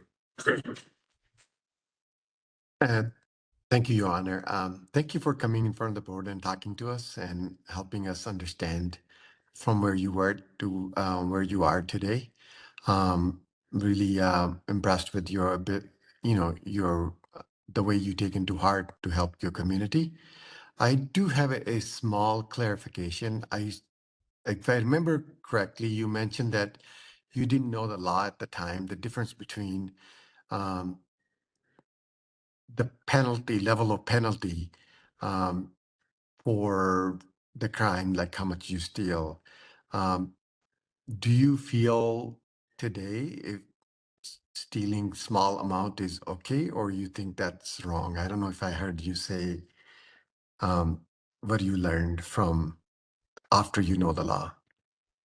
To be honest with you, back then, back in 2020, when I saw people taking stuff, I did, because my lack of knowledge, I do thought, oh, maybe still small stuff is not a big deal.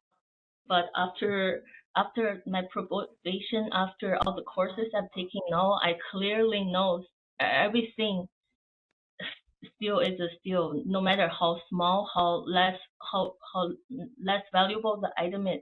It's the behavior itself. It's the thought itself. It doesn't matter like how small you shoplifted or how valuable. It's the same. But I'm only saying it because I want to say it was such a random thought and it wasn't planned ahead. It just came in my mind and I didn't even know nothing about a law or anything about, because I heard news that people try to steal at the limit so they don't get like a more severe punishment. But I wasn't like that. I don't know anything. It's just so spontaneous at that moment. Thank you so much. That's all I have, ma'am. Thank you. Dr. Serpa. No questions. Thank you. Thank you. Dr. Tebow. Yes, I just wanted to, I also work with the 340B program, and I thought it might be helpful if you explained to the rest of the board maybe some of the extra training you had to do around working with 340B. I don't know if you did 340B University or how you learned, but I thought it might be helpful for them to understand the extra steps that you took. Oh, the 340B program? Yep. Yes. So because I worked at a clinic, it's considered a non-profit organization.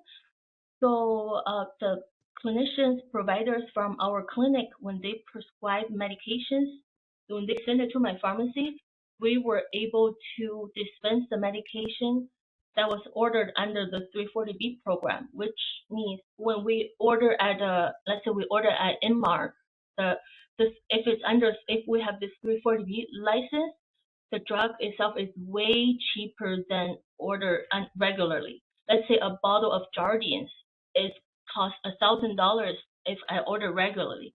But if we have this 340B license, it's only costs like $10. So, but we can only dispense 340B drugs if it's from our non-profit providers. So our pharmacy is like retail, but it's two sections. One is just like retail pharmacy. If we have outside provider, we dispense the regular medication. If it's from 340B provider, then we dispense medication ordered under 340B account. So it's like two pharmacies combining one. Yeah. So you had to take extra steps to be able to know which way to fill the prescription, and how to handle those claims. Yes. So we have to make sure when we got a prescription, we have to make sure either it's our provider or it's a provider that we had referrals on file. If not, we try to get referrals from that provider so we can dispense under 340B. Got it. Okay, thank you so much. No Yeah, further thank you. questions. Thank you. And if Mr. Chandler, is Mr. Chandler back? He's not, but I think he told me he did not have any questions. Okay. And then President O. I have no questions, just other than just confirming that as far as you know, Dr. Jin, you have not told your probation, correct? So your probation is technically scheduled to be over on June 23rd, 2026, which is just 3 months away. No, I could actually, okay, the probation started in June of 2023, but I did not start working until September 2024 because right after my probation started, I was letting go. And then I couldn't find a job until September 2024. That's when I physically started working. And I was told that's the start date of my probation. So it has to last 3 years. Okay. Got it. Thank you. Okay, thank Thank you. you. Thank you. Let me just check to see if there's any further board member questions. Final opportunity. Seeing none. Council, any further questions? No further questions. And Dr. Jin, did you have any further testimony you wish to provide at this time? No, just to close the my hearing. I take full responsibility of what happened back in 2020, but that was like 5.5 years ago. I did change, and I went through this tremendous amount of classes and the training. I think I kind of thankful for that what happened because it helped build a better me now today. I have a really good life now. I'm satisfied with everything except, like I mentioned, I don't want to move back to Elk Grove to be with my family and have my daughter exposed to her families and schools. But other than that, I feel like my life is really good now, and I've learned so much from this incident that happened before, and I really appreciate everything. Thank you. And then Dr. Jin, did you have any additional witnesses you wish the board to hear from? No. Okay. And then other than the documentation that you submitted with your petition, is there any additional documentation you wish the board to review? No. Okay. Thank you for your evidence. Ms. Trema, did you wish to make a recommendation as you did in the prior? Yes. Go Thank ahead. you. The people don't have any objections to this petition. Petitioner has been compliant with the terms and conditions of her probation. She's been gainfully employed since September of 2024. She has good recommendations. She appears remorseful of her conduct. Thank you. Thank you. So I'll now ask if the matter is submitted to the board for their consideration, meaning that both sides have had the opportunity to fully present the evidence they wish to submit. Ms. Trema, is the matter submitted? Yes, Your Honor. Dr. Jin, is the matter now submitted to the board? Thank you. I need you. That's a yes. Oh, yes. Okay, thank you. With that, the matter is submitted. The record is closed, and we are off the record. That concludes this petition hearing. Thank you, Dr. Jin. You are free to go. And then President O, did you wish to take a break before we start the next one? Or Oh, just no, keep that's on okay. going? We got to push forward. We're tight Push on forward. time. Okay. Yes. All right. So the next petition will be the matter of Touch Lim Ook. If you could please come on.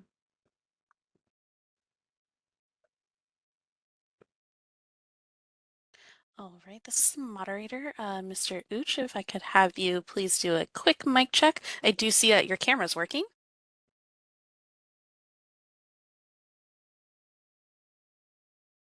Oh, appears you're still muted. Do you see the microphone button down at the bottom of your WebEx screen? Hi, can you hear me? Yes, now we can hear you. Hi, Thank you. thank you. Thank you. All right. Good afternoon, Dr. Ook. Am I saying your name correctly? Yes, Touch Lim Uch. Uch. Okay, thank you. So earlier when we started the first petition hearing before the lunch break, I gave some detailed instructions about the general procedures that will follow today. Were you present for it? Did you hear that explanation? Yes, I was. Great. So the Deputy Attorney General has provided a petition packet with your petition as well as some background documentation. It's a total of 144 pages. Have you had the opportunity to, well, first of all, did you receive that document and get a chance to review it? Yes, I did. Great. And are you going to have any witnesses besides yourself testifying today? No, I'm not. Okay. So, and then as just we've done with the prior ones, the board's, the Deputy Attorney General is going to proceed first with background matter, then you'll have your opportunity to make your presentation, and then you'll be subject to questioning by the council and by the board. I think we've covered all our bases, so we can go ahead and go on the record in the matter of the Board of Pharmacy. Excuse me, let me start over. We are on the record before the Board of Pharmacy to review the petition for early termination of probation of Touch Lim Ook. Office of Administrative Hearing, case number 2026030199, and Board of Pharmacy, case number 6698. My name is Christopher Dietrich. I am an administrative law judge with the Office of Administrative Hearings, and I have been assigned to preside over this matter. Prior to going on record today, we established that a quorum of the board is present. May I please have the appearance of the Deputy Attorney General? Good afternoon, Deputy Attorney General Nicole Trauma, appearing on behalf of the people of the state of California under Government Code Section 11522. Thank you. Also present is the petitioner Touch Lim Ook, and you are representing yourself today. Is that correct, sir? Yes, Your Honor. Okay. So before we went on record, I did explain the procedures that will follow today. I am required as well to provide a more succinct summary of the rights in this hearing and the procedures that we will follow today. The Deputy Attorney General will proceed first to provide an orientation in this matter. After that, the petitioner will have the right to make a presentation under oath on his own behalf to explain why he believes that his license should be, the probation should be terminated early. The petitioner may call witnesses to testify on his behalf. The petitioner and any witnesses will be subject to questioning by the board members and the Deputy Attorney General. The board is particularly concerned with any rehabilitation that the petitioner may have engaged in, and the petitioner is reminded that the board has had the benefit of reading the petition package, and it is not necessary to repeat verbatim or read what is in that petition package. After the hearing is concluded, the board will go into closed session and deliberate. A written decision will be issued in due course thereafter and will be sent to the petitioner in the mail. Sir, did you have any questions before we get started? No. Okay. Go ahead, Ms. Trama, when you're ready. Thank you. We're here today on a petition for early termination of probation. The underlying accusation alleged that petitioner, while acting as the pharmacist in charge, was subject to multiple violations of pharmacy law, including inappropriate furnishing of dangerous drugs, failure to maintain original prescription documents, failure to maintain accurate electronic patient prescription records, failure to maintain accurate transfer records, fraudulent billing of prescriptions, failure to provide an offer of consultation on delivered prescriptions, unlicensed pharmacy technician activity, altering pharmacy self-assessment documents with incorrect information, and hidden ownership. Effective July 14th of 2021, petitioner's pharmacist license was revoked. The revocation was stayed, and the license was placed on probation for 5 years, subject to the terms and conditions as set forth in the decision. To date, petitioner has been compliant with quarterly reporting, full payment of costs in the amount of $35,000, payment of probation monitoring costs. He completed remedial education, completed the ethics. He had supervised practice and was compliant with that. He's now filed a petition for early termination of probation, and included in that petition packet were 5 letters of recommendation that were verified by board staff. He also submitted continuing education certificates, the PBI ethics certificate, as well as a personal statement to the board. Exhibit 1 is the petition packet. It includes all of the documents that I just described, as well as the notice of hearing, the agreement to electronic recording of this hearing, the license history certification, the memorandum to the board, and the underlying decision and order. The board members and petitioner have all been provided with a copy of this packet, and the petition packet has been uploaded to Case Center per the instructions from the Office of Administrative Hearings. The entire packet is labeled 001 through 149. It is 149 pages, and at this time we request that it be marked and admitted into evidence. Thank you. Dr. Ook, did you have any objection to the board reviewing and considering the document just described as Exhibit 1? No, I don't have any objection. Okay, Exhibit 1 is submitted. Thank you. It is now petitioner's opportunity to address the board. Thank you. All right, Dr. Ook, first thing I'm going to do is administer an oath. Please raise your right hand. Do you swear or affirm under penalty of perjury that the testimony you are going to give in this action is the truth, the whole truth, and nothing but the truth? I swear. Thank you. You may put your hand down. Please state and spell your full name for the record. Last name Uch, that's spelled U-C-H. First name is Touch, T-O-U-C-H. And middle name Lim, L-I-M. All right, thank you. So you now may proceed to give your statement as to why you believe the board should grant the relief you seek in your petition. When you are finished with your statement, let me know, and then you will be subject to questioning by the Deputy Attorney General and the members of the board. You may proceed when ready. Thank you. I have a opening statement that I'd like to read. Go ahead. And just, if you are reading something, just be mindful about how fast you're reading. Sometimes people read a little faster than they speak normally, and it'll help us all keep up with you if you just focus on going a little slowly. Thanks. Okay, thank you. So this is the backstory. Before this incident, I had been an outpatient pharmacist at Kaiser for nearly 25 years. When my brother, who is also named in the suit, when my brother and I opened the pharmacy together, I agreed to be the PIC without fully understanding the responsibilities of that role. I signed the paperwork without reading it carefully because I was working full-time at Kaiser. I was not present to supervise the pharmacy. I had my brother handle all of the pharmacy operations because he already owned another pharmacy. And I believed that he could manage everything. He set up the computer systems and hired the staff. I now recognize that this was a serious lapse in judgment on my part. When we were cited, my brother felt terrible and paid my fines, even though the responsibility was ultimately mine. As a result of my disciplinary action, Kaiser fired me from my outpatient job.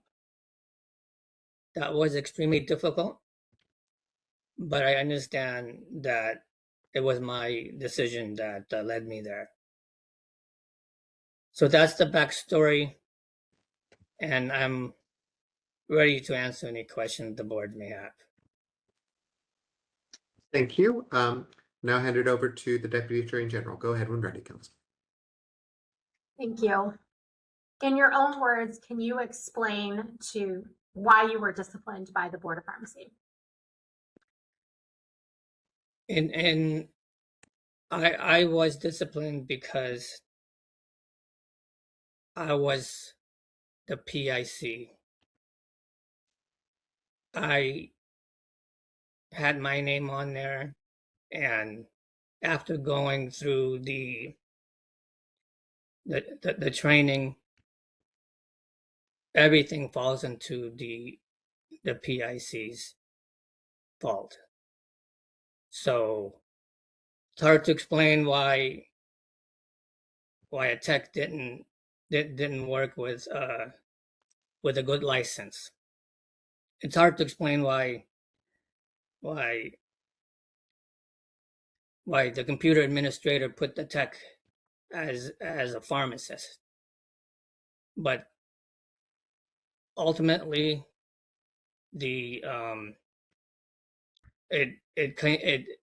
because I was the PIC, that was why the board reprimanded me.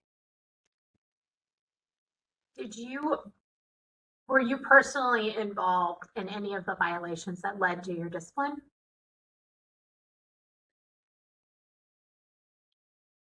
Everything that I say, it's gonna sound like it's deflecting, but I was working full-time at Kaiser 5 days a week, and then he didn't force me to sign any of these papers, and I was only outpatient pharmacist, so like all these self-assessment stuff and seesaw stuff, so those were all foreign to me. So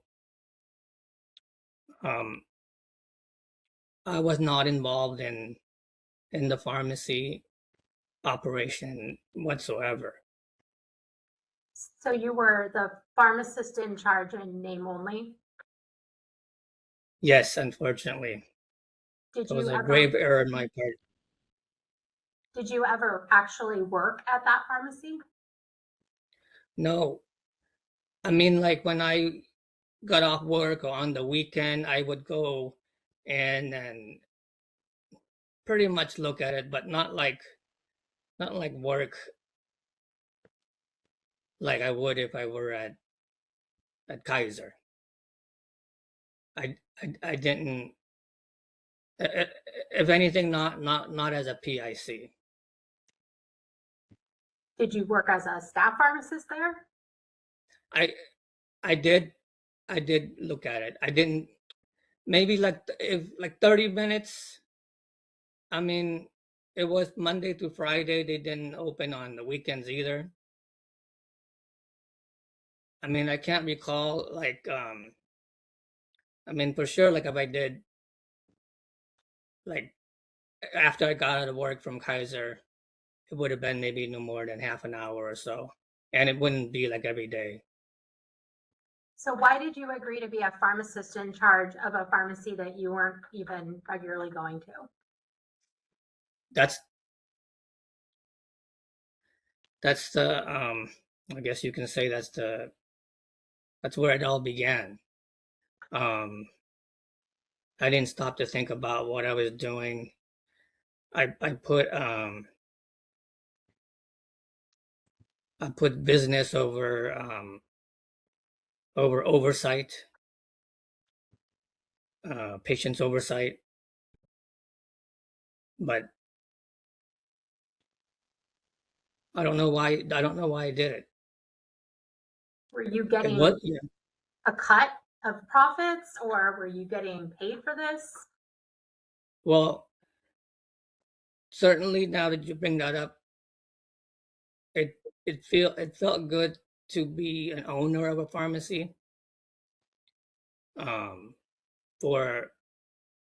For the future.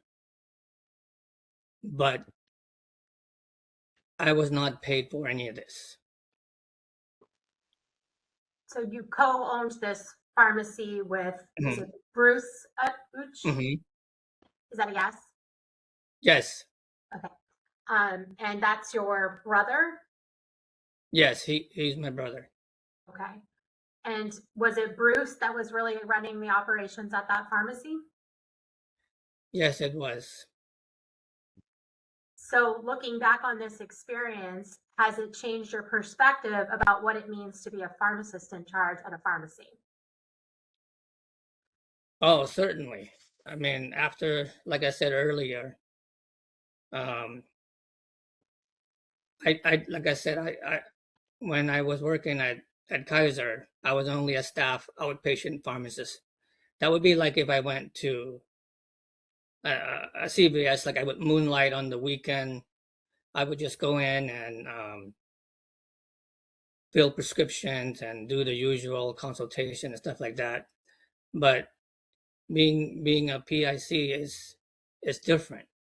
I didn't know, and I should have asked what it meant. I don't know why I just signed those paperwork and not even asked what it meant. Okay, but now I know what it meant. Like I said, from the CE PIC summary, it meant that you're responsible for everything. And so I learned a lot by going through that course. But if I would only asked about what it meant, you know, the being a PIC, it's fair, you know, it's you know what the board puts out there, it's fair to have what PICs do, and it's manageable. But before that, I didn't know what they were. But you know, now I have a better understanding of what it means, and so I think I can do it now, but before I couldn't because I didn't know what I was getting into. If your probation is terminated early, are you planning on applying for a PIC position or going back to being a PIC? Yeah, you know, if the opportunity allows it, I would do it. Like I said, you know, being a PIC, the rules that the board put on there, like I said, it's fair and it's manageable. You know, like make sure the bathroom's clean. Make sure the poster is up there. What else? You know, the ISMP. I mean, it's $50 a year. So all these are manageable, but I don't know why. Like, well, I mean, I don't know. You can say I trusted my brother to do these things, but like I said, ultimately it was my fault because I didn't. I just jumped. I jumped before I looked. So would you say that you didn't have any real oversight over the operations at the pharmacy where you were a PIC? I would say that thought never occurred to me. And then by the time that it was open, it was all, I couldn't do anything to stop it. You know, I was at work at Kaiser and I would get a call when I came back from lunch. I would get my colleagues would come up to me and say, hey, the board of pharmacy called, an inspector called looking for you. So I felt like a sense of impending doom. It was just waiting to happen. So I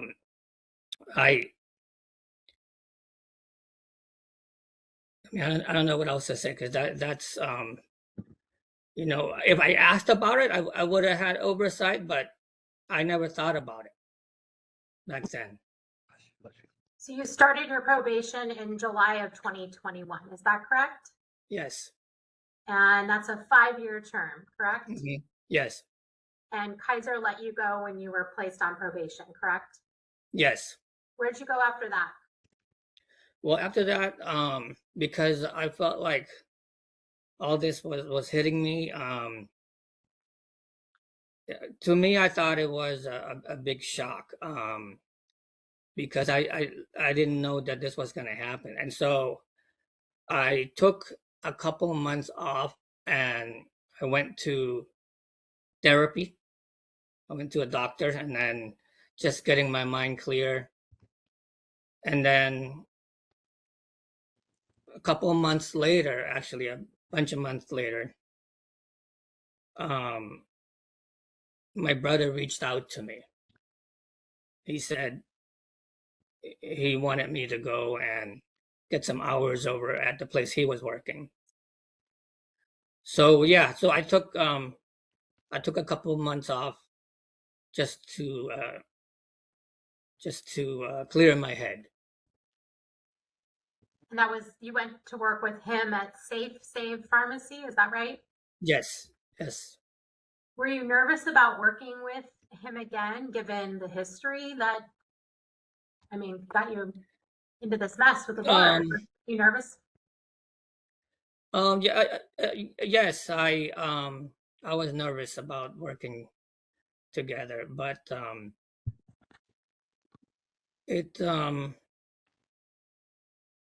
it felt good that he reached out to me and that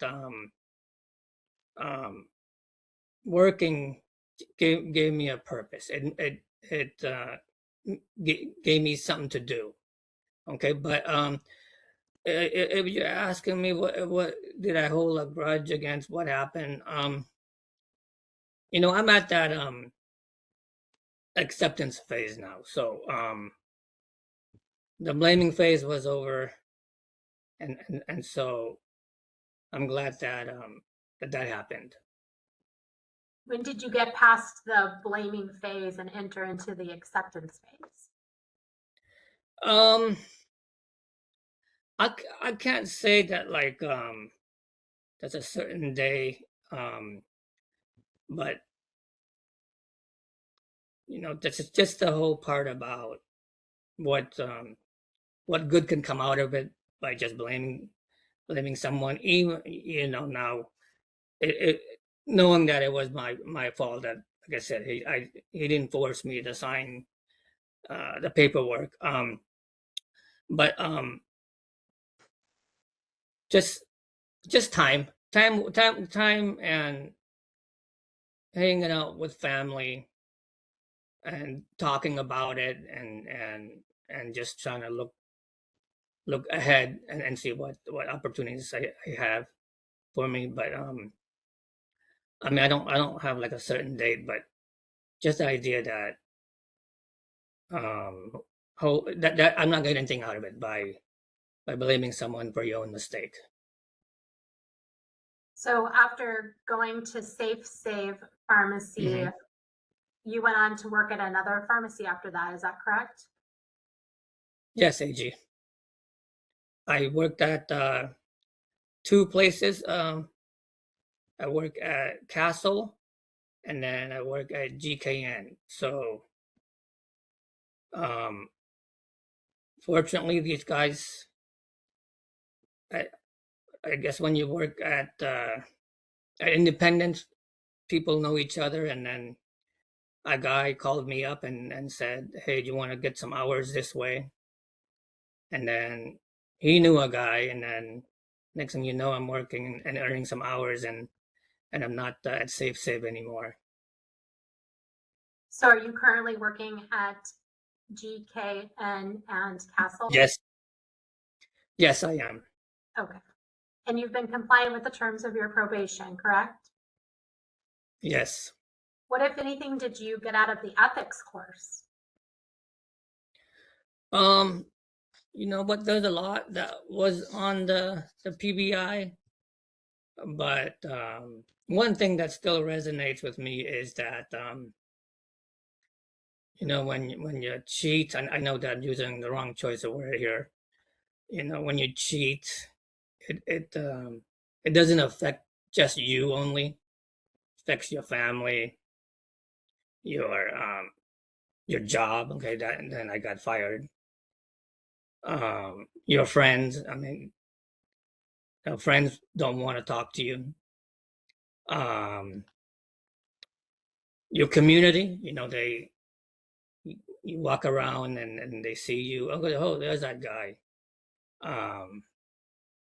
So that's one of the lessons I learned from the PBI.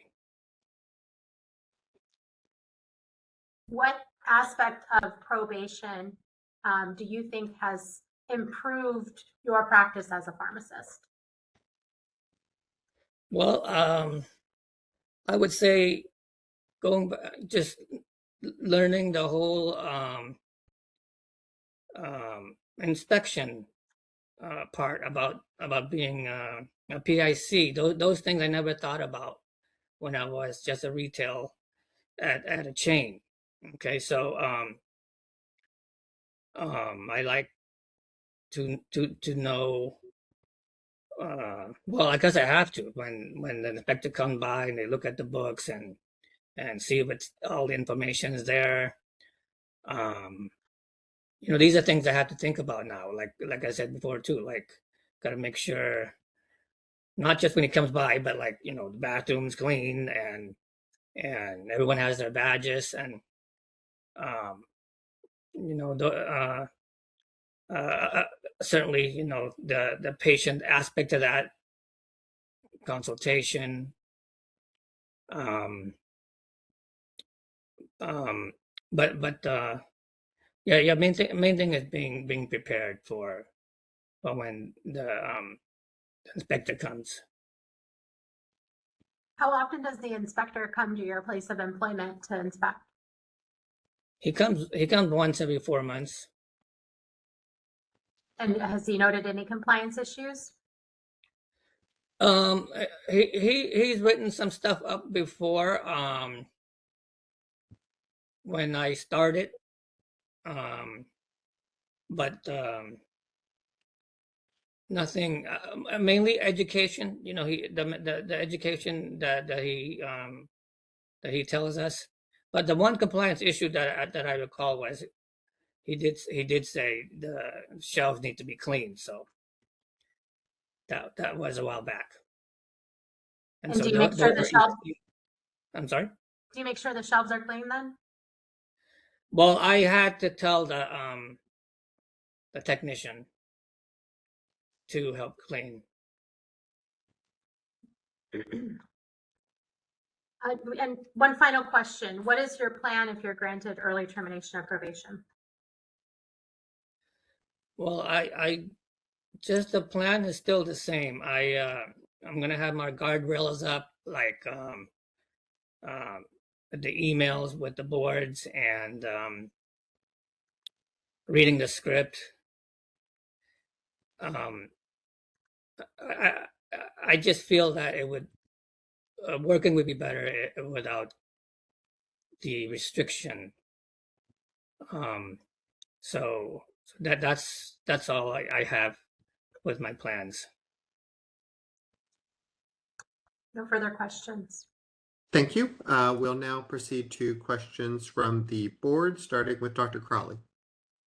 Thank you, Your Honor, and thank you for coming before us today. I know this isn't easy, and I appreciate you giving us some information about your background too, because it does help me understand better. Kaiser has a particularly unique system, so being a staff pharmacist in their outpatient pharmacy does not translate necessarily to being a PIC of an independent pharmacy directly, especially if you haven't had that experience. So that helps me understand better. And kind of wanted to follow up. You said that you would be open to being a PIC.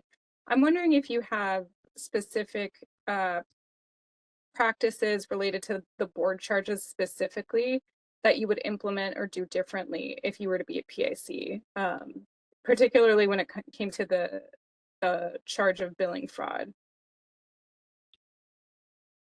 I you know what? I haven't thought about that.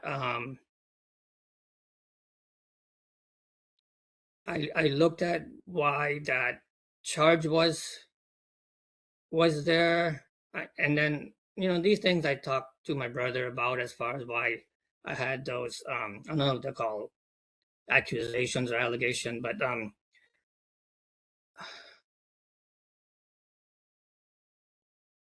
I don't know if I have a recommendation. I mean, like even my place, when we have return to stocks, we do every 14 days. We call the customers to come by and pick up the medicine. We reverse the billing, but I couldn't tell you, why that billing fraud happened for my place. Okay. Have you spoken to your brother, I guess, on the specifics of the charges to maybe try to understand better what you could both do differently moving forward?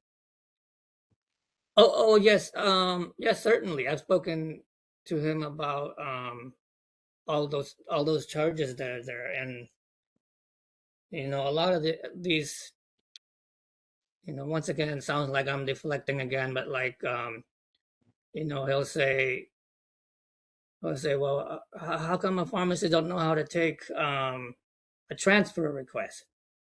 And I'm like, well, the new guys that I work for, they, when I come into work, they'll say, hey, Touch, you didn't sign your signature here, or you didn't scan this prescription in. So if you're PIC, you can't just use that as an excuse. You have to be on top of things. That was one of the things I that I noticed that he should have done on those things. But you have to do that as a PIC.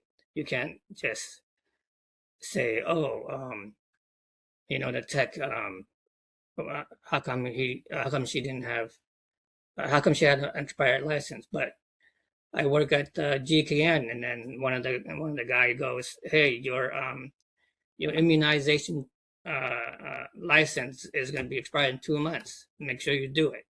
You know, those kind of things.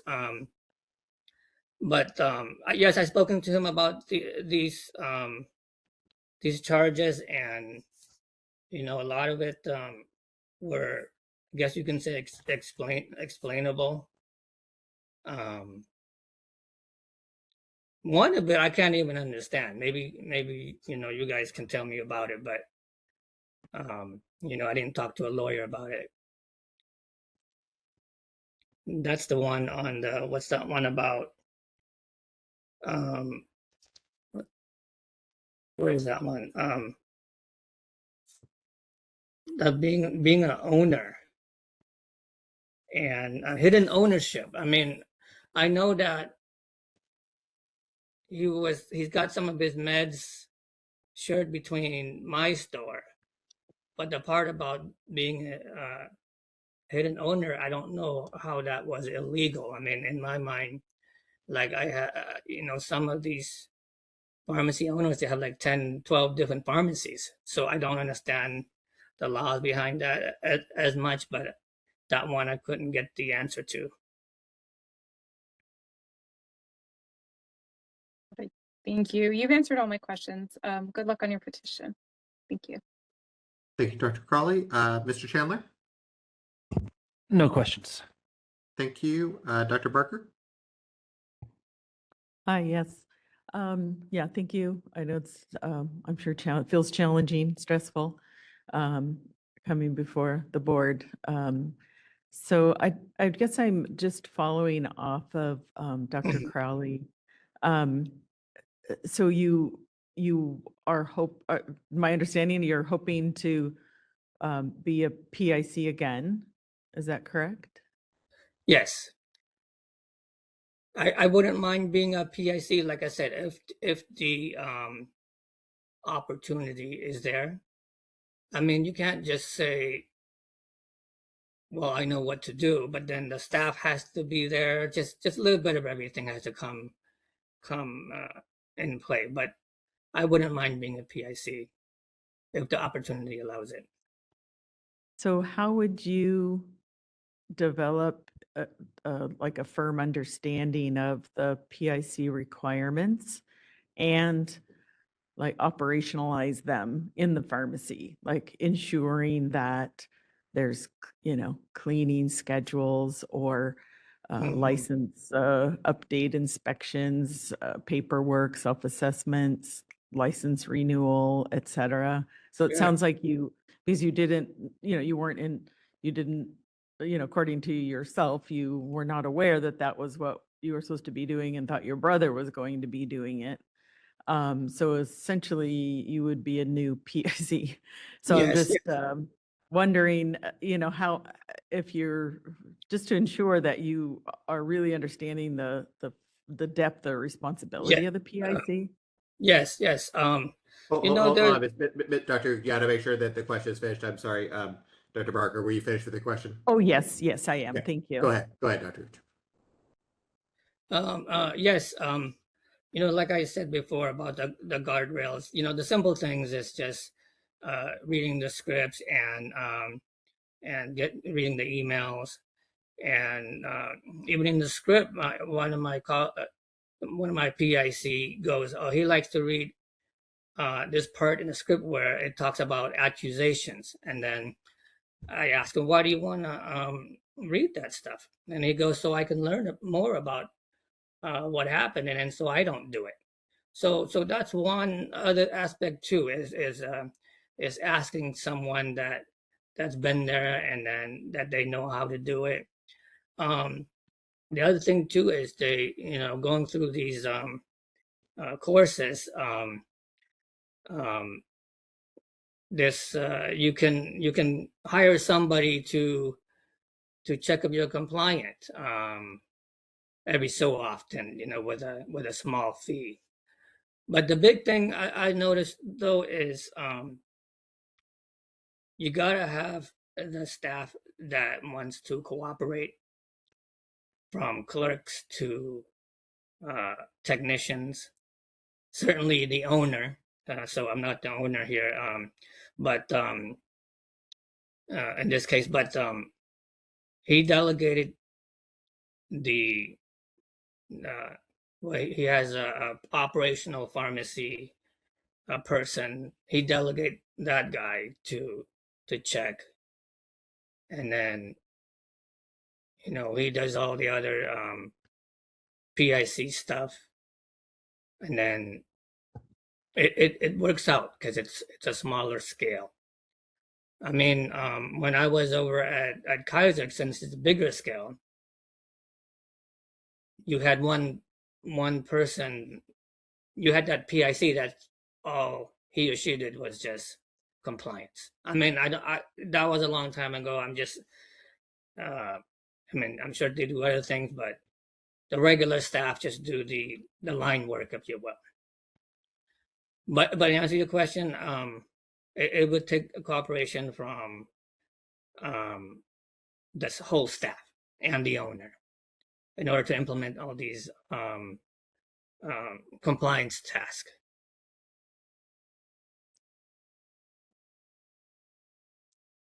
Okay, thank you. Thank you. Next would be Mr. Hughes. Yeah, good afternoon. What a tough lesson for a 25-year pharmacist about how to be a pick. Talk about learning the hard way. My hat's off to you for wanting to maybe learn from this. I can't imagine a more difficult way to learn about the responsibilities of a pick and really the leadership responsibilities of that position. Full disclosure, I've never been a pick or a pharmacist, but understanding that a pharmacist in charge is going to have to display a certain amount of leadership to be able to trust his people and to be able to implement things that need to get done so that you're providing a good product to the public in a safe manner and you're protecting yourself. The only question that I had is, do you feel like the public was ever placed at risk because of the position that you were acting in and not really being the pick? That's a great question. Back then, like I said, I never thought about that, but certainly going through these courses, of course, I certainly do. I'm thankful that I didn't have to be in one of those presidential decisions. I mean, who knows where it could have gone, and just me having that bad judgment could have cost a lot more for me, and certainly that's for the customers, the patients. If it would have been worse, but yes, I do think about how it would have affected the customers and how much worse it could be. Thank you for that. No further questions. Thank you. Mr. Jahat? Thank you, Your Honor. Mr. Uch, a couple of questions. Does your brother have a second pharmacy? During that time, yes. Was he the PIC there? That's these are the same questions I had when I went to a similar hearing with Kaiser, and they say, well, why does it need to be the PIC? These are things that I don't know why he asked me to do that, and then I just said yes, and it wasn't it wasn't until now that I know you can be a PIC of more than one pharmacy. But to answer your question, I know that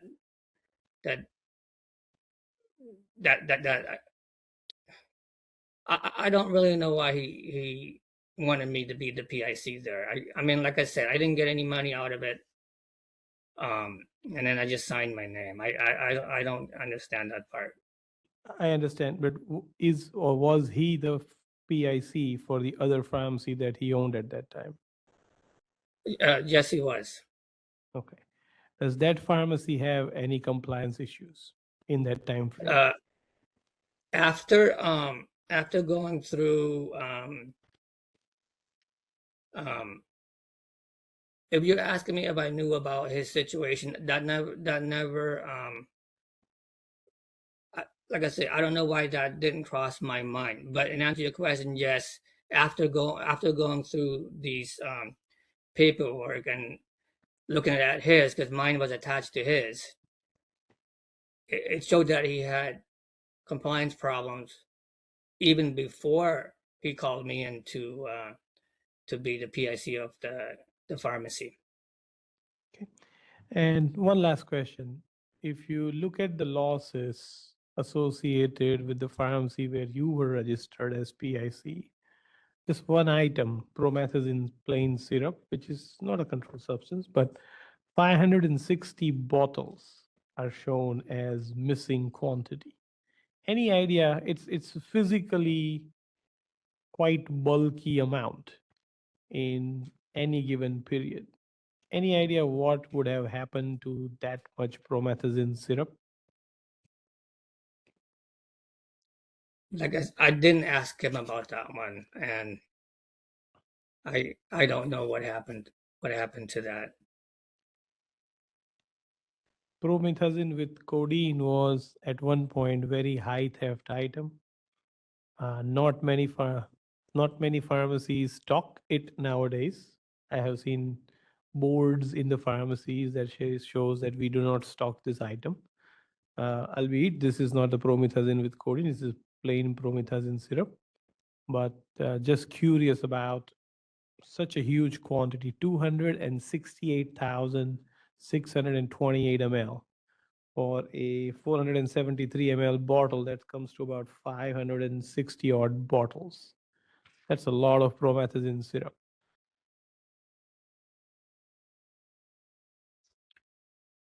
Like I said, I don't know what I can say to that. No further questions, Your Honor. Thank you. Next is Ms. Mercado. Hi, good afternoon. So through your statements, you've mentioned you went from the blaming phase to the accepting phase, and now you have a clear head because you were living in a world of confusion. But can you tell us, were you ever in a remorse or in a panic mode, thinking about the harm you could have done to the public?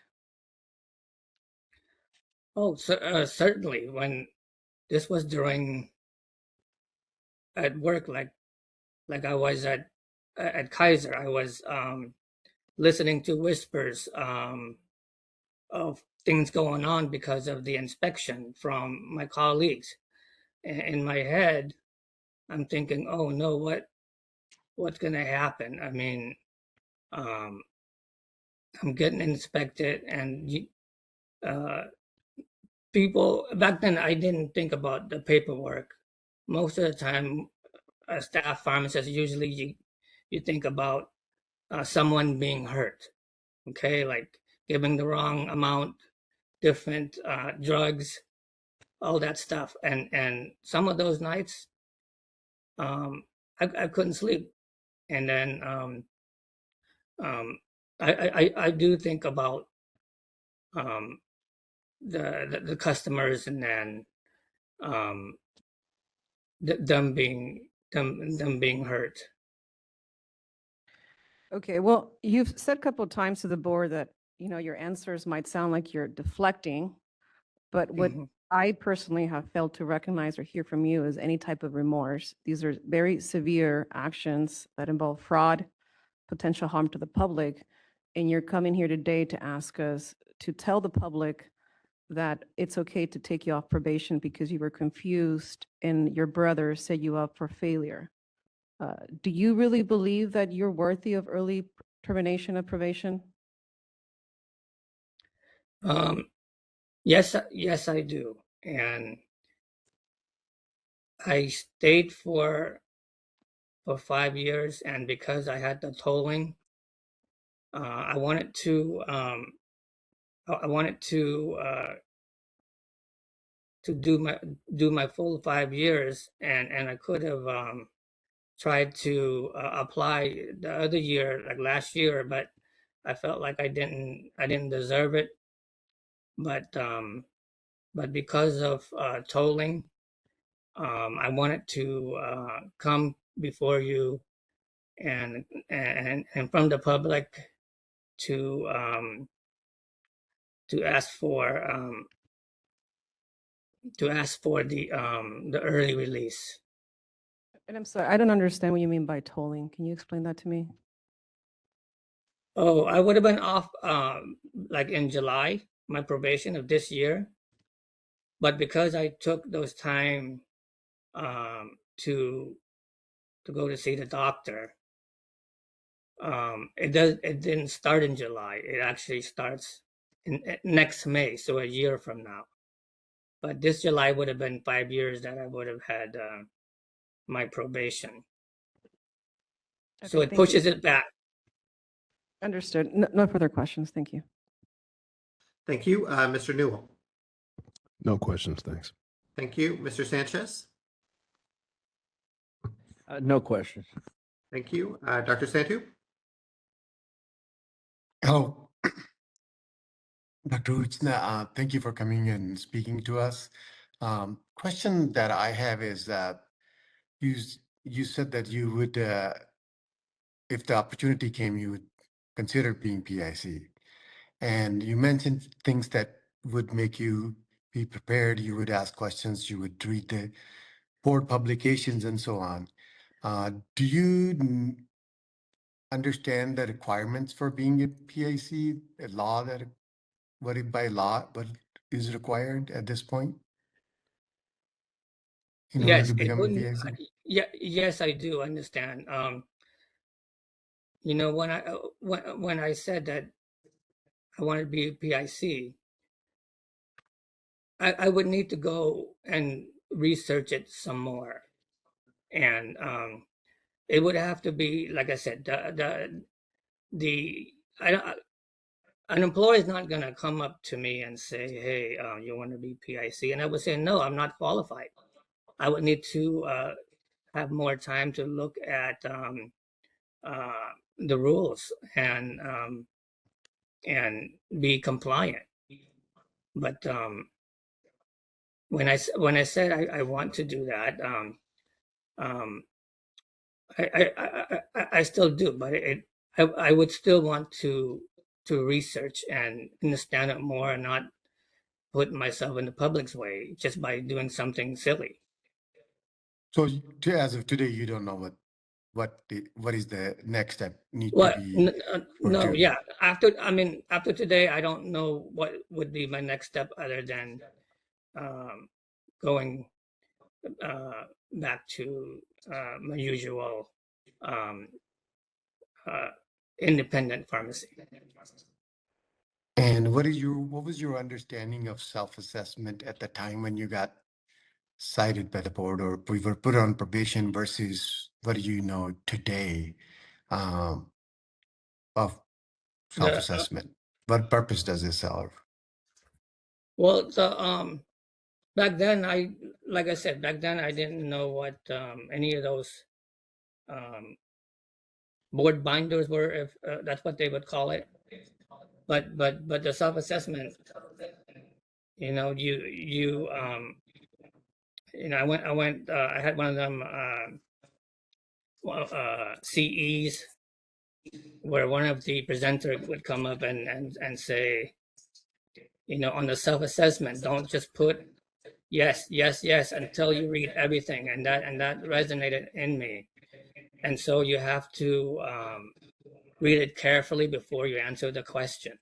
I've looked at it before, you know, it talks about you have a restroom. You know, these are stuff that I never thought about. There's a place to deliver, employees, those kind of things. So I do think I can cover these things, but there's a lot of other stuff that I don't know about as far as being a PIC. But I still would want to, I still want to do it. Thank you very much for answering the question. I don't have any further question, Your Honor. Thank you. Dr. Serpa. No questions, thank you. Thank you. Dr. Tebow. No questions. Thank you. Thank you. President O. No questions. Thank you. Thank you. Let me just check if any board members had any follow-up questions. Seeing none. Council, any further questions? No questions. Thank you. Dr. Uch, did you have any further testimony you wish to provide? No. Okay, thank you. And other than the documents that you submitted with your petition, did you have any other documentation you wish for the board to review? I don't have any other documentation. I just want to say that I do regret making the mistake, and I am committed to moving forward responsibly. I know it may sound like I don't show remorse, but I'm not good with words, but I do think about what I did. And thank you for your consideration. Thank you, sir. And then, did you have any other witnesses you wish the board to hear from today? No. Okay. Ms. Tamara, anything further? Yes, I'd like to make a just kind of closing remarks. Petitioner has been compliant with the terms of his probation. However, he did seem to have a hard time explaining himself today, including responding to questions from board members. He doesn't seem to have a firm understanding to the underlying issues that led to the discipline. Wasn't able to articulate how he would ensure that those underlying issues would be addressed if he was a PIC again, and couldn't really articulate why he agreed to be a PIC in the first place when he didn't work or oversee operations at this establishment. And now from petitioner's testimony saying that he may want to be a PIC again if his petition is terminated early, that raises some concerns. So the people cannot recommend this petition at this time. Thank you. I will now ask if the matter is submitted. What that question means is that the matter will then be that the parties have had a full opportunity to present the evidence they wish to submit for the board's consideration, and that the matter is then rendered to the board for their consideration. Council's matter submitted? Yes, Your Honor. And Dr. Uch, matter submitted? Yes. Okay. With that, the matter is submitted. The record is closed, and we are off the record. That will conclude today's proceeding. Dr. Uch, you are free to go. Thank you for being here today. And I will now pass it over to the board president. Thank you, Your Honor. We're going to go to closed session. I'd like to thank members of the public for your participation today. As indicated on the agenda, the board will now convene in closed session. Adjournment for the day will immediately follow closed session, and there will be no other items of business discussed. Members of the public, thank you for your meeting. Thank you for joining the meeting today. Your Honor, we have some other items that we need to address before we deliberate on the petitions. So is there a way for our staff to contact you when you can join? I could just stay logged into the WebEx meeting. I'm just going to run and grab a cup of coffee, but I'll otherwise just sit by my computer and wait for you to summon me. I hope that can work out. McFall, can we make that work? Okay, hopefully no more than about 10 minutes. So, okay. Thank you. We'll begin our closed session.